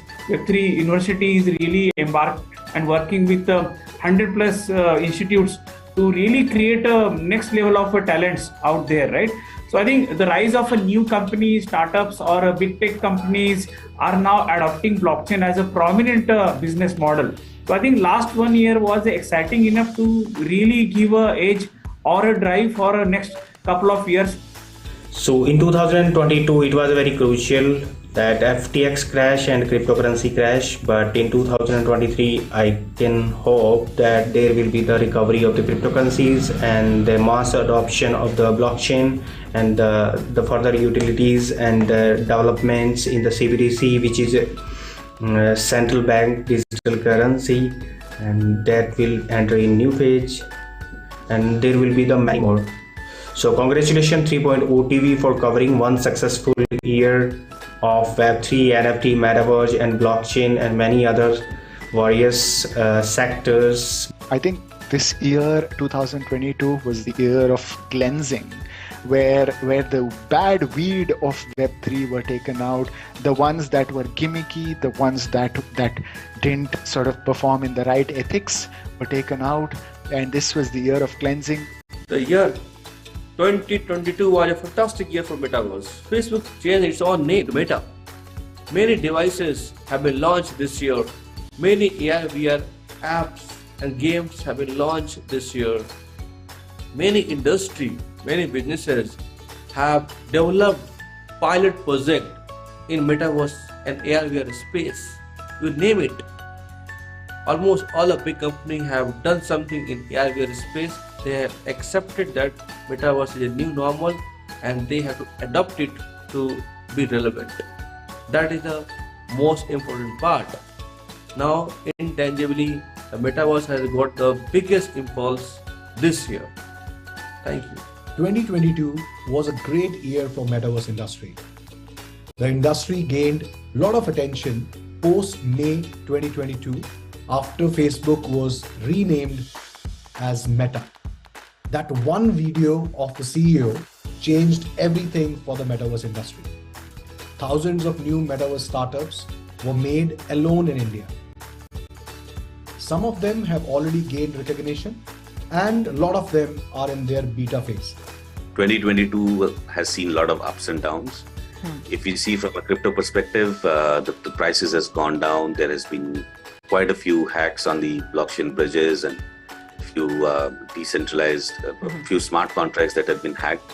In addition to that, we have seen Terra Luna fail, and then FTX and BlockFi, and quite a few centralized lending organization and centralized wallets or exchanges failed. So some of these have been out of greed. Some of these have been out of mismanagement of funds, how they are redeploying the funds. So if you over leverage, of course, there are chances whenever the prices of the asset will go down, it would be difficult to manage the balance sheet.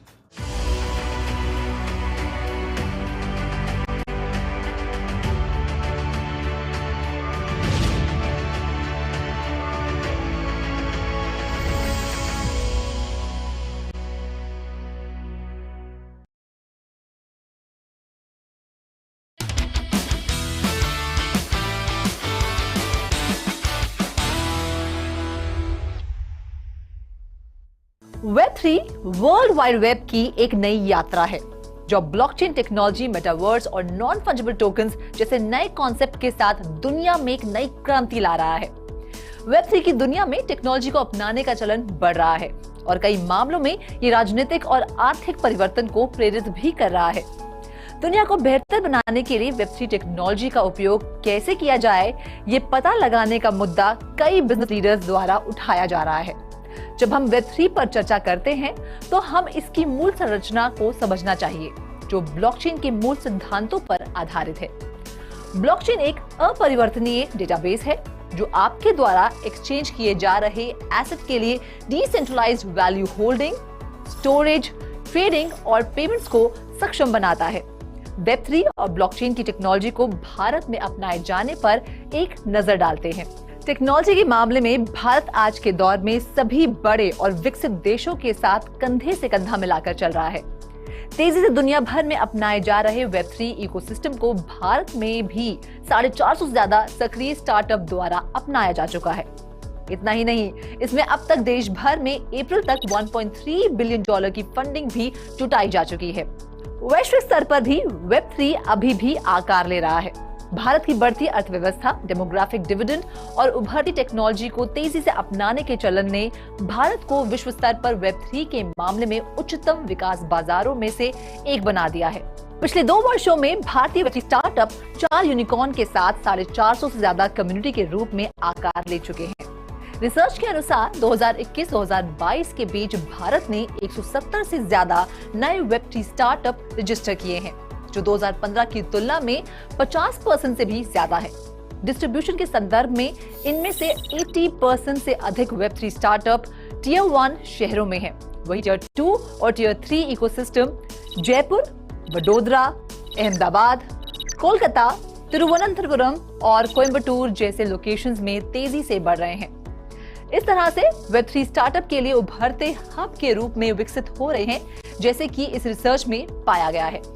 Web3 ecosystem को भारत में बढ़ावा देने के लिए hike, CoinDCX, CoinSwitch Kuber, Polygon, Coinbase, ZepPay, WazirX, ANQ finance, Biconomy, Liminal और टैक्सनोड्स के founders ने एक साथ आते हुए भारत Web3 एसोसिएशन को लॉन्च किया है। BWA को Web3 टेक्नोलॉजी के साथ तालमेल बिठाने और रिसर्च के माध्यम से जागरूकता फैलाने के लिए स्थापित किया गया है, जो Web3 उद्योग के लिए सिद्धांत स्थापित करने और भारत के टैलेंट पूल को डेवलप करने के लिए भी काम कर रहा है। साथ ही BWA प्रमुख स्टेक होल्डर्स के बीच बातचीत को प्रोत्साहित करके कंज्यूमर इंटरेस्ट को और बढ़ावा देने में भी अहम भूमिका निभा रहा है। ये तो रही Web3 से जुड़ी बातें। अब आपको ब्लॉकचेन से जुड़े साल 2022 के राउंड अप से संदीप कराएंगे रूबरू।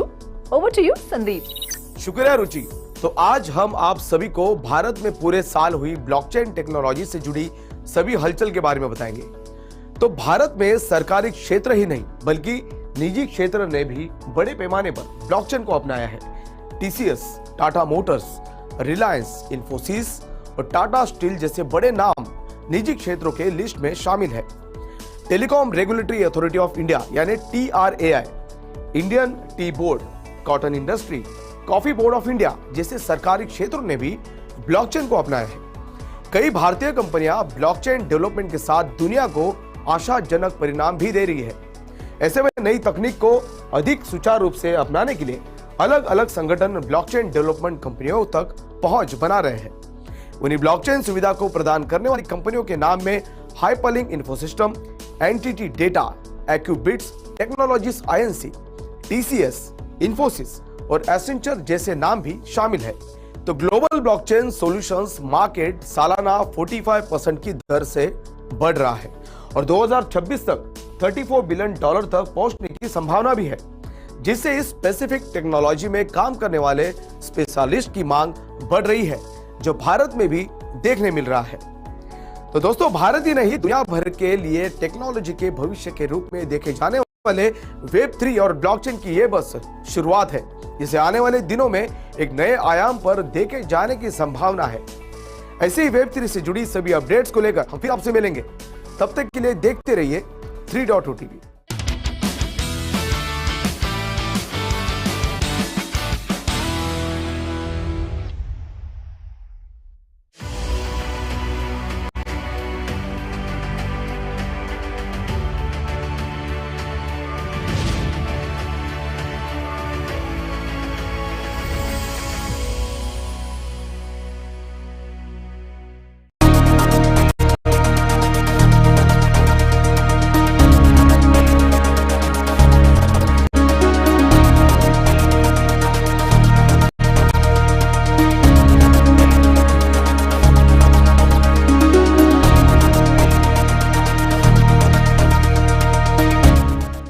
Cryptocurrencies and stocks inched higher on Wednesday, providing a moment of respite in one of the worst years for stocks and bonds in more than a decade. Futures tied to the Dow Jones Industrial Average added 0.38%. S&P 500 futures rose 0.29%, and Nasdaq 100 futures climbed 0.32%.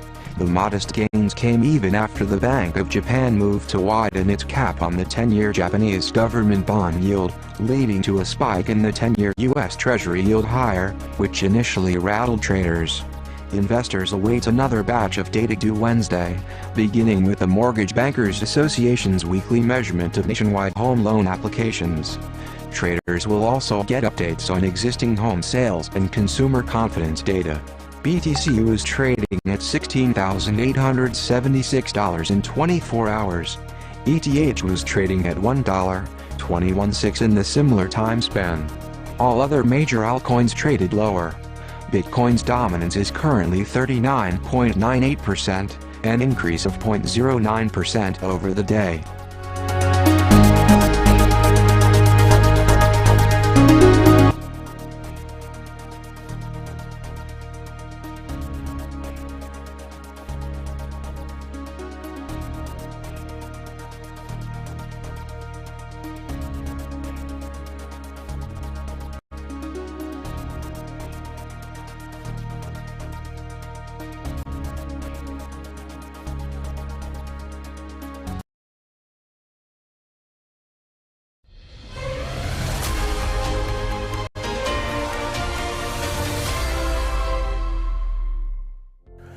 Crypto markets were trading with minor gains on Wednesday, even as the fear of global recessions and aggressive Federal Reserve continued to loom among investors. So, Bitcoin was trading above $16,500 mark, and Ethereum to surpass the $1,200 mark. So, IC15 index of cryptocurrencies was trading higher by 0.2% at 24,400 points. So, if you talk about the overall cryptocurrency market, a recent event such as the Core Scientific Inc., one of the biggest publicly traded cryptocurrency mining company in the US, filed for Chapter 11 bankruptcy protection, the latest in a string of failures to hit the sector. However, Core Scientific also mentioned that its creditors have also agreed to provide up to $56 million in the debtors in possession financing.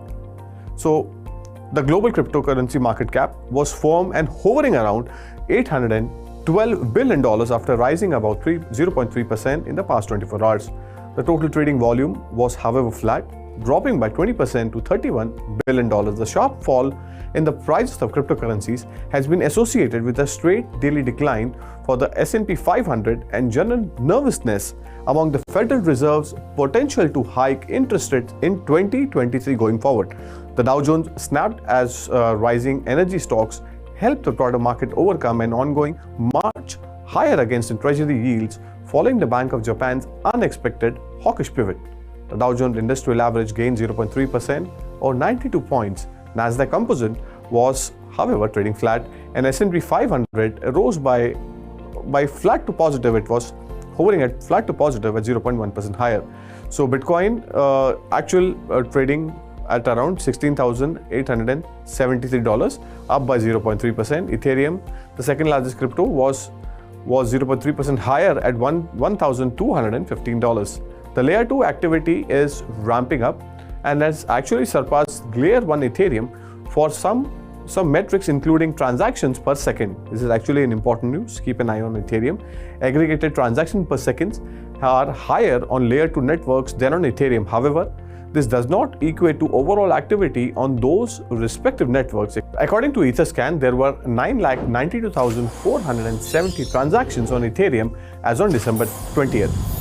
If we talk about other altcoins, on my left, Binance BNB was down by 0.1% at $249. Solana Sol was next on the list, down 2.3%, trading at $12. Avalanche FX was at $11.9, down by 1%. Polygon Matic was trading lower by 0.5% at $0.79. Cardano's ADA token was down by 2% at $0.25. Doge, the popular meme coin, was trading lower by 1.5% at $0.073. Next on the list was Shiba Inu, was down by 1.3%. Ripple's XRP token traded at $0.34, down by 0.1%, and last on the list was Polkadot, was trading lower by 2% to trade at $4.5.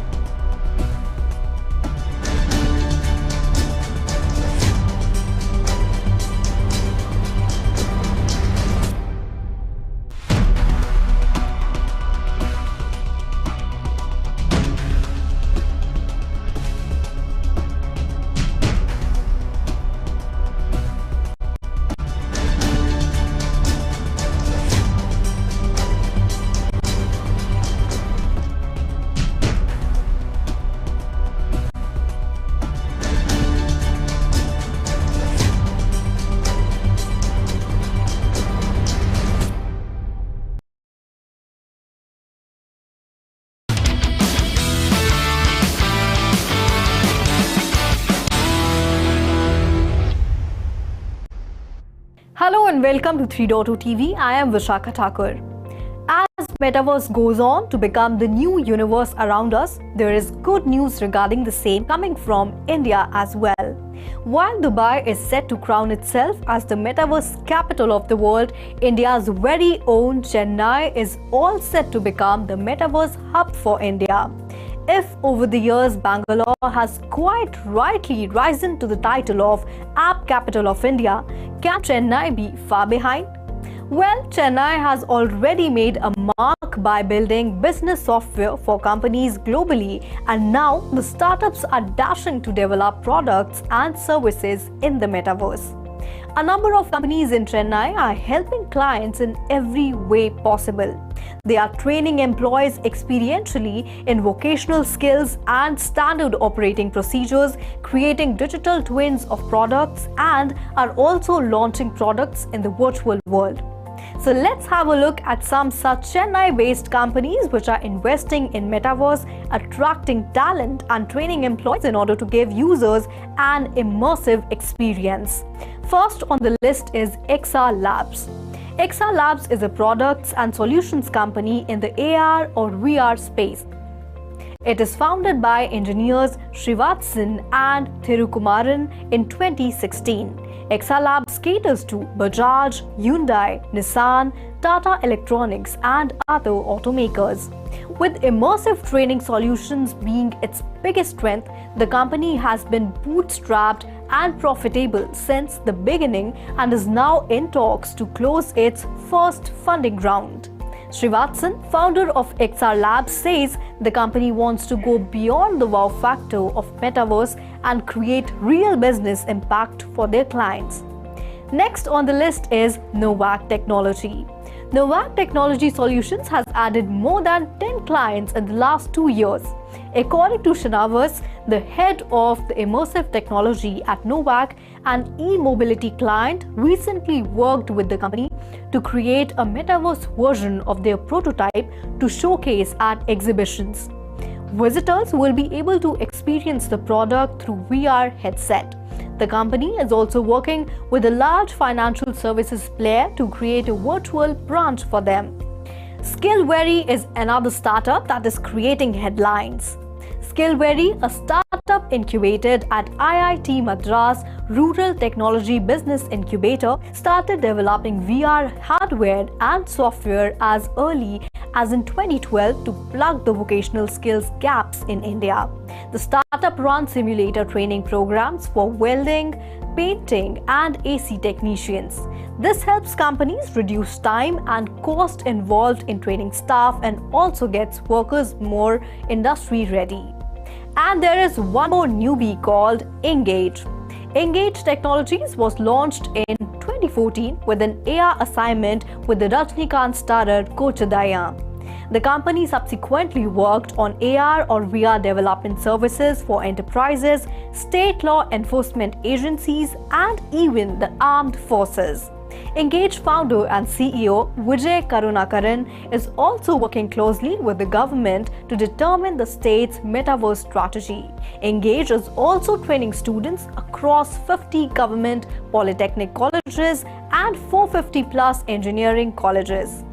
Well, that's all for now. This is me, Vishakha Thakur, signing off. Keep watching 3.0 TV for more such updates. Do like, share and subscribe our channel. And yes, do not forget to hit the bell icon for instant updates.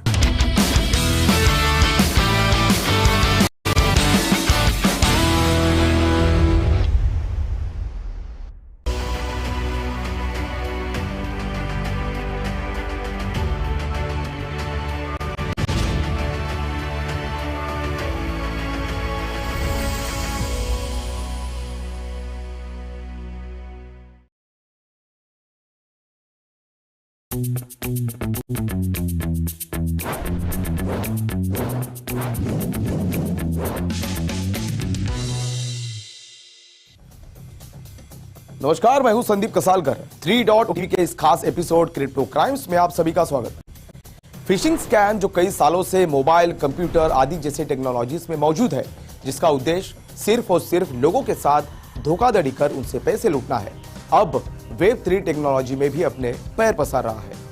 Crypto की दुनिया में भी fishing scam काफी जोर पकड़ता हुआ नजर आ रहा है। तो आइए देखते हैं कैसी होती है क्रिप्टो में फिशिंग।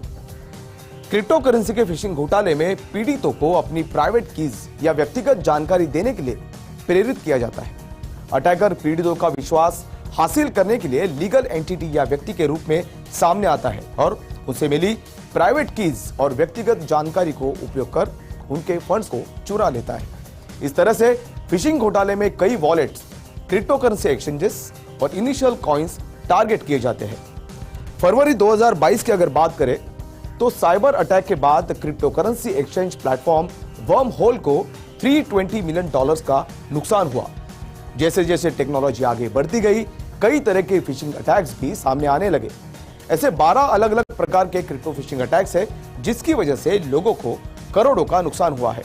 इनमें spear phishing, whaling, clone phishing, pharming, evil twin, voice phishing, SMS phishing, DNS hijacking, phishing bots, fake browser extension, ice phishing और क्रिप्टो मैलवेयर अटैक का नाम भी शामिल है। तो आइए पहले 3 क्रिप्टो फिशिंग हमलों से शुरुआत करते हैं। Number 1, spear phishing attack. Spear phishing attack में एक विशिष्ट व्यक्ति या ऑर्गेनाइजेशन को टारगेट किया जाता है। इस तरह के अटैक में फिशर के पास अपने टारगेट के बारे में थोड़ी बहुत इंफॉर्मेशन होती है। इसी इंफॉर्मेशन का उपयोग करके अटैकर एक फिशिंग ईमेल तैयार करता है जो काफी हद तक वैध दिखाई देता है। इस तरह के अटैक में अटैकर विक्टिम को जानने वाले किसी व्यक्ति या ऑर्गेनाइजेशन का इंपर्सनेट कर सकता है, यानी अटैकर ही वो परिचित व्यक्ति या उस परिचित संस्थान से होने का दावा कर सकता है। नंबर 2, वेलिंग अटैक। एक विशिष्ट प्रकार के स्पीयर फिशिंग अटैक को वेलिंग अटैक कहा जाता है। इस तरह के अटैक में किसी बिजनेस के भीतर के CEO और अन्य हाई प्रोफाइल व्यक्तियों को टारगेट किया जाता है। एक टिपिकल स्पीयर फिशिंग हमले की तुलना में इस अटैक में बिगर ऑडियंस होने की संभावना होने के कारण यह बहुत जोखिम भरा होता है। उदाहरण के लिए अगर बात करें तो अगर किसी बिजनेस का CEO वेलिंग अटैक के झांसे में आकर किसी मैलिशियस अर्थात धोखा देने के उद्देश्य से भेजी किसी लिंक पर क्लिक करता है तो अटैकर उस ऑर्गेनाइजेशन के पूरे नेटवर्क तक पहुंच बनाने में सक्षम हो जाता है। Number 3, clone phishing attack. यह अटैक तब होता है जब फिशर एक ऑथेंटिक ईमेल की एक कॉपी तैयार करता है जिसे पहले ही विक्टिम को दिया जा चुका होता है। अटैकर विक्टिम को बड़ी चतुराई से ओरिजिनल प्लेस पर मैलिशियस अटैचमेंट या लिंक भेजता है। विक्टिम द्वारा उस लिंक पर क्लिक करने की संभावना अधिक होती है क्योंकि ईमेल बिल्कुल वैसा ही दिखता है जैसा विक्टिम को पहले ही मिल चुका होता है। तो आज के इस एपिसोड में हमने जाना कि क्रिप्टो में फिशिंग अटैक क्या और कैसे होता है। साथ में हमने ये भी जाना कि स्पीयर फिशिंग, वेलिंग और क्लोन फिशिंग जैसे अटैक्स में फिशर किस तरह लोगों को टारगेट करते हैं।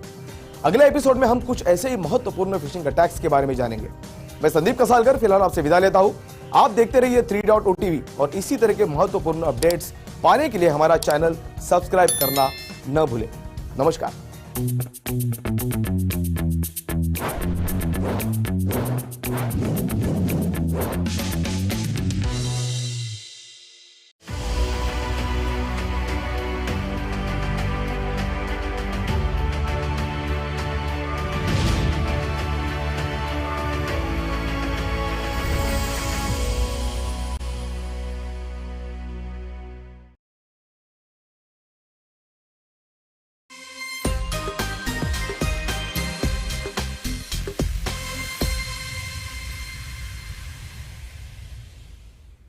You can hate him, you can like him, but you cannot ignore him.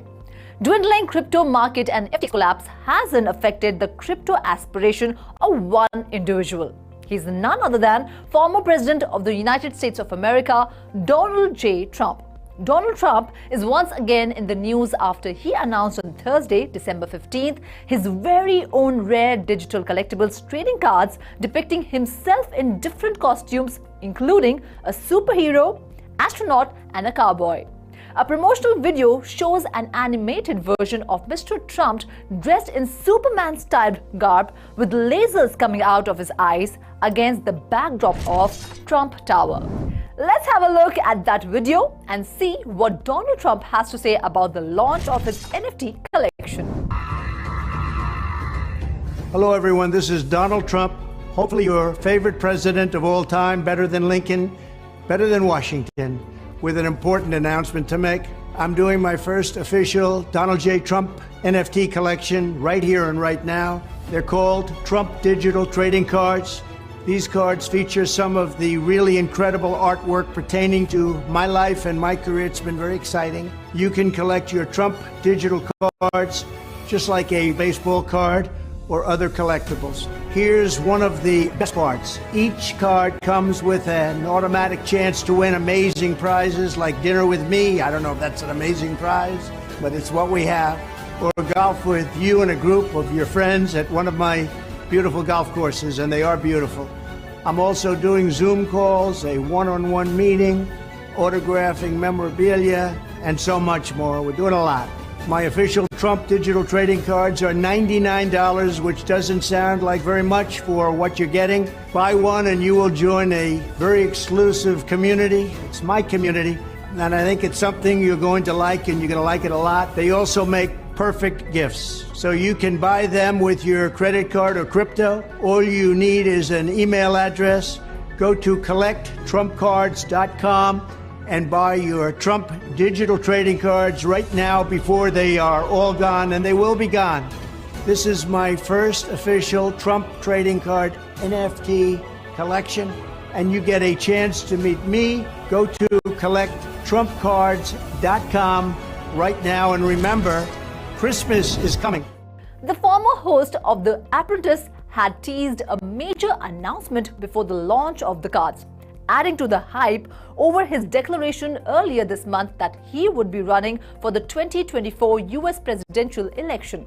However, the response has been largely negative, with many ridiculing the series.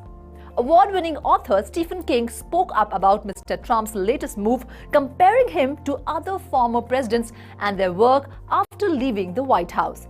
US President Joe Biden also seemingly mocked his rival, tweeting he too had major announcements before listing updates like the signing of the Respect for Marriage Act and falling gas prices.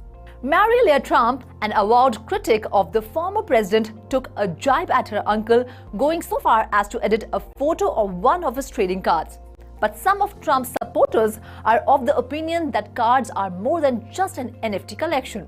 Right-wing political commentator Dinesh D'Souza tweeted that critics were missing the point, as in fact it involved a strong and comprehensive set of policies to restore free speech. Despite the criticism from the elite, it seems hardcore Trump fans are leaving no stones unturned to show their support. Within hours after former President Donald Trump introduced his NFT collection priced at $99 each, the collection sold out and is trending on NFT trading platform OpenSea. The 45,000 NFT collection is minted on Polygon blockchain. The collection spiked in trading volume after it launched on Thursday to 5,548 ETH, or over $6.5 million as of Sunday morning, according to OpenSea. The project currently sits on OpenSea's homepage as a top trending project. However, the price of Trump digital trading cards has been turbulent over the past day. The project's floor price peaked around 0.84 ETH, or around $990 on Saturday, before plunging as low as 0.32 ETH, or roughly $376 by early Sunday morning. The price of the cheapest Trump branded NFT has since rebounded slightly, rising to 0.490 ETH, or around $577 on OpenSea. The digital collectibles crept into the cultural spotlight Saturday night as the subject of satire on the late-night comedy show Saturday Night Live. The episode opened with a skit from comedian James Austin Johnson, who mimicked the former president's announcement unveiling the digital collectibles. Anyway, question is, what is so special about this NFT collection? Well, as stated on the Collect Trump Cards official website, online buyers stand a chance to win prizes such as dinner with Mr. Trump himself, a meet and greet session at his Palm Beach resort, private Zoom calls, autographed memorabilia, and a 1-hour golfing session. Buyers of all 45 cards are guaranteed a ticket to dinner with the former president at a gala dinner in South Florida. So if you're looking for an opportunity to have a dinner with former President Trump, then you know what to do. It is, however, interesting that Trump's NFT launch also comes exactly 1 year after former First Lady Melania Trump launched her own NFT on Solana. Well, that's it for now in today's special segment. This is me, Ruchi Sharma, signing off. We will meet again with exciting updates from NFTverse. Till then, keep watching 3.0 TV. Please like and share our videos, subscribe to our channel, press the bell icon to get instant updates. Have a great day.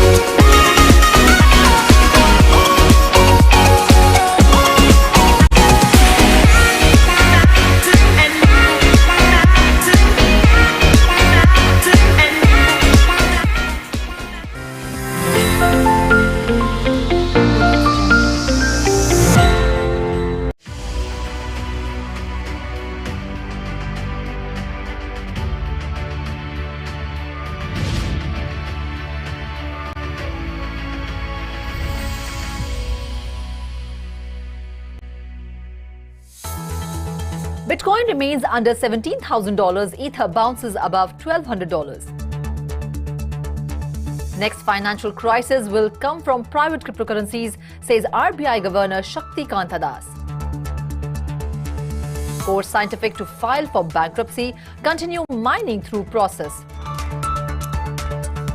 FTX says it has over $1 billion in cash assets.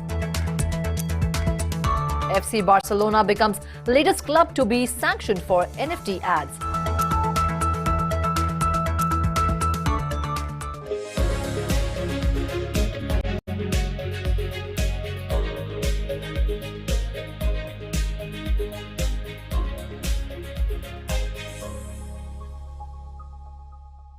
Hello and welcome to 3.0 TV. I am Ruchi Sharma. Crypto markets were trading with minor gains on Wednesday, even as fears of global recession and aggressive Federal Reserve continue to loom among investors. Bitcoin traded above $16,500 and Ethereum surpassed $1,200 mark. Manoj Dhara joins to tell us how the global cryptocurrency market is performing today. Over to you, Manoj. IC15 index of cryptocurrencies was trading higher by 0.2% at 24,400 points. So, if you talk about the overall cryptocurrency market, a recent event such as the Core Scientific Inc., one of the biggest publicly traded cryptocurrency mining company in the US, filed for Chapter 11 bankruptcy protection, the latest in a string of failures to hit the sector. However, Core Scientific also mentioned that its creditors have also agreed to provide up to $56 million in the debtors in possession financing. So, the global cryptocurrency market cap was firm and hovering around $812 billion after rising about 0.3% in the past 24 hours. The total trading volume was, however, flat, dropping by 20% to $31 billion. The sharp fall in the prices of cryptocurrencies has been associated with a straight daily decline for the S&P 500 and general nervousness among the Federal Reserve's potential to hike interest rates in 2023 going forward. The Dow Jones snapped as rising energy stocks helped the broader market overcome an ongoing march higher against in treasury yields following the Bank of Japan's unexpected hawkish pivot. The Dow Jones Industrial Average gained 0.3% or 92 points. Nasdaq Composite was, however, trading flat, and S&P 500 rose by flat to positive. It was hovering at flat to positive at 0.1% higher.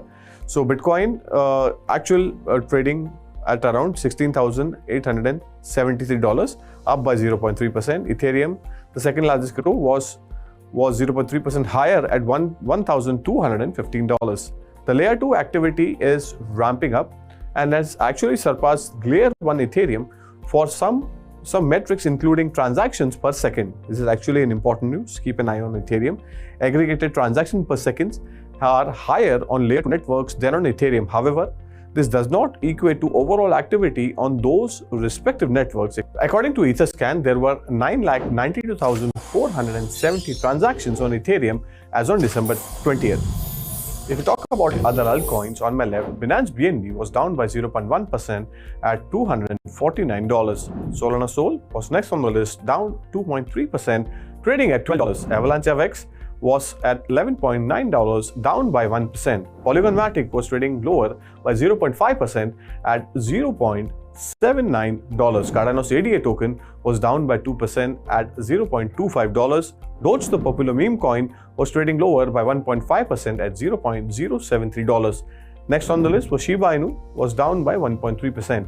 Ripple's XRP token traded at $0.34, down by 0.1%, and last on the list was Polkadot, was trading lower by 2% to trade at $4.5. Thank you, Manoj, for your in-depth analysis of the cryptocurrency market. And now back to the headlines.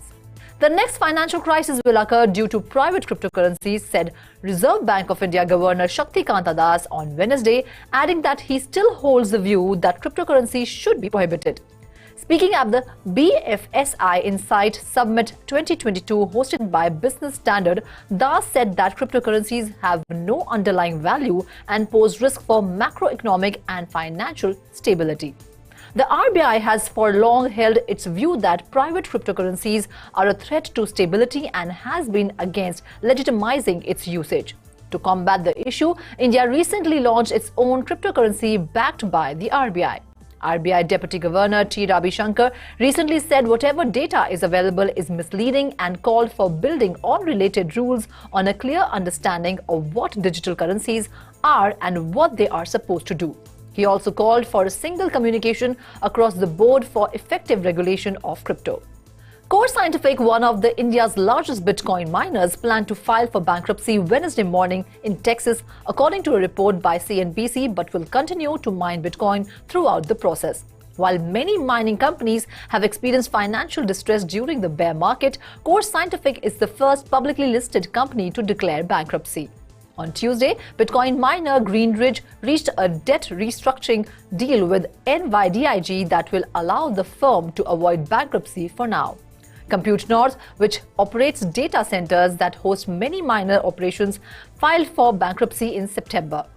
Core Scientific maintains positive cash flow, but its income impacted by the bear market is not enough to cover financing costs of its mining equipment.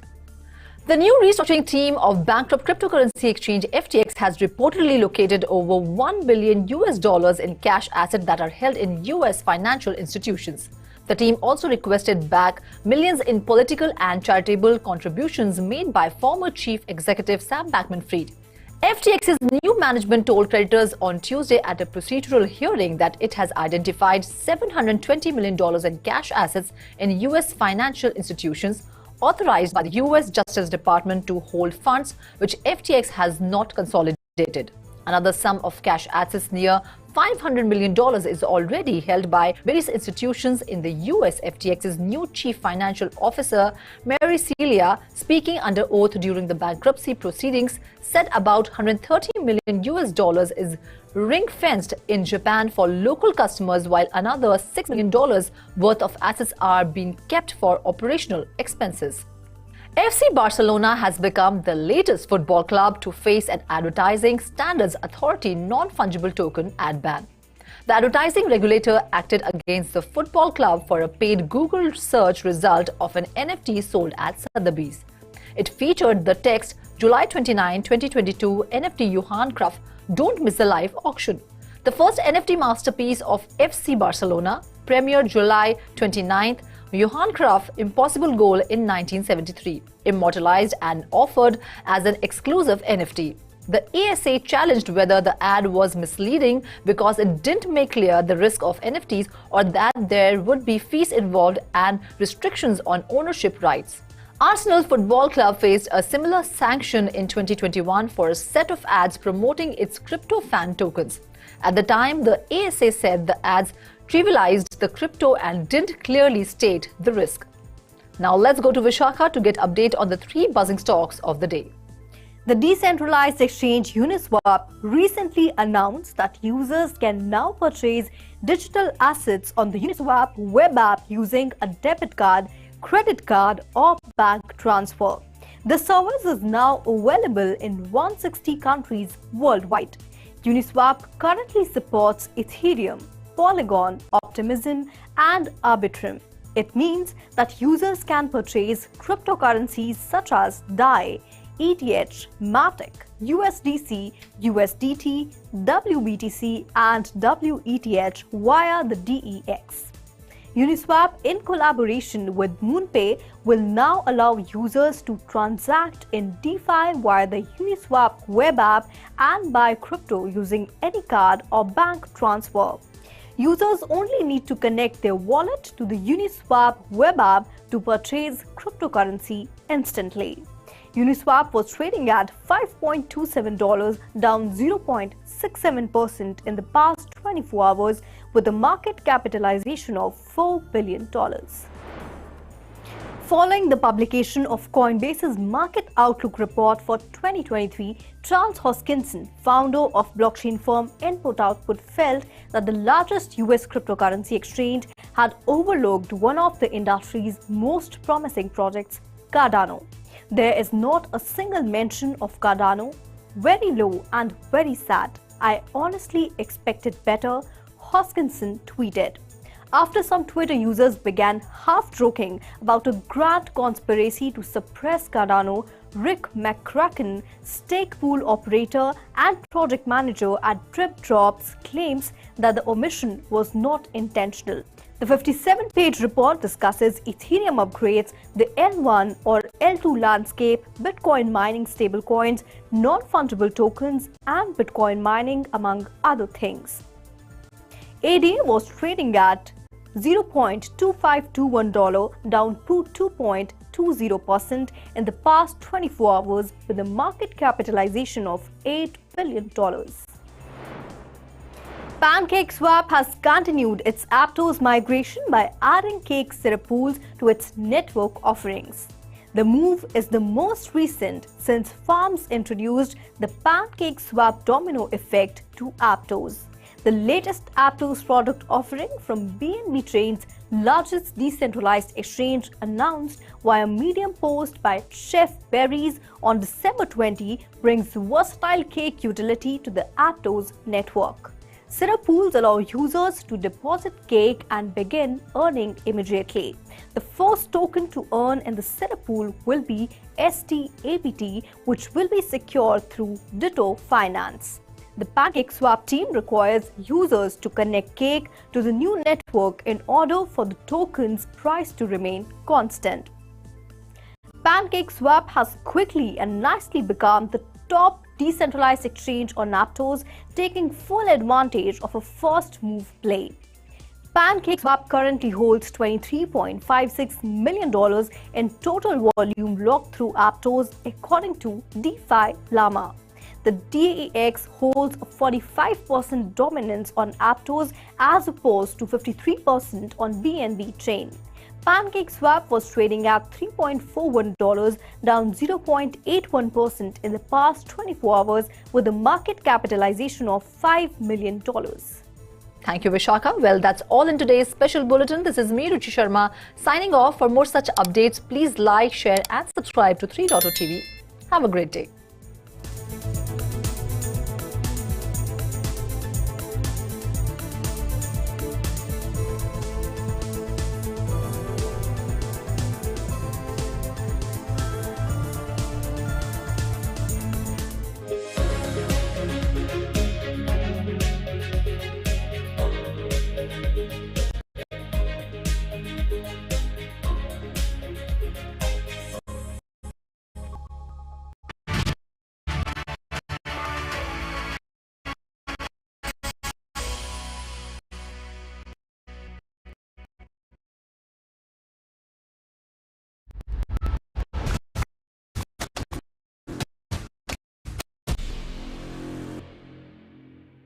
Hello and welcome to 3.0 TV. I am Vishakha Thakur. So, Metaverse has opened a whole new spectrum of opportunities for investors, innovators, developers and entrepreneurs like never before. And globally, companies like Facebook, Epic Games, Roblox Corporation, Nvidia and others are already investing heavily in creating a metaverse.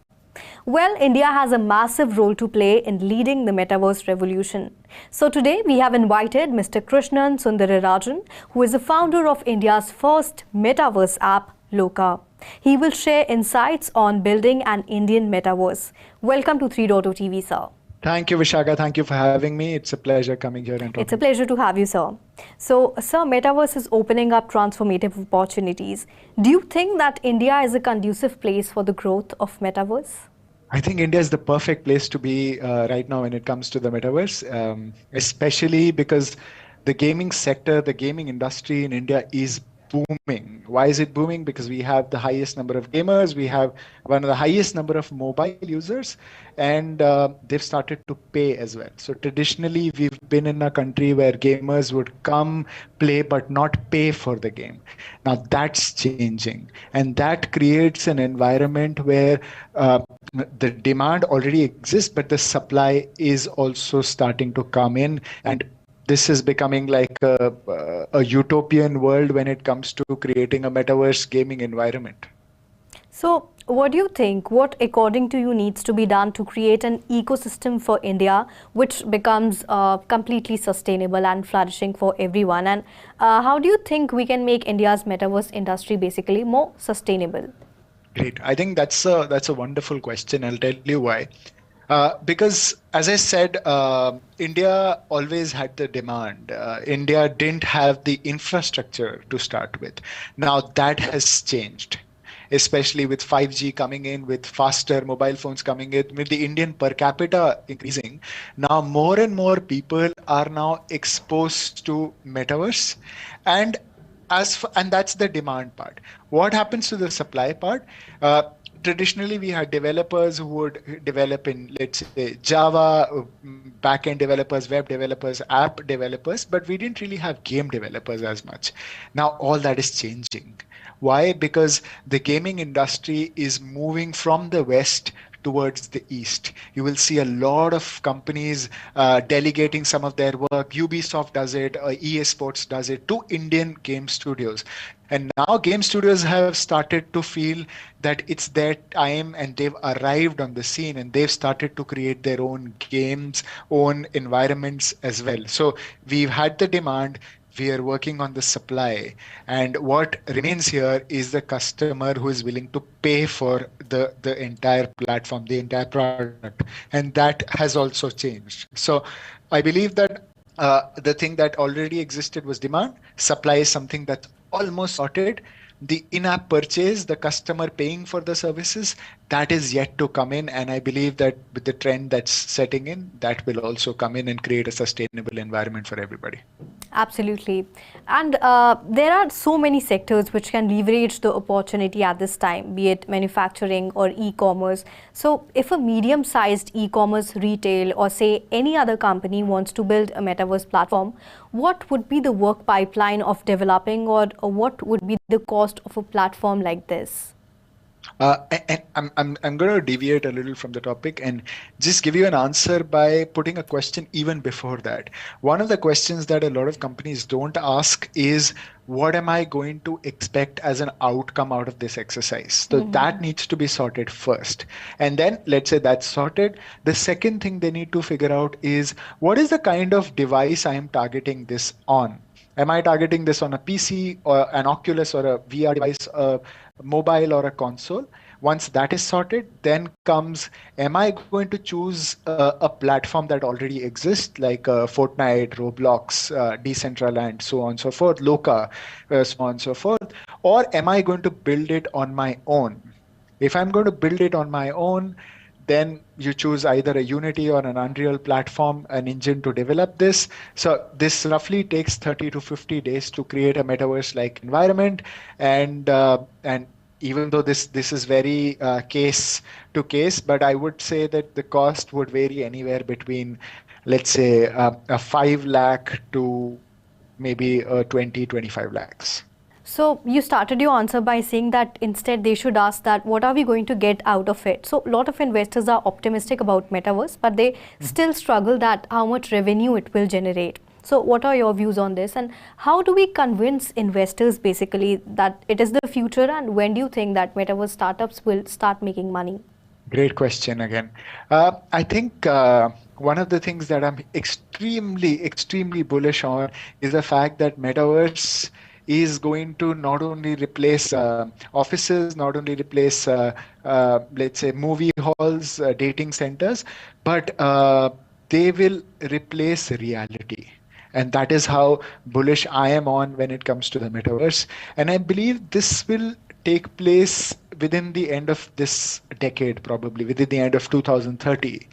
And the reason why I say this is because as humans, as a species, we are trained to explore in a 3D space. We are not trained to maybe go on a Zoom, talk to each other using small boxes. We are attuned to being in a 3D space, going, meeting somebody, shaking their hand, sitting right across the table and talking to each other. And that's the kind of internet everybody wanted, everybody deserves. And that's the kind of internet metaverse is going to create. And as far as money is going to come in, right now we are at the infancy stage. We've just taken birth. We're just exploring the world, trying to make sense of how the metaverse is to be created. I think by the end of 2030, we would probably be in our teenagers. We would have some idea of what the metaverse will look like. And by, let's say, 2035, we will really come on our own and make metaverse replace reality. And when that happens, when the world starts living on the metaverse, the economy that exists on the internet suddenly ports to the metaverse. And I believe this is going to be a multi-billion-dollar, if not a trillion-dollar industry in the next 10-15 years. Yeah, so it is being said that according to various reports that metaverse is going to be a $13 trillion to $18 trillion market opportunity by 2035, of course. So companies are betting big on metaverse. Along with this, countries are too betting big. And if you talk about Dubai, so Dubai is becoming the center of Web3, with country having its own metaverse strategy. So where do you see Dubai in the next 5 years? I think Dubai is going to be a center of metaverse development and interaction, because again, as far as Dubai is concerned, it's one of the first movers in the industry, and that will definitely give them an advantage. We will see the Dubai model getting copied by a lot of other countries that probably succeed the race, and they will take examples of what Dubai did right and start incorporating that into their system. So Dubai has an important role to play here, especially because it's the first mover, and it will definitely reap the reward for it as well. So you claim that Loka is India's first metaverse app. Can you share details on user base, your projects, and other commercial data on your project, including investments and tie-ups? Sure. So we've been very fortunate that we've just launched this year on January 3rd. We've been fortunate to have around 3.5 lakh unique visitors on our platform. We're available on mobile and PC.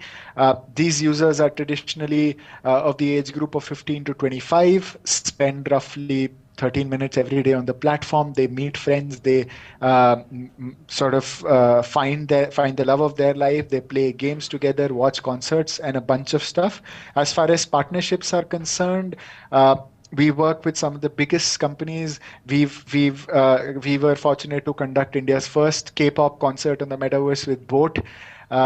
We did something, a town hall with HDFC Ergo. We're doing India's first cookery show very soon, followed by India's first reality TV show very soon. I'm not at the liberty of telling you the brand, okay, but that will happen by the end of February. Wow. And as far as commercials are concerned, I think we started making revenue in the month of June. We are clocking extremely good numbers. We were thinking of finishing the year at 2 crores. I think we will be crossing that within the end of financial year.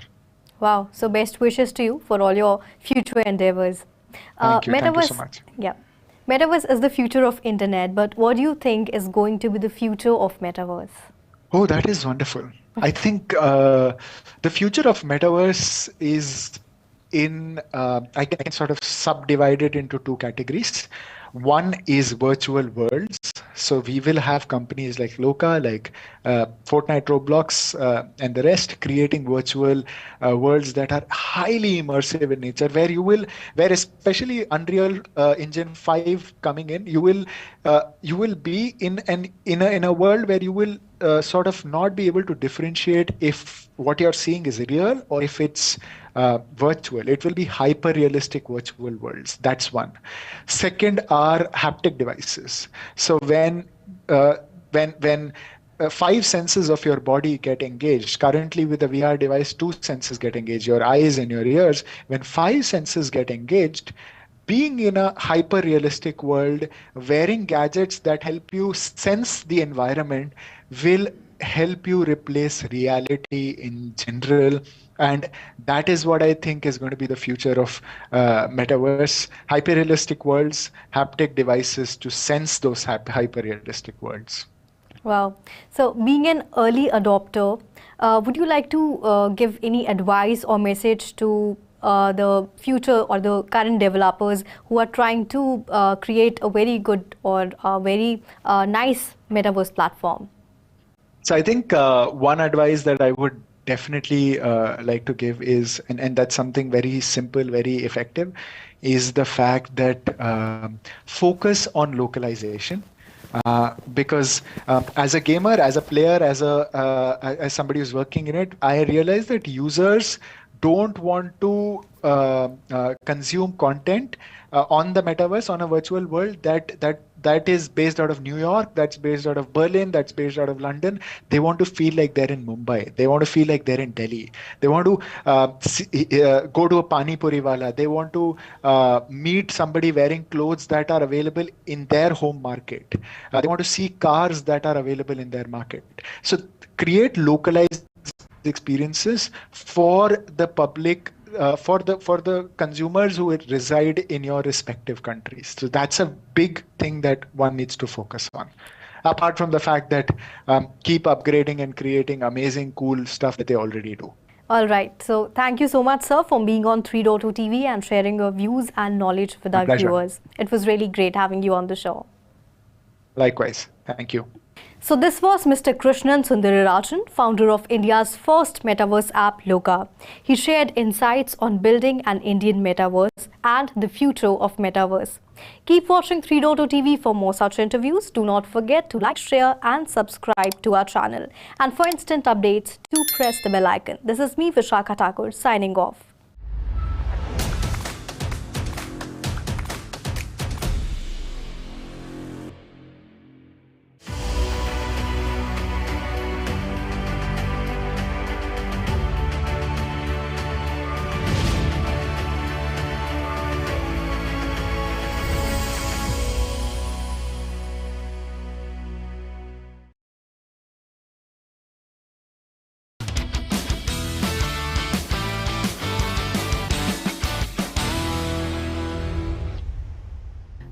And a very warm welcome to 3.0 TV. I'm your host Ruchi Sharma, and we are back with an emerging topic in digital health space, which is about the role of metaverse in revolutionizing the medical education. But before we begin, do not forget to like, share and subscribe to our channel, and to get instant updates, press the bell icon. Let's first briefly understand what is metaverse. Metaverse is the augmented virtual world which is derived by the convergence of virtual and physical space, where users can interact within the augmented world to meet each other virtually and can immerse themselves in performing virtual activities that give real experiences. While metaverse is evolving, it holds new potential in healthcare that combines the technologies like artificial intelligence, virtual reality, augmented reality, Internet of Medical Devices, Web 3.0, intelligent cloud, edge and quantum computing, along with robotics to provide new directions to healthcare. Increased use of virtual reality in medical training. Virtual reality is getting used by doctors and experts to train fellow doctors and medical staffs, wherein virtual reality can be leveraged to take a learner within a human body and can provide 3,600 views of patient's ailment or to replicate procedures that are applied in real world. The entire interactions can be recorded and viewed over the desktop screens to provide minute details, generating interaction with medical students. The most significant benefit of the metaverse is that it allows people to engage with one another while pursuing online practical medical courses, unlike the current one-way schooling. Healthcare will utilize it in medical education for simulation training rather than knowledge dissemination. For example, advanced hand skills and interactions need extra technology in the metaverse-based medical training, which is more successful. Surgery, for example, requires not just an understanding of the metaverse, but also the use of instruments that need dexterous grasping abilities. This necessitates the use of appropriate hardware or tracking technologies. Metaverse technology has to be more flexible and adaptable on an individual basis. Use of virtual reality in medical education more often. A growing number of physicians and professionals are using virtual reality to teach other doctors and medical staff. You may leverage virtual reality to imitate operations applied in the real world. It's possible to see every interaction's detail on the desktop displays. IoT, DLT, 6G or even 10G networks, robots bring your own computer interfaces. AI, cloud, edge and quantum computing will all be included in the development of VR, AR and MR systems that will be used in medical diagnosis, treatment and prevention. Surgical operations made possible by the use of augmented reality. As medical operations previously used augmented reality is now being used in more complex surgeries, whether removing dangerous tumors or conducting a complex spinal surgery. Surgeons always look for better methods to get the job done. While robot-aided operations were already in use to undertake complex procedures with accuracy and flexibility, the employment of robotics was a relatively recent development. Quality of life, health and well-being. It is possible to achieve new approaches to link healthcare practitioners and patient while gaming concepts in non-game situation. Currently, the applications of AR in healthcare is limited to wellness and fitness apps, such as the usage of virtual teachers to give better exercises. Virtual reality has also improved the quality of life of patients with dementia. VR headsets were used to visit one of 5 virtual landscapes, including a church and the sands of a beach in a research paper published in 2013. Study participants could recall previous memories more quickly after 16 supervised sessions, which increased their mood and mental stimulation. Bridge building between nursing schools and real-life patient care. It is the responsibility of instructors to provide high-quality information that they may use in virtual programs to simulate on-site nursing abilities. Teaching students whether their job have been terminated has been difficult for nursing schools. Learners should feel as though there was no difference in clinical treatment after performing this in the metaverse setting in a clinical field experience program. It is a massive addition to healthcare and is set to make patient care better, especially in the long run. Interoperability is a fundamental part. With interoperability and openness being at the forefront of healthcare's next wave of innovation, the metaverse is not complete until the assets and data that make up these metaverse are simple to transfer across platforms and networks. The metaverse has several different asset types: avatars, 3D models, mixed reality, and spatial settings all work together to generate content packages. Data and communication standards will grow with the industry, facilitating cross-metaverse collaboration. Virtual reality and augmented reality are already making a difference in patients' lives. In even the most basic operations such as intravenous injections and blood draws, new technology like AccuVeins skin-projected vein map may improve outcomes. Optimus Mixed Reality, which uses the Microsoft HoloLens to blend the real and virtual worlds, was recently unveiled by Zimmer Biomet and Medtronic after the latter bought digital surgery.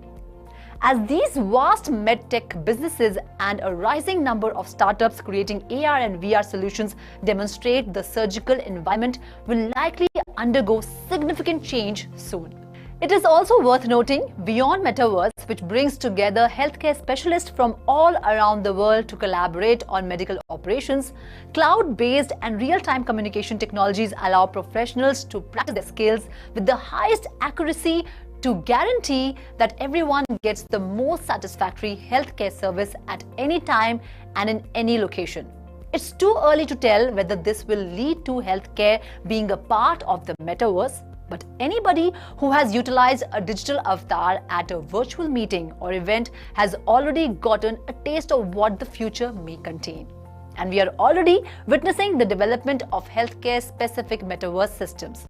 The Metaverse has immense promise for healthcare innovation and improvement in its infancy. Watching the implementation evolve will be intriguing. Having a place where people can face reality without necessarily experiencing the reality is pretty fascinating. It is probably one of the reasons why Metaverse has been identified as one of the best innovations in the healthcare industry over the last couple of years. Well, this concludes our Metaverse and medical education episode. This is Ruchi Sharma signing off. We will meet again. Till then, keep watching 3.0 TV and do like, share and subscribe to our channel. And to get instant updates, do not forget to press the bell icon. Have a great day.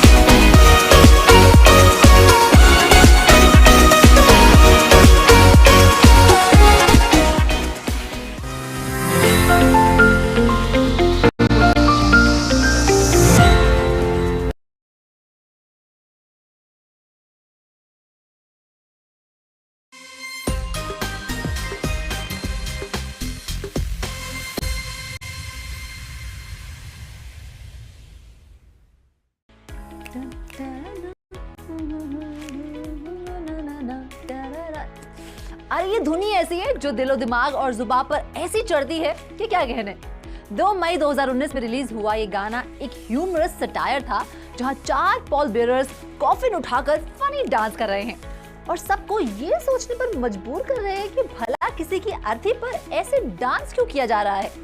खैर, कुछ तो बात थी इस video में कि इसे सुनकर इसकी धुन और video stage on your mind, लेकिन इस गाने को बनाने वाले इन घानीन पॉल बेयरर्स तक ने नहीं सोचा होगा कि ये इतना बड़ा हिट हो जाएगा। एक्चुअली पहले एक साल इस गाने ने कुछ खास सक्सेस नहीं देखा, लेकिन 2 मार्च 2020 को जब मैथ्यू ने इसे YouTube पर अपलोड किया तो जैसे इस गाने की किस्मत के सितारे चमक उठे। इस गाने ने 300 मिलियन व्यूज के साथ कामयाबी के सारे रिकॉर्ड तोड़ दिए। उस वक्त तकरीबन हर तरह के सटायरिकल वीडियो में ये बतौर मीम यूज होने लगा। इनफैक्ट शायद ही कोई टिकटॉक वीडियो हो जिसमें फेल्ड अटेम्प्ट या फेल्ड पर्सन को चिढ़ाने के लिए ये मीम ना यूज हुआ हो, suggesting that you are dead now. आप भी सोच रहे होंगे कि भला मैं गड़े मुर्दे क्यों खा रही हूँ। Wow, did you notice the world play? I am great. Anyways, मैं इस वीडियो की बात इसलिए कर रही हूँ क्योंकि आजकल NFT की दुनिया में वायरल मीम्स का ट्रेंड चल रहा है। 2019 में बने और 2020 में हिट हुए इस सॉन्ग की हाल ही में NFT बनी और जानते हैं इस NFT ने कितनी कमाई की? वेल 327 एथर यानी $1.04 मिलियन। वाओ। वैसे सोचिए इस गाने पर खर्च ही क्या हुआ होगा, सिर्फ कॉफिन का, और बाकी सिर्फ कमाई कमाई कमाई। इसे कहते हैं किस्मत। वैसे इस गाने की कमाई को बेहद नेक काम पर लगाया जा रहा है। इसका 50% हिस्सा यूक्रेनियन चैरिटी और यूक्रेन में रहने वाले उन लोगों को दिया जाएगा जिन्होंने वॉर की वजह से अपनी जॉब्स खो दी है। सच अ नाइस कॉज, है ना? चलिए, ट्रेंडिंग वायरल मीम एनएफटी में अगला किस्सा है चाटे का। चाटा लगा, हाय लगा। सॉरी, वो क्या है ना, मुझ में ना फिल्मी गिरी से कूट कूट के भरी है। एनीवेज, वो चाटा जिसने पूरे ऑस्कर्स को हिलाकर रख दिया। उफ, जोरदार लगा ना? एक्चुअली हुआ कुछ ऐसा कि ऑस्कर की अवार्ड सेरेमनी चल रही थी। हर कोई क्रिस रॉक के पंचेस को एंजॉय कर रहा था। आई डोंट मीन रियल पंच, मतलब जोक्स। और अचानक विल स्मिथ की वाइफ जेडा पर किए एक हल्के से मजाक पर विल स्मिथ तिलमिला उठे और उन्होंने ना आओ देखा ना ताओ और सीधे स्टेज पर जाकर पूरी दुनिया के सामने क्रिस रॉक को एक जोरदार थप्पड़ लगा दिया। और फिर अपनी सीट पर आकर बैठकर भी उनका गुस्सा जब शांत नहीं हुआ तो उन्होंने क्रिस को काफी खरी खोटी भी सुनाई। दरअसल एलोपेशिया नाम की मेडिकल कंडीशन की वजह से Jada Pinkett Smith has lost her hair and Chris ने जेडा की तुलना G.I. जेन मूवी की लीड एक्ट्रेस से करते हुए ये कहा कि जेडा, when will we see you in this movie? क्योंकि इस मूवी की लीड एक्ट्रेस का लुक भी बोल्ड था। विल स्मिथ को ये कमेंट बहुत इनसेंसिटिव लगा और उन्होंने तैश में आकर क्रिस की इज्जत की धज्जियां उड़ा दी। उसके बाद हुआ ये कि ना सिर्फ थप्पड़ की ये क्लिप एनएफटी के तौर पर सुपर हिट हो गई, बल्कि विल स्मिथ इनू नाम से कॉइन भी आ गया, जहां 1999 एनएफटीज की इस कलेक्शन में से करीब $750 बिक गई। ये एनएफटीज $60 से $86 तक में अवेलेबल थी। वहीं विल स्मिथ कॉइन महज 24 घंटों में 469% बढ़ गया। पर एक्सपर्ट्स की माने तो जैसे जैसे स्लैब केस ठंडा पड़ जाएगा, लोगों के जहन से धुंधला पड़ जाएगा, वैसे वैसे ये एनएफटी और कॉइन भी नीचे गिर जाएगा। वैसे ये तो वक्त ही बताएगा। फिलहाल आगे बढ़ते हैं। वायरल मीम वीडियो एनएफटी की लिस्ट में काफी पॉपुलर है Charlie bit my finger video, जहां सोफा पर बैठे हैं दो भाई और छोटा भाई बड़े भाई की फिंगर बाइट कर देता है। ऐसा तो आई गेस हम सबके साथ बचपन में हुआ होगा, है ना? लेकिन किस्मत वालों की ही किस्मत के सितारे चमकते हैं, ये इस वीडियो ने साबित कर दिया। खैर, बच्चों के इस तरह के नॉटी और इंटरेस्टिंग वीडियोस हर पेरेंट्स आए दिन लेते रहते हैं। 2007 में जब ना व्हाट्सएप था और ना ही टिकटॉक, तब हावर्ड डेविस ने अपने बेटों का ये वीडियो अपने पेरेंट्स तक पहुंचाने के लिए यूट्यूब पर अपलोड कर दिया ताकि वो अपने ग्रैंडसन्स का ये वीडियो देख सके। लेकिन उनके साथ साथ पूरी दुनिया ने भी इस वीडियो को देखा और व्यूज और लाइक्स के साथ बहुत सारा प्यार दिया। फिर 14 साल और 885 मिलियन व्यूज के बाद इस वायरल मीम की एनएफटी बनी, जिससे हुई $760,999 की छप्पर फाड़ कमाई। वैसे अब ये बच्चे बड़े हो गए हैं और यूनिवर्सिटी जाने की तैयारी कर रहे हैं। हैरी इन पैसों से अपनी इंजीनियरिंग यूनिवर्सिटी की फीस चुकाना चाहते हैं। वहीं चार्ली फिलहाल फर्दर स्टडीज के डिसीजन अभी बना नहीं पाए हैं और इसीलिए अपने दो और छोटे भाइयों की पढ़ाई पर इस पैसे को लगाना चाहते हैं। हार्वर्ड का कहना है कि वो अब तक इस वीडियो से 10 मिलियन पाउंड की कमाई कर चुके हैं। बावजूद इसके वो चाहते हैं कि उनके बेटे इन पैसों के भरोसे ना रहें, अपना करियर बनाएं और हमेशा ग्राउंडेड रहें, बिकॉज फेम इज फिकल। वाकई ये सच है। ऐसे में एनएफटीज का ये फेम और क्रेज कब तक रहेगा, ये देखना बहुत दिलचस्प होगा। ऐसी ही और मजेदार स्टोरीज मैं रुचि शर्मा आपके लिए लाती रहूंगी। Till then, good bye.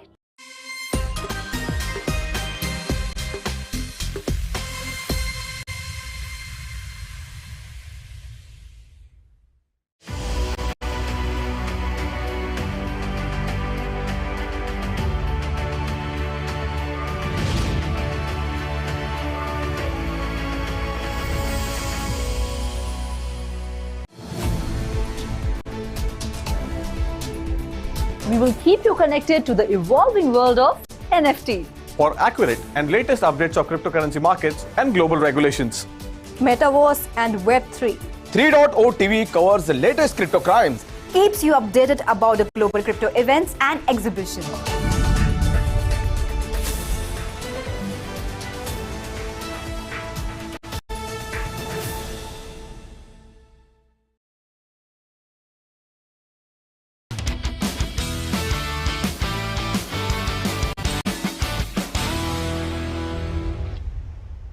Hello and welcome to 3.0 TV. I am your host Vishakha Thakur. And today we are going to talk about how the industrial metaverse will impact manufacturers. The hype around the term metaverse is accelerating at astronomical speed, with science fiction visions of virtual gamers all spending virtual currency in an infinite number of virtual worlds.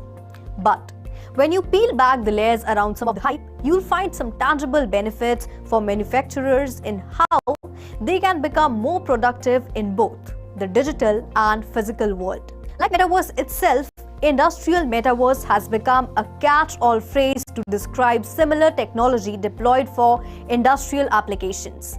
The industrial metaverse sits at the crossroads of industrial Internet of Things, AR, MR, and virtual reality for industrial use, the creation of digital twins, and the rich blending of real-world elements with contextualized and meaningful data to help decision makers stay better informed and to keep business process operating at peak efficiency.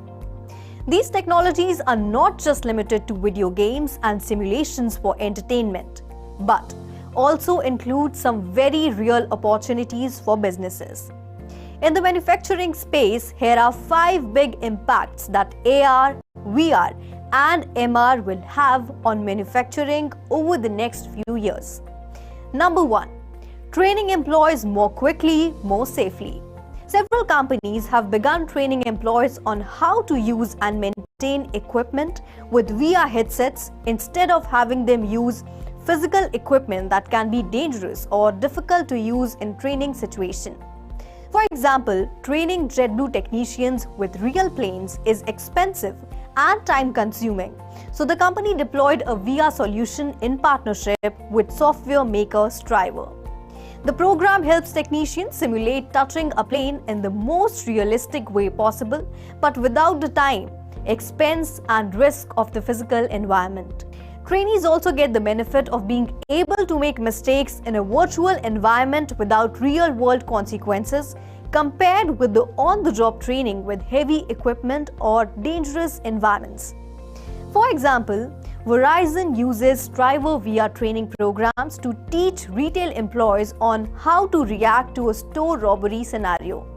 Other Striver programs show warehouse workers on the proper methods for loading and unloading trucks, or food production workers learn the proper safety methods around food processing equipment.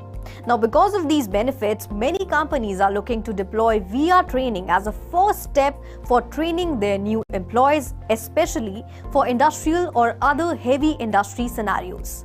Number 2, simulations ahead of physical deployments can find improvements. Part of the metaverse includes the technologies known as digital twins, in which all of the components of a physical location or product are digitized to produce a virtual twin. Now in manufacturing, digital twins can be used to compare the design of a product to the physical version produced, looking for product flaws, for example, or virtual environments can be set up for the purpose of simulation. Another example, many autonomous vehicle designers now utilize simulations of real-world locations to fine-tune and teach the vehicles how to better operate. In another example, BMW utilized simulation for 6 months at a new factory, building virtual cars on a 1-to-1 scale within the metaverse before deploying the final layout for the factory. Now, in the process of those 6 months, the company changed about 30% of the design from the original based on the results of the simulation. Number 3, using AR or VR for field service workers to repair equipment on the job. Similar to training scenarios for new frontline workers, field service workers and technicians can also get assistance on equipment maintenance and support through AR, VR, and MR technologies. This accelerated especially during the pandemic, when everyone's support team were limited to travel restrictions and health concerns. A benefit for companies is the remote assistance space, that many solutions do not require additional hardware such as specialized AR glasses or giant VR headsets. Many companies are exploring the use of AR with the devices they already have, including smartphones and tablets. The pandemic caused many companies to accelerate their adoption of AR or VR technologies. Number 4. product design collaboration virtually around the world. Now, another key area where the pandemic accelerated action around VR is in product design for manufacturers. When everyone was in the office, engineers could collaborate on designs in meeting rooms, but with everyone working at home, they suddenly needed a new solution. With VR, design engineers can collaborate remotely from around the world and create a virtual design. Now, if you look at an automotive company, they are designing cars by starting with clay models. And they have a clay model that people can create from a visual point of view. Then they get designed in CAD software, but you're thinking of collaboration. It's very hard to collaborate on CAD and imagine things in 3D. So many are now using mixed reality, AR and VR, to take that car in 3D and get people to collaborate on the car design.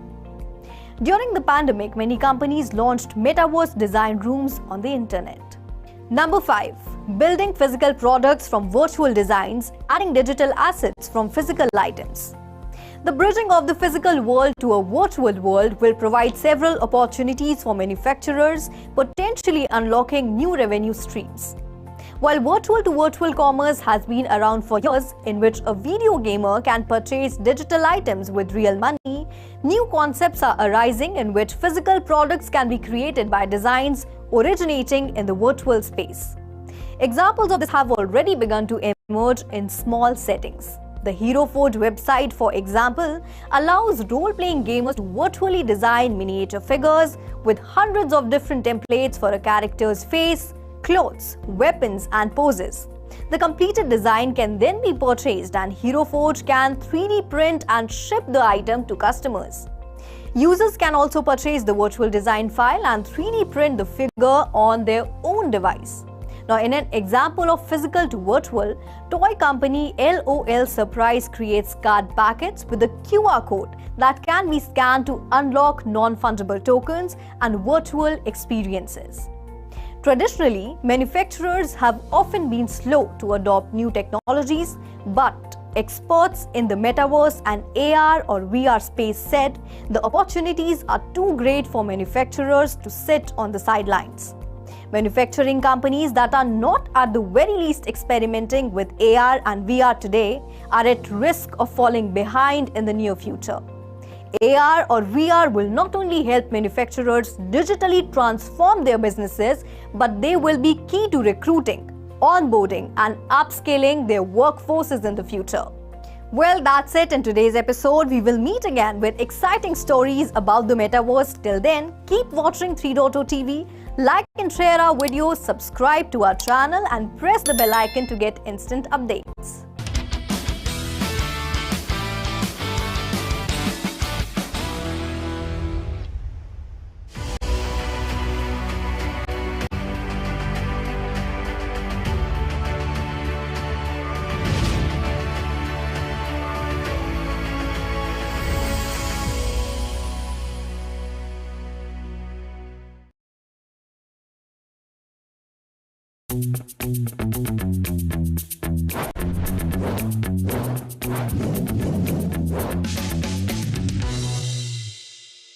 नमस्कार, स्वागत है आपका 3.0 TV के इस खास show crypto crimes में। मैं संदीप कसालकर। मैं रोशनी शिंगरे।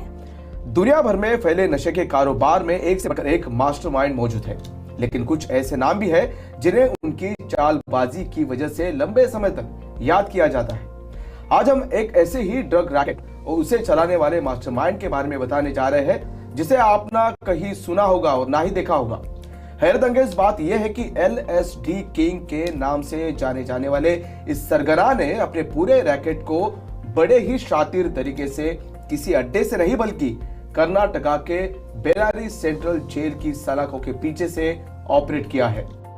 मैं समझ गई संदीप, आप जरूर LSD किंग यानी रघुनाथ कुमार की बात कर रहे हैं, जो लैपटॉप और फोन के जरिए डार्क वेब के ड्रग मार्केट को किसी प्रोफेशनल की तरह चला रहा था।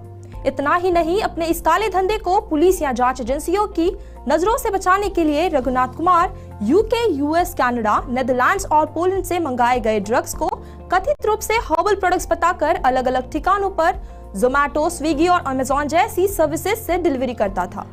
रोशनी, डिलीवरी करने के लिए ही नहीं बल्कि अपने नशीले प्रोडक्ट्स को बेचने के लिए भी कुमार बड़ी सफाई से इंस्टाग्राम, व्हाट्सएप, स्नैपचैट और वीका जैसे बड़े सोशल मीडिया प्लेटफॉर्म पर ऑफर दिया करता था।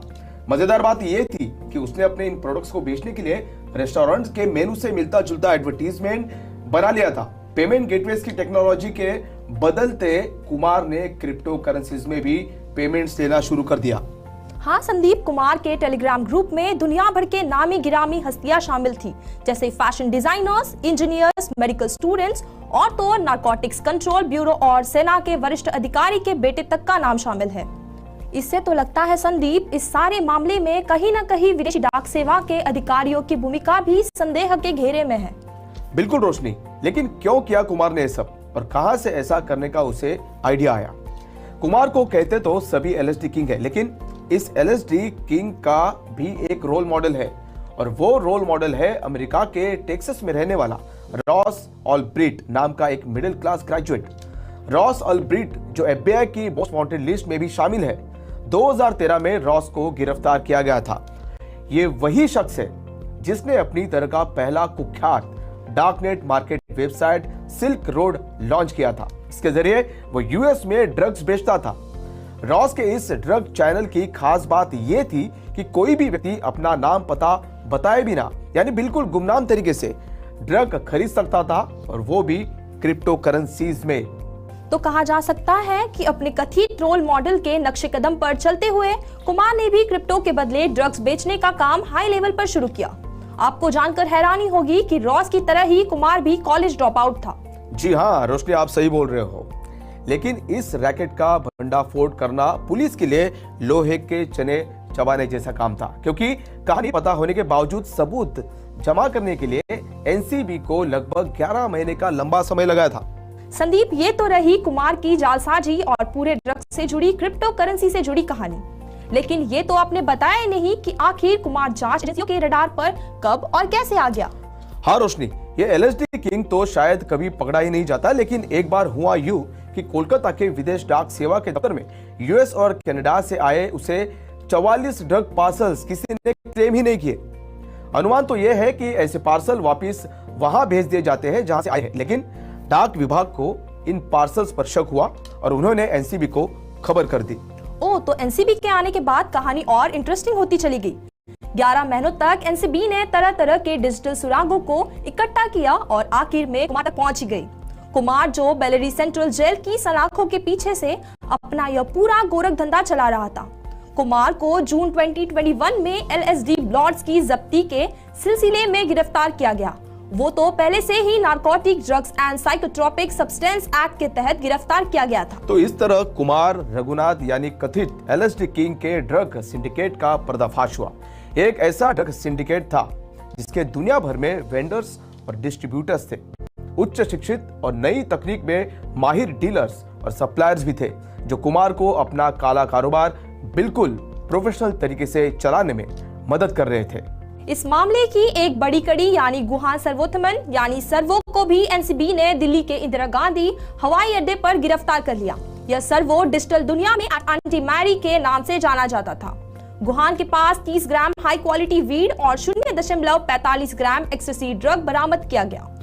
टेक्निकल एक्सपर्ट्स का मानना है कि जितना भी डेटा इंटरनेट पर हमें दिखता है वो डार्क नेट पर मौजूदा डेटा के मुकाबले सिर्फ और सिर्फ 3 से 4% ही है, और ऐसी ही डार्क नेट की दुनिया का फायदा कुमार जैसे जालसाज उठा रहे हैं। सोचने वाली बात यह है कि जो शख्स जेल में बैठकर अपने ड्रग्स रैकेट को चला रहा था, वो अगर बाहर होता तो क्या क्या नहीं करता। जुर्म तो आखिर जुर्म है, लेकिन ड्रग्स एक ऐसा जुर्म है जो किसी भी देश की युवा पीढ़ी को खोखला कर देती है, और इस सारे भंडाफोड़ के लिए एनसीबी ने जरूर काबिले तारीफ काम किया।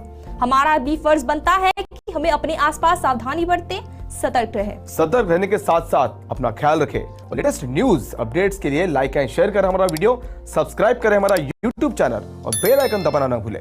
मैं संदीप कसालकर और मैं रोशनी शिंगरे फिलहाल आपसे विदा लेते हैं। देखते रहिए 3.2 टीवी।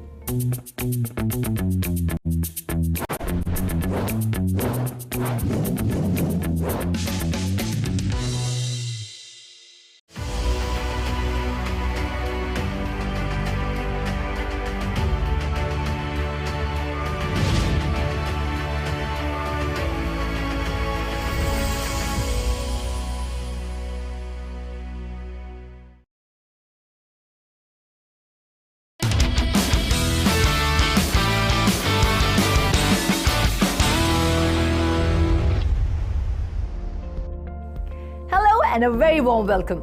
OTC से जुड़े इस एपिसोड के दूसरे पार्ट में मैं आपका स्वागत करती हूँ। पहले पार्ट पे जहां मैंने आपको OTC ट्रेडिंग से जुड़े हर सवाल का जवाब दिया, वहीं इसके पार्टों में हम इंडस्ट्री प्लेयर्स और जो सर्विसेज वो प्रोवाइड करते हैं उस पर नजर डालेंगे। तो चलिए शुरुआत करें। उससे पहले लाइक एंड शेयर करें हमारा वीडियो, सब्सक्राइब करें हमारे YouTube चैनल को और लेटेस्ट अपडेट्स पाने के लिए बेल आइकन दबाना ना भूलें। OTC ट्रेडिंग क्या है ये तो हमने जान लिया। चलिए अब आपको बताते हैं इंडस्ट्री में मौजूद उन खिलाड़ियों के बारे में जो OTC सर्विसेज प्रोवाइड करते हैं। सबसे पहले क्रैकन, दुनिया की लार्जेस्ट और most reputable crypto currency exchange में से एक है क्रैकन, जिसने साल 2018 में अपनी OTC सर्विसेज लॉन्च की। क्योंकि क्रैकन 45 से ज्यादा क्रिप्टो करेंसीज को सपोर्ट करती है और सीमलेस सर्विस की एक्सटेंसिव रेंज प्रोवाइड करती है, इसीलिए बड़े पैमाने में बिटकॉइन की बाइंग एंड सेलिंग के लिए ये फोरमोस्ट OTC डेस्क मानी जाती है।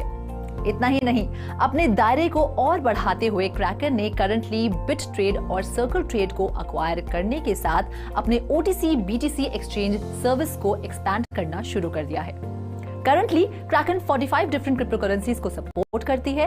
खास बात यह है कि ये फिएट करेंसी की वाइड वैरायटी को एक्सेप्ट करती है, जिसमें US and Canadian dollars, British pounds, yen and Euros भी शामिल है। क्रैकन प्रिलिमिनरी कंसल्टेशन से लेकर फाइनल ट्रांजैक्शंस तक personal one on one OTC services offer करती है। ये सर्विसेज दुनिया भर के यूजर्स को 24/7 बेसिस पर प्रोवाइड की जाती हैं। क्रैकन में इंट्यूटिव, स्ट्रेट फॉरवर्ड इंटरफेस और हाई लेवल की सुरक्षा है। अपनी OTC सर्विसेज के लिए ये कोई फीस चार्ज नहीं करते हैं और इस पर मिनिमम ट्रेड साइज की शुरुआत $100,000 से होती है। बाइनेंस OTC, दुनिया में मौजूद पॉपुलर क्रिप्टो करेंसी एक्सचेंजेस की बात हो और बाइनेंस का नाम ना आए, ऐसा तो हो ही नहीं सकता। बाइनेंस भी क्रैकन की तरह हाई नेटवर्थ इंडिविजुअल्स और इंस्टीट्यूशंस के लिए personalised deep liquidity services provide करती है, जो लार्ज अमाउंट में बिटकॉइन और दूसरी क्रिप्टो करेंसी को फास्ट और एनोनिमसली एक्सचेंज करना चाहते हैं। दरअसल Binance OTC desk bitcoin OTC trading को फीचर करती है और crypto to crypto pair trading option की वाइड वैरायटी प्रोवाइड करती है, जैसे कि रिपल या लाइटकॉइन। इस तरह से करंटली बाइनेंस OTC 75 से ज्यादा डिफरेंट टोकन्स और क्रिप्टो करेंसी की ट्रेडिंग सपोर्ट करती है। बाइनेंस OTC का मिनिमम ट्रेड साइज $10,000 है, ताकि एवरेज रिटेल ट्रेडर्स भी लार्ज स्केल बिटकॉइन ट्रेडिंग की एडवांटेज को एंजॉय कर सके। इसके साथ ही Binance one on one personalised trading support और फास्ट सेटलमेंट ऑफर करती है, जो यूजुअली कुछ ही मिनट्स में कंप्लीट हो जाती है। कॉइनबेस 2011 में फाउंडेड कॉइनबेस जानी मानी डिजिटल करेंसी एक्सचेंज में से एक है। हाल ही में कॉइनबेस ने अपनी एक डेडिकेटेड सब्सिडरी लॉन्च की है, कॉइनबेस प्राइम, जो कॉर्पोरेट इंस्टीट्यूशंस के क्रिप्टो एसेट मेंटेन करती है। ये platform advanced institutional trading capabilities के लिए एक्सेस प्रोवाइड करता है, जैसे OTC block trading, margin finance, execution algorithms and much more. Coinbase institutional coverage professionals की डेडिकेटेड टीम की बदौलत आपको स्ट्रेट फॉरवर्ड और hassle free bitcoin OTC trading experience provide करने में मदद करती है। ये प्लेटफॉर्म हाईली सिक्योर है और कॉइनबेस की तरह इंटीग्रेटेड कस्टडी आर्किटेक्चर की एडवांटेज प्रोवाइड करता है। बिटफिनिक्स 2012 में फाउंडेड बिटफिनिक्स ब्रिटिश वर्जिन आइलैंड्स में रजिस्टर्ड एक क्रिप्टो करेंसी एक्सचेंज है और इसका हेडक्वार्टर हांगकांग में है।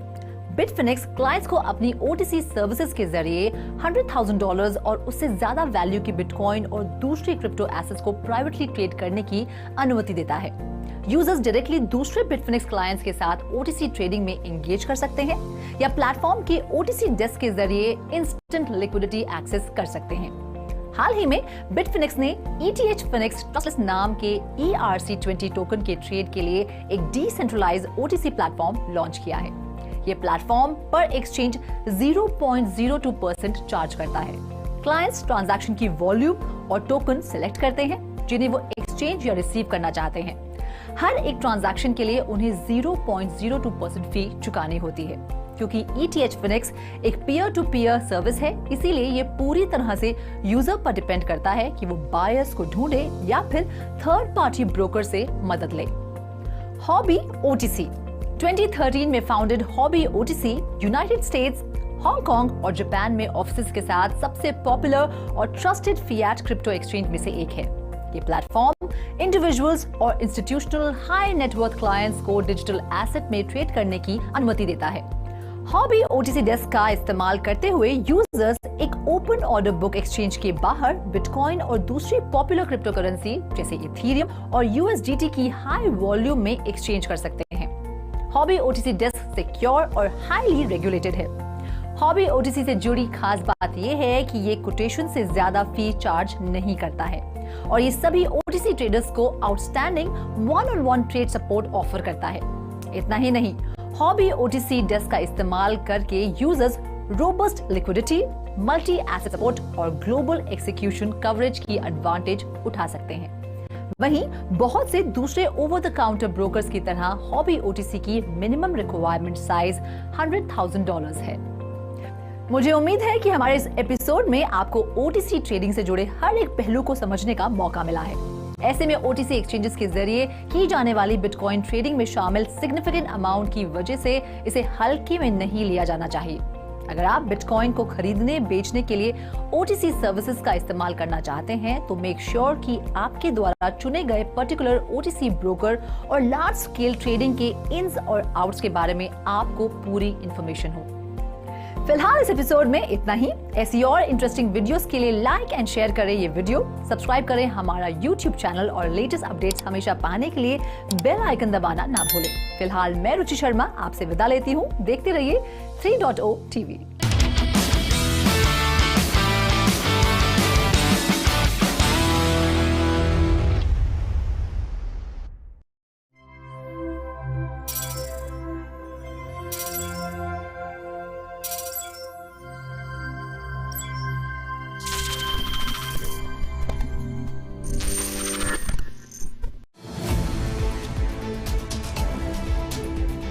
We will keep you connected to the evolving world of NFTs. For accurate and latest updates of cryptocurrency markets and global regulations. Metaverse and Web3. 3.0 TV covers the latest crypto crimes. Keeps you updated about the global crypto events and exhibitions.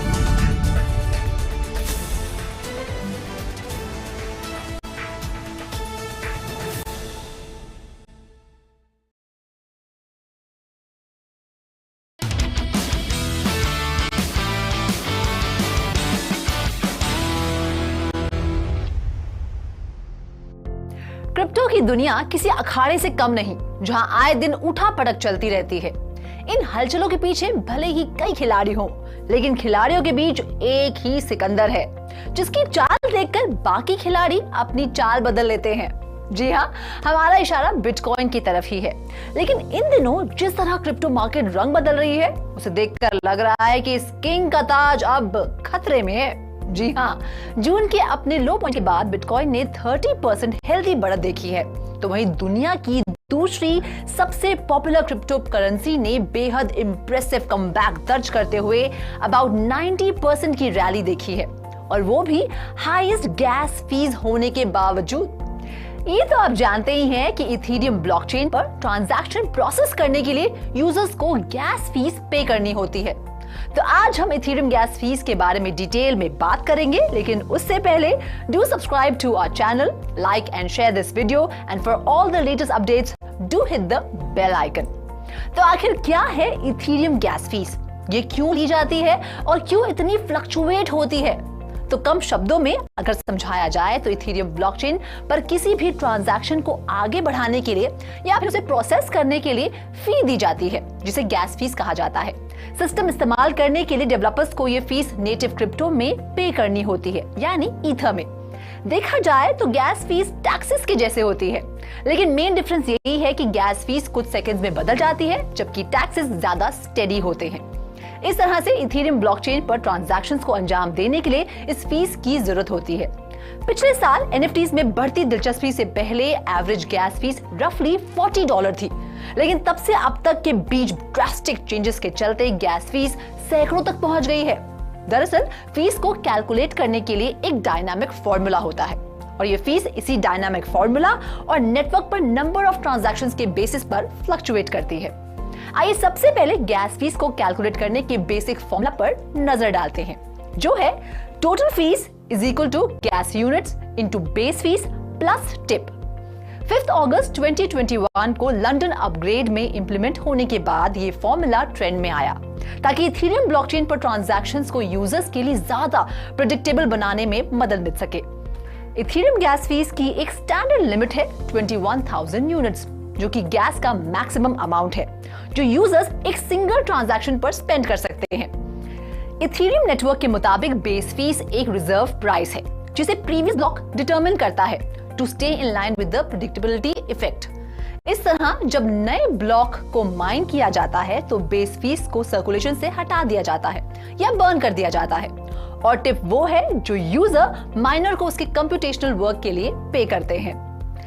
Gas में बढ़त, ये ध्यान रखना जरूरी है कि blockchain पर जितना ज्यादा ट्रैफिक होगा गैस फीस उतनी ही ज्यादा होगी। एग्जाम्पल के तौर पर बोर्ड एप यॉट क्लब के अदर साइड लॉन्च को ही ले लीजिए। BAYC के मेटावर्स प्रोजेक्ट के लिए लैंड सेल्स ने अकेले गैस फीस की वजह से $200 मिलियन से ज्यादा के नुकसान के बाद बैकलैश का सामना किया था। कुछ बायर्स ने बताया कि सेल्स शुरू होने से पहले गैस की कीमत $5,000 थी, जो देखते ही देखते $14,000 तक पहुंच गई। ऐसे में खरीदे जा रहे टोकन की कीमत से ज्यादा थी इथेरियम ब्लॉकचेन पर गैस फीस। तो ऐसे में हाई गैस फीस से बचने का एक आसान तरीका है ट्रैफिक कम होने पर खरीदारी करना, लेकिन इसका मतलब ये भी है कि आप उस डिजिटल आर्ट पीस को मिस कर सकते हैं जिसे आप हासिल करना चाहते हैं। वहीं दूसरी तरफ कई लोगों के मन में इथेरियम 2.0 या द मर्ज के बाद गैस फीस में होने वाले बदलाव से जुड़े सवाल भी उठ रहे होंगे, तो चलिए देते हैं इसका भी जवाब। इथेरियम 2.0, सेरेनिटी और ETH2 एक अपकमिंग इथेरियम अपडेट को डिस्क्राइब करने के लिए इस्तेमाल किए जाने वाले फॉर्मल नेम्स हैं, जो ब्लॉकचेन को proof of work verification model से ज्यादा energy efficient proof of stake verification model में ट्रांसफर करेंगे। अप्रैल 2022 में इथेरियम डेवलपर्स ने POS ब्लॉकचेन का एक टेस्ट वर्जन शुरू किया है जो पुराने POW ब्लॉकचेन के पैरेलल रन करता है। यह अपडेट इथेरियम ब्लॉकचेन को पूरी तरह से POS में ट्रांसफर कर देगा, जिसे अब द मर्ज कहा जा रहा है। 2022 के थर्ड क्वार्टर तक इस प्रोजेक्ट के पूरे होने की उम्मीद की जा रही है। नए ब्लॉकचेन को बीकन चेन कहा जाएगा। इथेरियम नेटवर्क डिसेंट्रलाइज्ड एप्लीकेशंस और स्मार्ट कॉन्ट्रैक्ट्स को रन करने के लिए मोस्ट पॉपुलर ब्लॉकचेन नेटवर्क्स में से एक है। हालांकि इथेरियम ब्लॉकचेन का इस्तेमाल स्लो होने के साथ ही एक्सपेंसिव होने के लिए भी जाना जाता है। एग्जाम्पल के लिए average Ethereum network transaction fees bitcoin blockchain network से ज्यादा होती है। इथेरियम ब्लॉकचेन यूजर्स जो एक ट्रांजैक्शन को जल्दी से पूरा करना चाहते हैं वो लार्जर टिप पे कर सकते हैं। वहीं जो यूजर्स अपनी गैस फीस को कम करना चाहते हैं वो ऐसे टाइम को चुन सकते हैं जब नेटवर्क पर ट्रैफिक कम होता है। अगर यूजर्स को स्लो ट्रांजैक्शन स्पीड से एतराज नहीं है तो वो अपनी टिप को कम भी कर सकते हैं। होप इस इंफॉर्मेशन की मदद से आप भी बहुत हद तक अपनी गैस फीस बचा पाएंगे। ऐसी और इंटरेस्टिंग स्टोरीज और इंफॉर्मेशन के लिए देखते रहिए 3.0 TV. Do subscribe to our YouTube channel, like and share this video, and don't forget to hit the bell icon for latest updates. This is Ruchi Sharma signing off. Have a great day.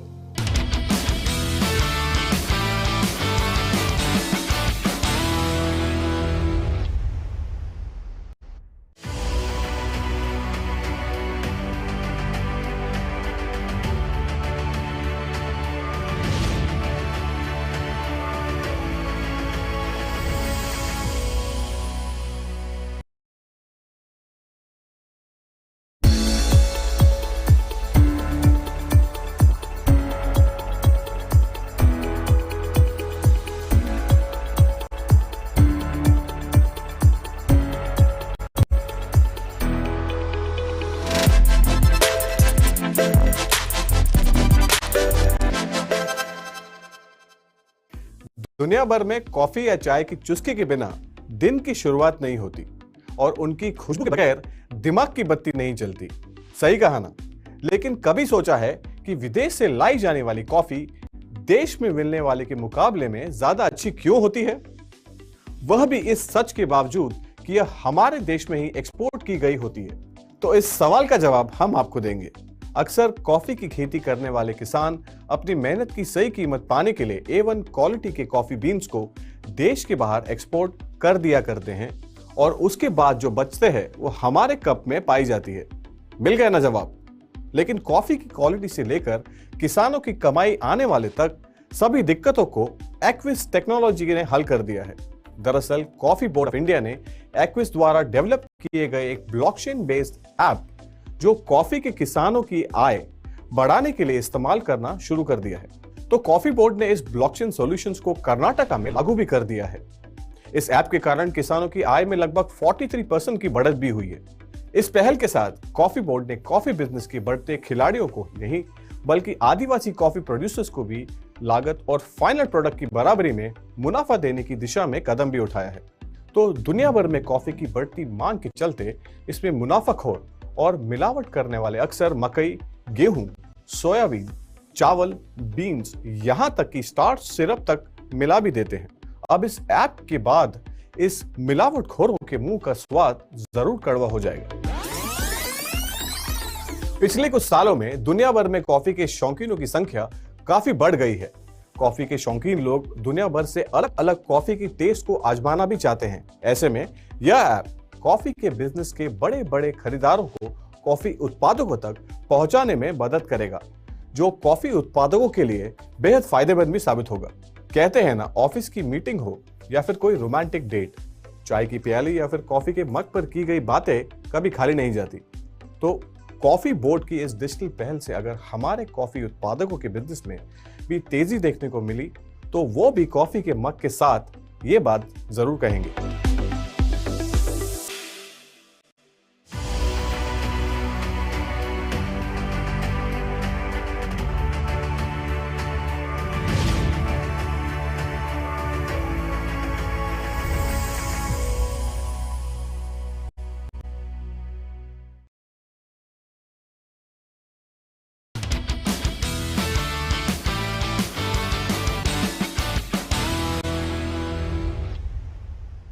Hello and a very warm welcome to 3.0 TV. I am Ruchi Sharma. And I am Vishakha Thakur.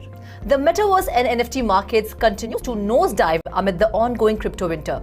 NFT sales were down around 60% in the third quarter of 2022 compared to the previous quarter, according to a Reuters report. The report, which cited data from blockchain data tracker DappRadar, said that NFT sales tallied at around $3.4 billion in quarter 3 compared to $8.4 billion in quarter 2 and $12.5 billion in early 2022, which marked a high point for the NFT market.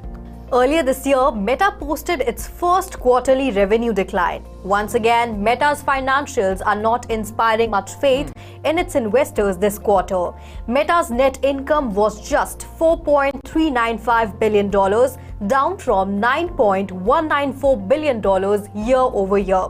Now, this decline in income is mostly due to Meta's huge investment in the metaverse. Reality Labs, Meta's virtual reality division, lost $3.672 billion this quarter. The same thing happened in quarter 1 when CEO Mark Zuckerberg justified a $3 billion loss by saying that the 2030s will be exciting. So to have a better understanding of the current scenario of NFT and Metaverse market, we have invited founder and Metaverse coach of Metaverse 911, Mr. Rahul Sethi. Welcome to 3.0 TV, sir. So the falling crypto prices have hit the Metaverse and NFT trading volumes. What are your views on the same and what is the current scenario of the market? Of course, because of the falling crypto currency and pretty much many of the exchanges holding off the business in the past, as you've seen, including, of course, a number of exchanges where there have been a lot of government scrutiny and a lot of bad press. It has taken a big hit on the crypto market per se. However, though NFTs also have been falling in the trading business, I personally believe that that's not because crypto has fallen apart. NFT is primarily one source of a collectible that continues to be of interest to many people. And while it has been a collectible for someone to sort of also buy movies and sometimes pictures and infographics and so on and so forth, NFTs are also now turning out to be a good collectible as a utility in businesses. Recently, the metaverse industry has been subjected to a substantial amount of stories that claimed there was little user engagement on some platforms. Decentraland claims that as of October 8, there were 8,000 daily active users and 56,697 monthly active users. So, according to various reports, the metaverse platforms such as Decentraland and Sandbox are struggling to retain users despite having multi-billion dollars worth of market caps, but these platforms denies any such claims. What are your views on the same? So first of all, any of these metaverses are not built for people who are mid-age to the old age, because most of metaverses are built for Gen Z and Gen Alpha. That's one. In reality, just purely Decentraland has got over 56,000 plus MAUs. He's got over 1,074 smart contracts right now. This is the data that I downloaded from an authentic source. And there are over 150 odd DAO proposals, the new DAO proposals that are also in the pipeline. So if somebody says to me that, hey, Sandbox and Decentraland does not have the kind of users right now, they have absolutely, because it's getting built.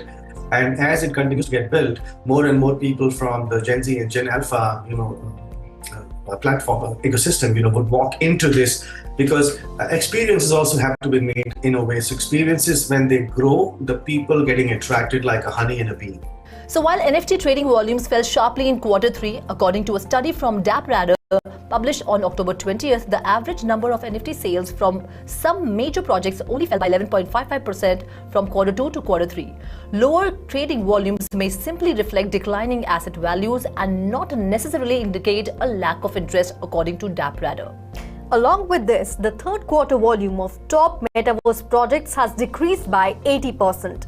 So despite this decline, the interest in virtual worlds is still high. What are your views on the same? All right, so absolutely, while the Decentraland and many other virtual platforms, say about 3 to 4 years back, had come into sort of hot sale kind of category, over a period of time, a number of other metaverse platforms have also come in. So with the likes of Peck World, or the Pax World, or the Mac World, and many more of them also coming in from India, which are decentralized, and some of them are very centralized in nature. However, when people get multiple options, there is always going to be a little dip in the sales of any per se a monopolist. Now, having said, it is a game where you will always have first mover advantage. So please understand that whether it is Roblox or Sandbox and Decentraland and many others, the ones who have taken the industry leader position to really shake them is not so easy. In Q3, the non-fungible token sales count for 8 of the top 10 metaverse projects significantly decreased, with other side by Yuga Labs experiencing a 74% decline for the quarter. Trading volumes may have declined so much because, according to a report, the floor pricing for NFT land plots had decreased by, on average, 75%. So the floor price of NFTs as well as NFT land plots have been declining for quite some time now. What is the reason for it, and how is it impacting the NFT and metaverse market? Virtual land sale has also decreased for the fact that because of the crypto fallout, it's been a bit of a investor frenzy time. They're not sure about what they should do and where should they go. So I think there's a lot of retrospection right now happening. So if we take today's a scenario, I would think that at any given day, virtual buying of land is a very reasonable opportunity, and I think it's just continuing to grow every single day. These are testing times for Web3 and metaverse solutions. But having said, there are more and more enough enthusiasts and people who are gung-ho about it. So I think I'll listen to them and be a part of the community and continue to grow it. So according to you, what will be the future of NFTs and metaverse? I'm expecting that in the next few years, because it's still in a very infancy stage, but in the next few years, you can think of metaverses to be more of a alternate experience, wherein of course you will have a Web2 experience or a pure a 2D experience. But at the same time, a lot of brands will want to make sure that they're continually updating the 3D experience, and of course for that they will need some of the other metaverse platform to be a part of. So definitely extremely excited about this, and like I said, every single day newer and newer projects are coming along, and I think more sustainable projects will last longer. So we have to continuously track companies which are serious in building those experiences for the end customer, and truly think that there's a value creation for the end customer, and it's just not a PR stunt. So with that, I think my take will be that future is definitely bright, if not present is so bright. Thank you so much, Mr. Rahul Sethi, for being on 3.0 TV and sharing your views with us. So not only do some industry professionals feel that the NFT market will continue to exist, but they also anticipate that it will continue to expand and play an increasingly crucial role in the digital economy. According to a report covered by Cointelegraph, the NFT market could be worth $231 billion by 2030.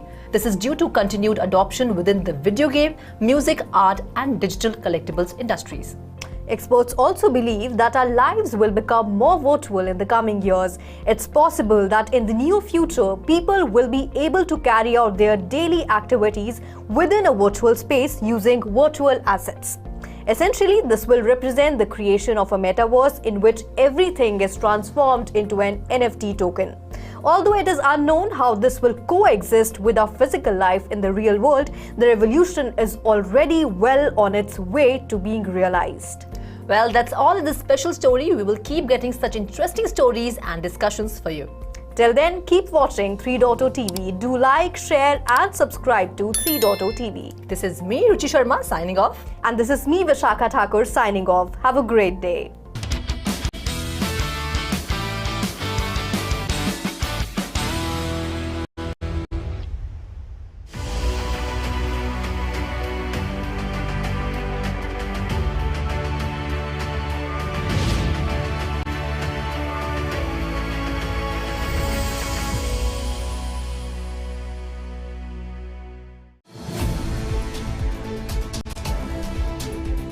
We will keep you connected to the evolving world of NFT.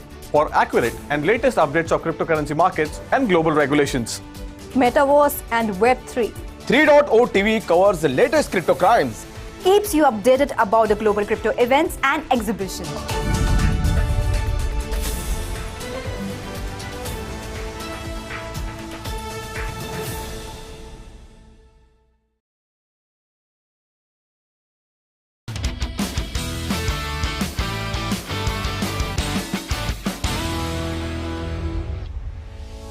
Hello and welcome to 3.0 TV. I am Ruchi Sharma. And I am Vishakha Thakur.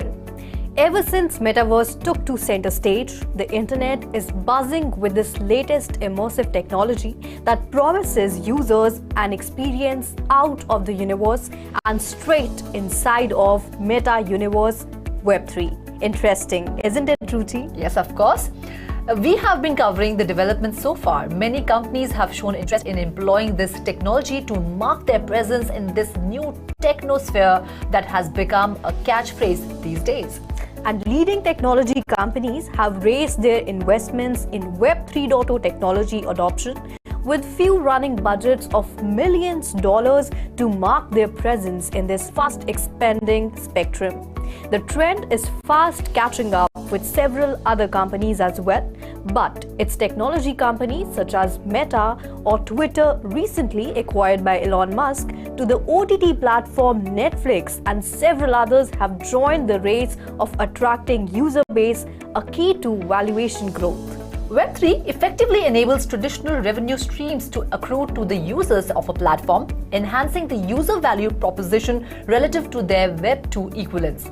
Web 3.0 enables the facility for sharing information and interacting with each other through images, video, and audio in immersive three-dimensional environments.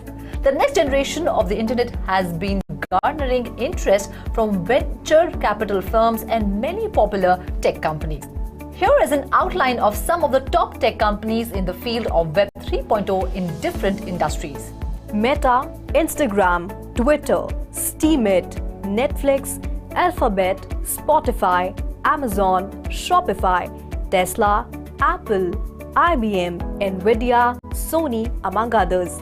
The favorable opportunities associated with Web 3.0 technologies create interest in details about Web3 companies to invest in right now.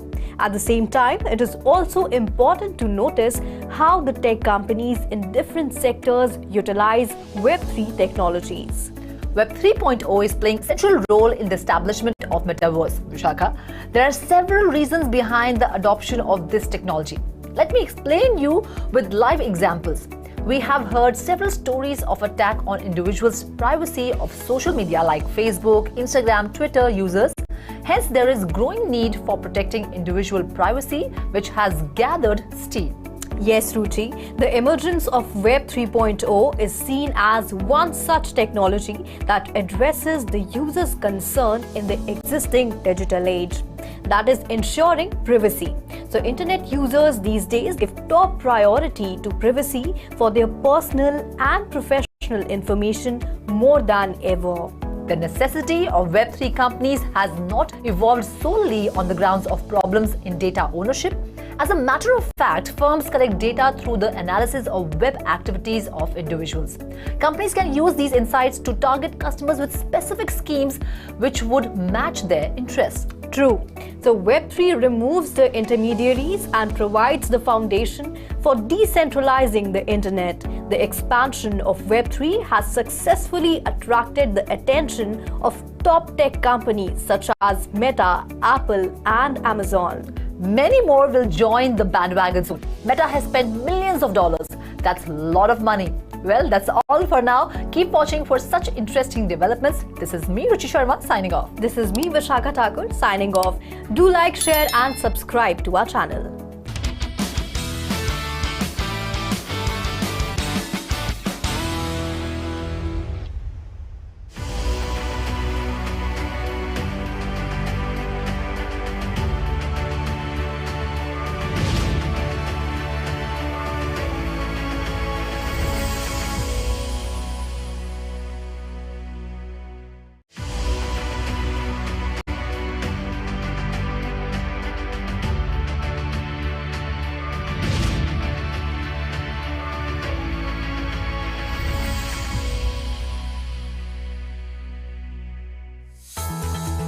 Bitcoin remains under $17,000. Ether bounces above $1,200. Next financial crisis will come from private cryptocurrencies, says RBI Governor Shakti Kanta Das.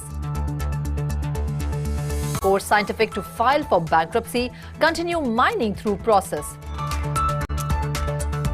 FTX says it has over $1 billion in cash assets. FC Barcelona becomes latest club to be sanctioned for NFT ads.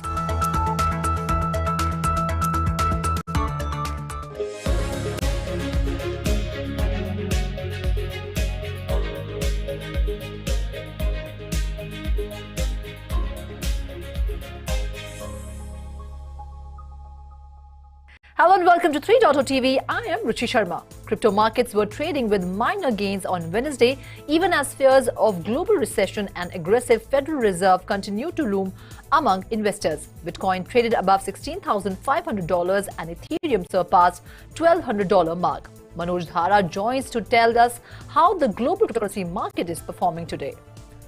Over to you, Manoj. IC15 index of cryptocurrencies was trading higher by 0.2% at 24,400 points. So, if you talk about the overall cryptocurrency market, a recent event such as the Core Scientific Inc., one of the biggest publicly traded cryptocurrency mining company in the US, filed for Chapter 11 bankruptcy protection, the latest in a string of failures to hit the sector. However, Core Scientific also mentioned that its creditors have also agreed to provide up to $56 million in the debtors in possession financing. So, the global cryptocurrency market cap was firm and hovering around $812 billion after rising about 0.3% in the past 24 hours.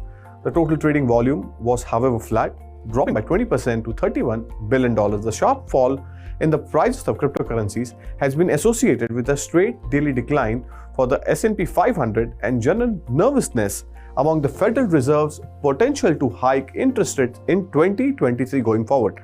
The Dow Jones snapped as rising energy stocks helped the broader market overcome an ongoing march higher against treasury yields following the Bank of Japan's unexpected hawkish pivot. The Dow Jones Industrial Average gained 0.3% or 92 points. Nasdaq Composite was, however, trading flat, and S&P 500 rose by flat to positive. It was hovering at flat to positive at 0.1% higher. So Bitcoin actual trading at around $16,873, up by 0.3%. Ethereum, the second largest crypto, was 0.3% higher at $1,215. The layer 2 activity is ramping up and has actually surpassed layer 1 Ethereum for some metrics, including transactions per second. This is actually an important news. Keep an eye on Ethereum. Aggregated transactions per second are higher on layer 2 networks than on Ethereum. However, this does not equate to overall activity on those respective networks. According to Etherscan, there were 992,470 transactions on Ethereum as on December 20th. If you talk about other altcoins, on my left, Binance BNB was down by 0.1% at $249. Solana Sol was next on the list, down 2.3%, trading at $12. Avalanche FX was at $11.9, down by 1%. Polygon Matic was trading lower by 0.5% at $0.79. Cardano's ADA token was down by 2% at $0.25. Doge, the popular meme coin, was trading lower by 1.5% at $0.073. Next on the list was Shiba Inu, was down by 1.3%. Ripple's XRP token traded at $0.34, down by 0.1%, and last on the list was Polkadot, was trading lower by 2% to trade at $4.5. Thank you, Manoj, for your in-depth analysis of the cryptocurrency market. And now back to the headlines. The next financial crisis will occur due to private cryptocurrencies, said Reserve Bank of India Governor Shaktikanta Das on Wednesday, adding that he still holds the view that cryptocurrency should be prohibited.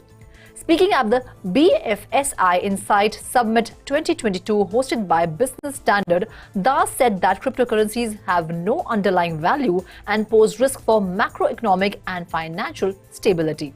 The RBI has for long held its view that private cryptocurrencies are a threat to stability and has been against legitimizing its usage. To combat the issue, India recently launched its own cryptocurrency backed by the RBI.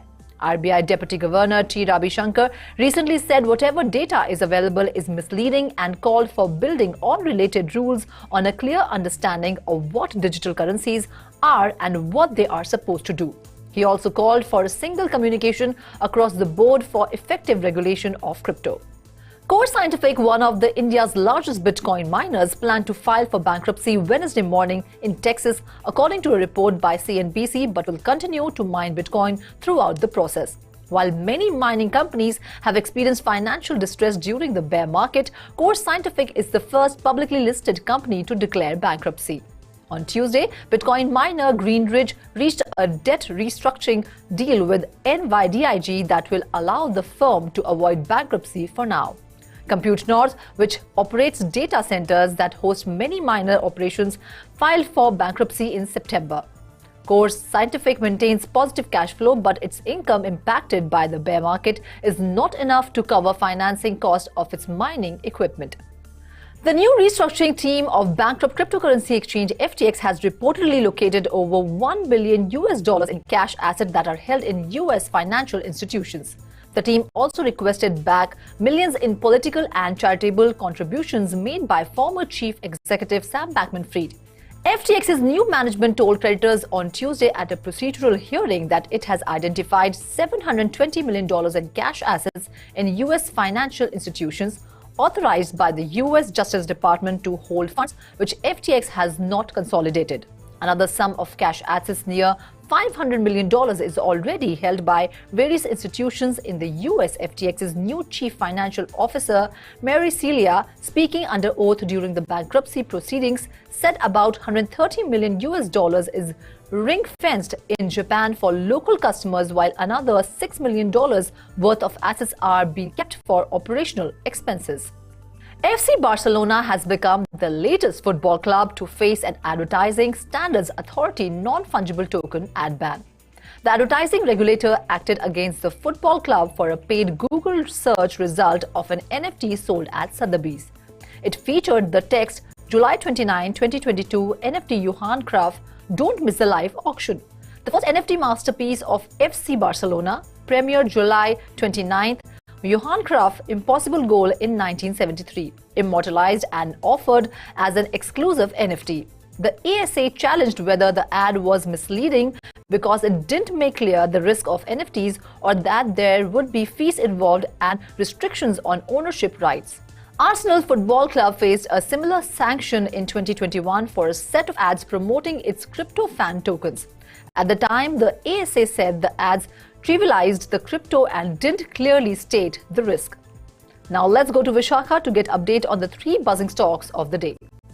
The decentralized exchange Uniswap recently announced that users can now purchase digital assets on the Uniswap web app using a debit card, credit card, or bank transfer. The service is now available in 160 countries worldwide. Uniswap currently supports Ethereum, Polygon, Optimism, and Arbitrum. It means that users can purchase cryptocurrencies such as DAI, ETH, Matic, USDC, USDT, WBTC, and WETH via the DEX. Uniswap, in collaboration with MoonPay, will now allow users to transact in DeFi via the Uniswap web app and buy crypto using any card or bank transfer. Users only need to connect their wallet to the Uniswap web app to purchase cryptocurrency instantly. Uniswap was trading at $5.27, down 0.67% in the past 24 hours, with a market capitalization of $4 billion. Following the publication of Coinbase's Market Outlook report for 2023, Charles Hoskinson, founder of blockchain firm Input Output, felt that the largest US cryptocurrency exchange had overlooked one of the industry's most promising projects, Cardano. There is not a single mention of Cardano. Very low and very sad. I honestly expected better, Hoskinson tweeted. After some Twitter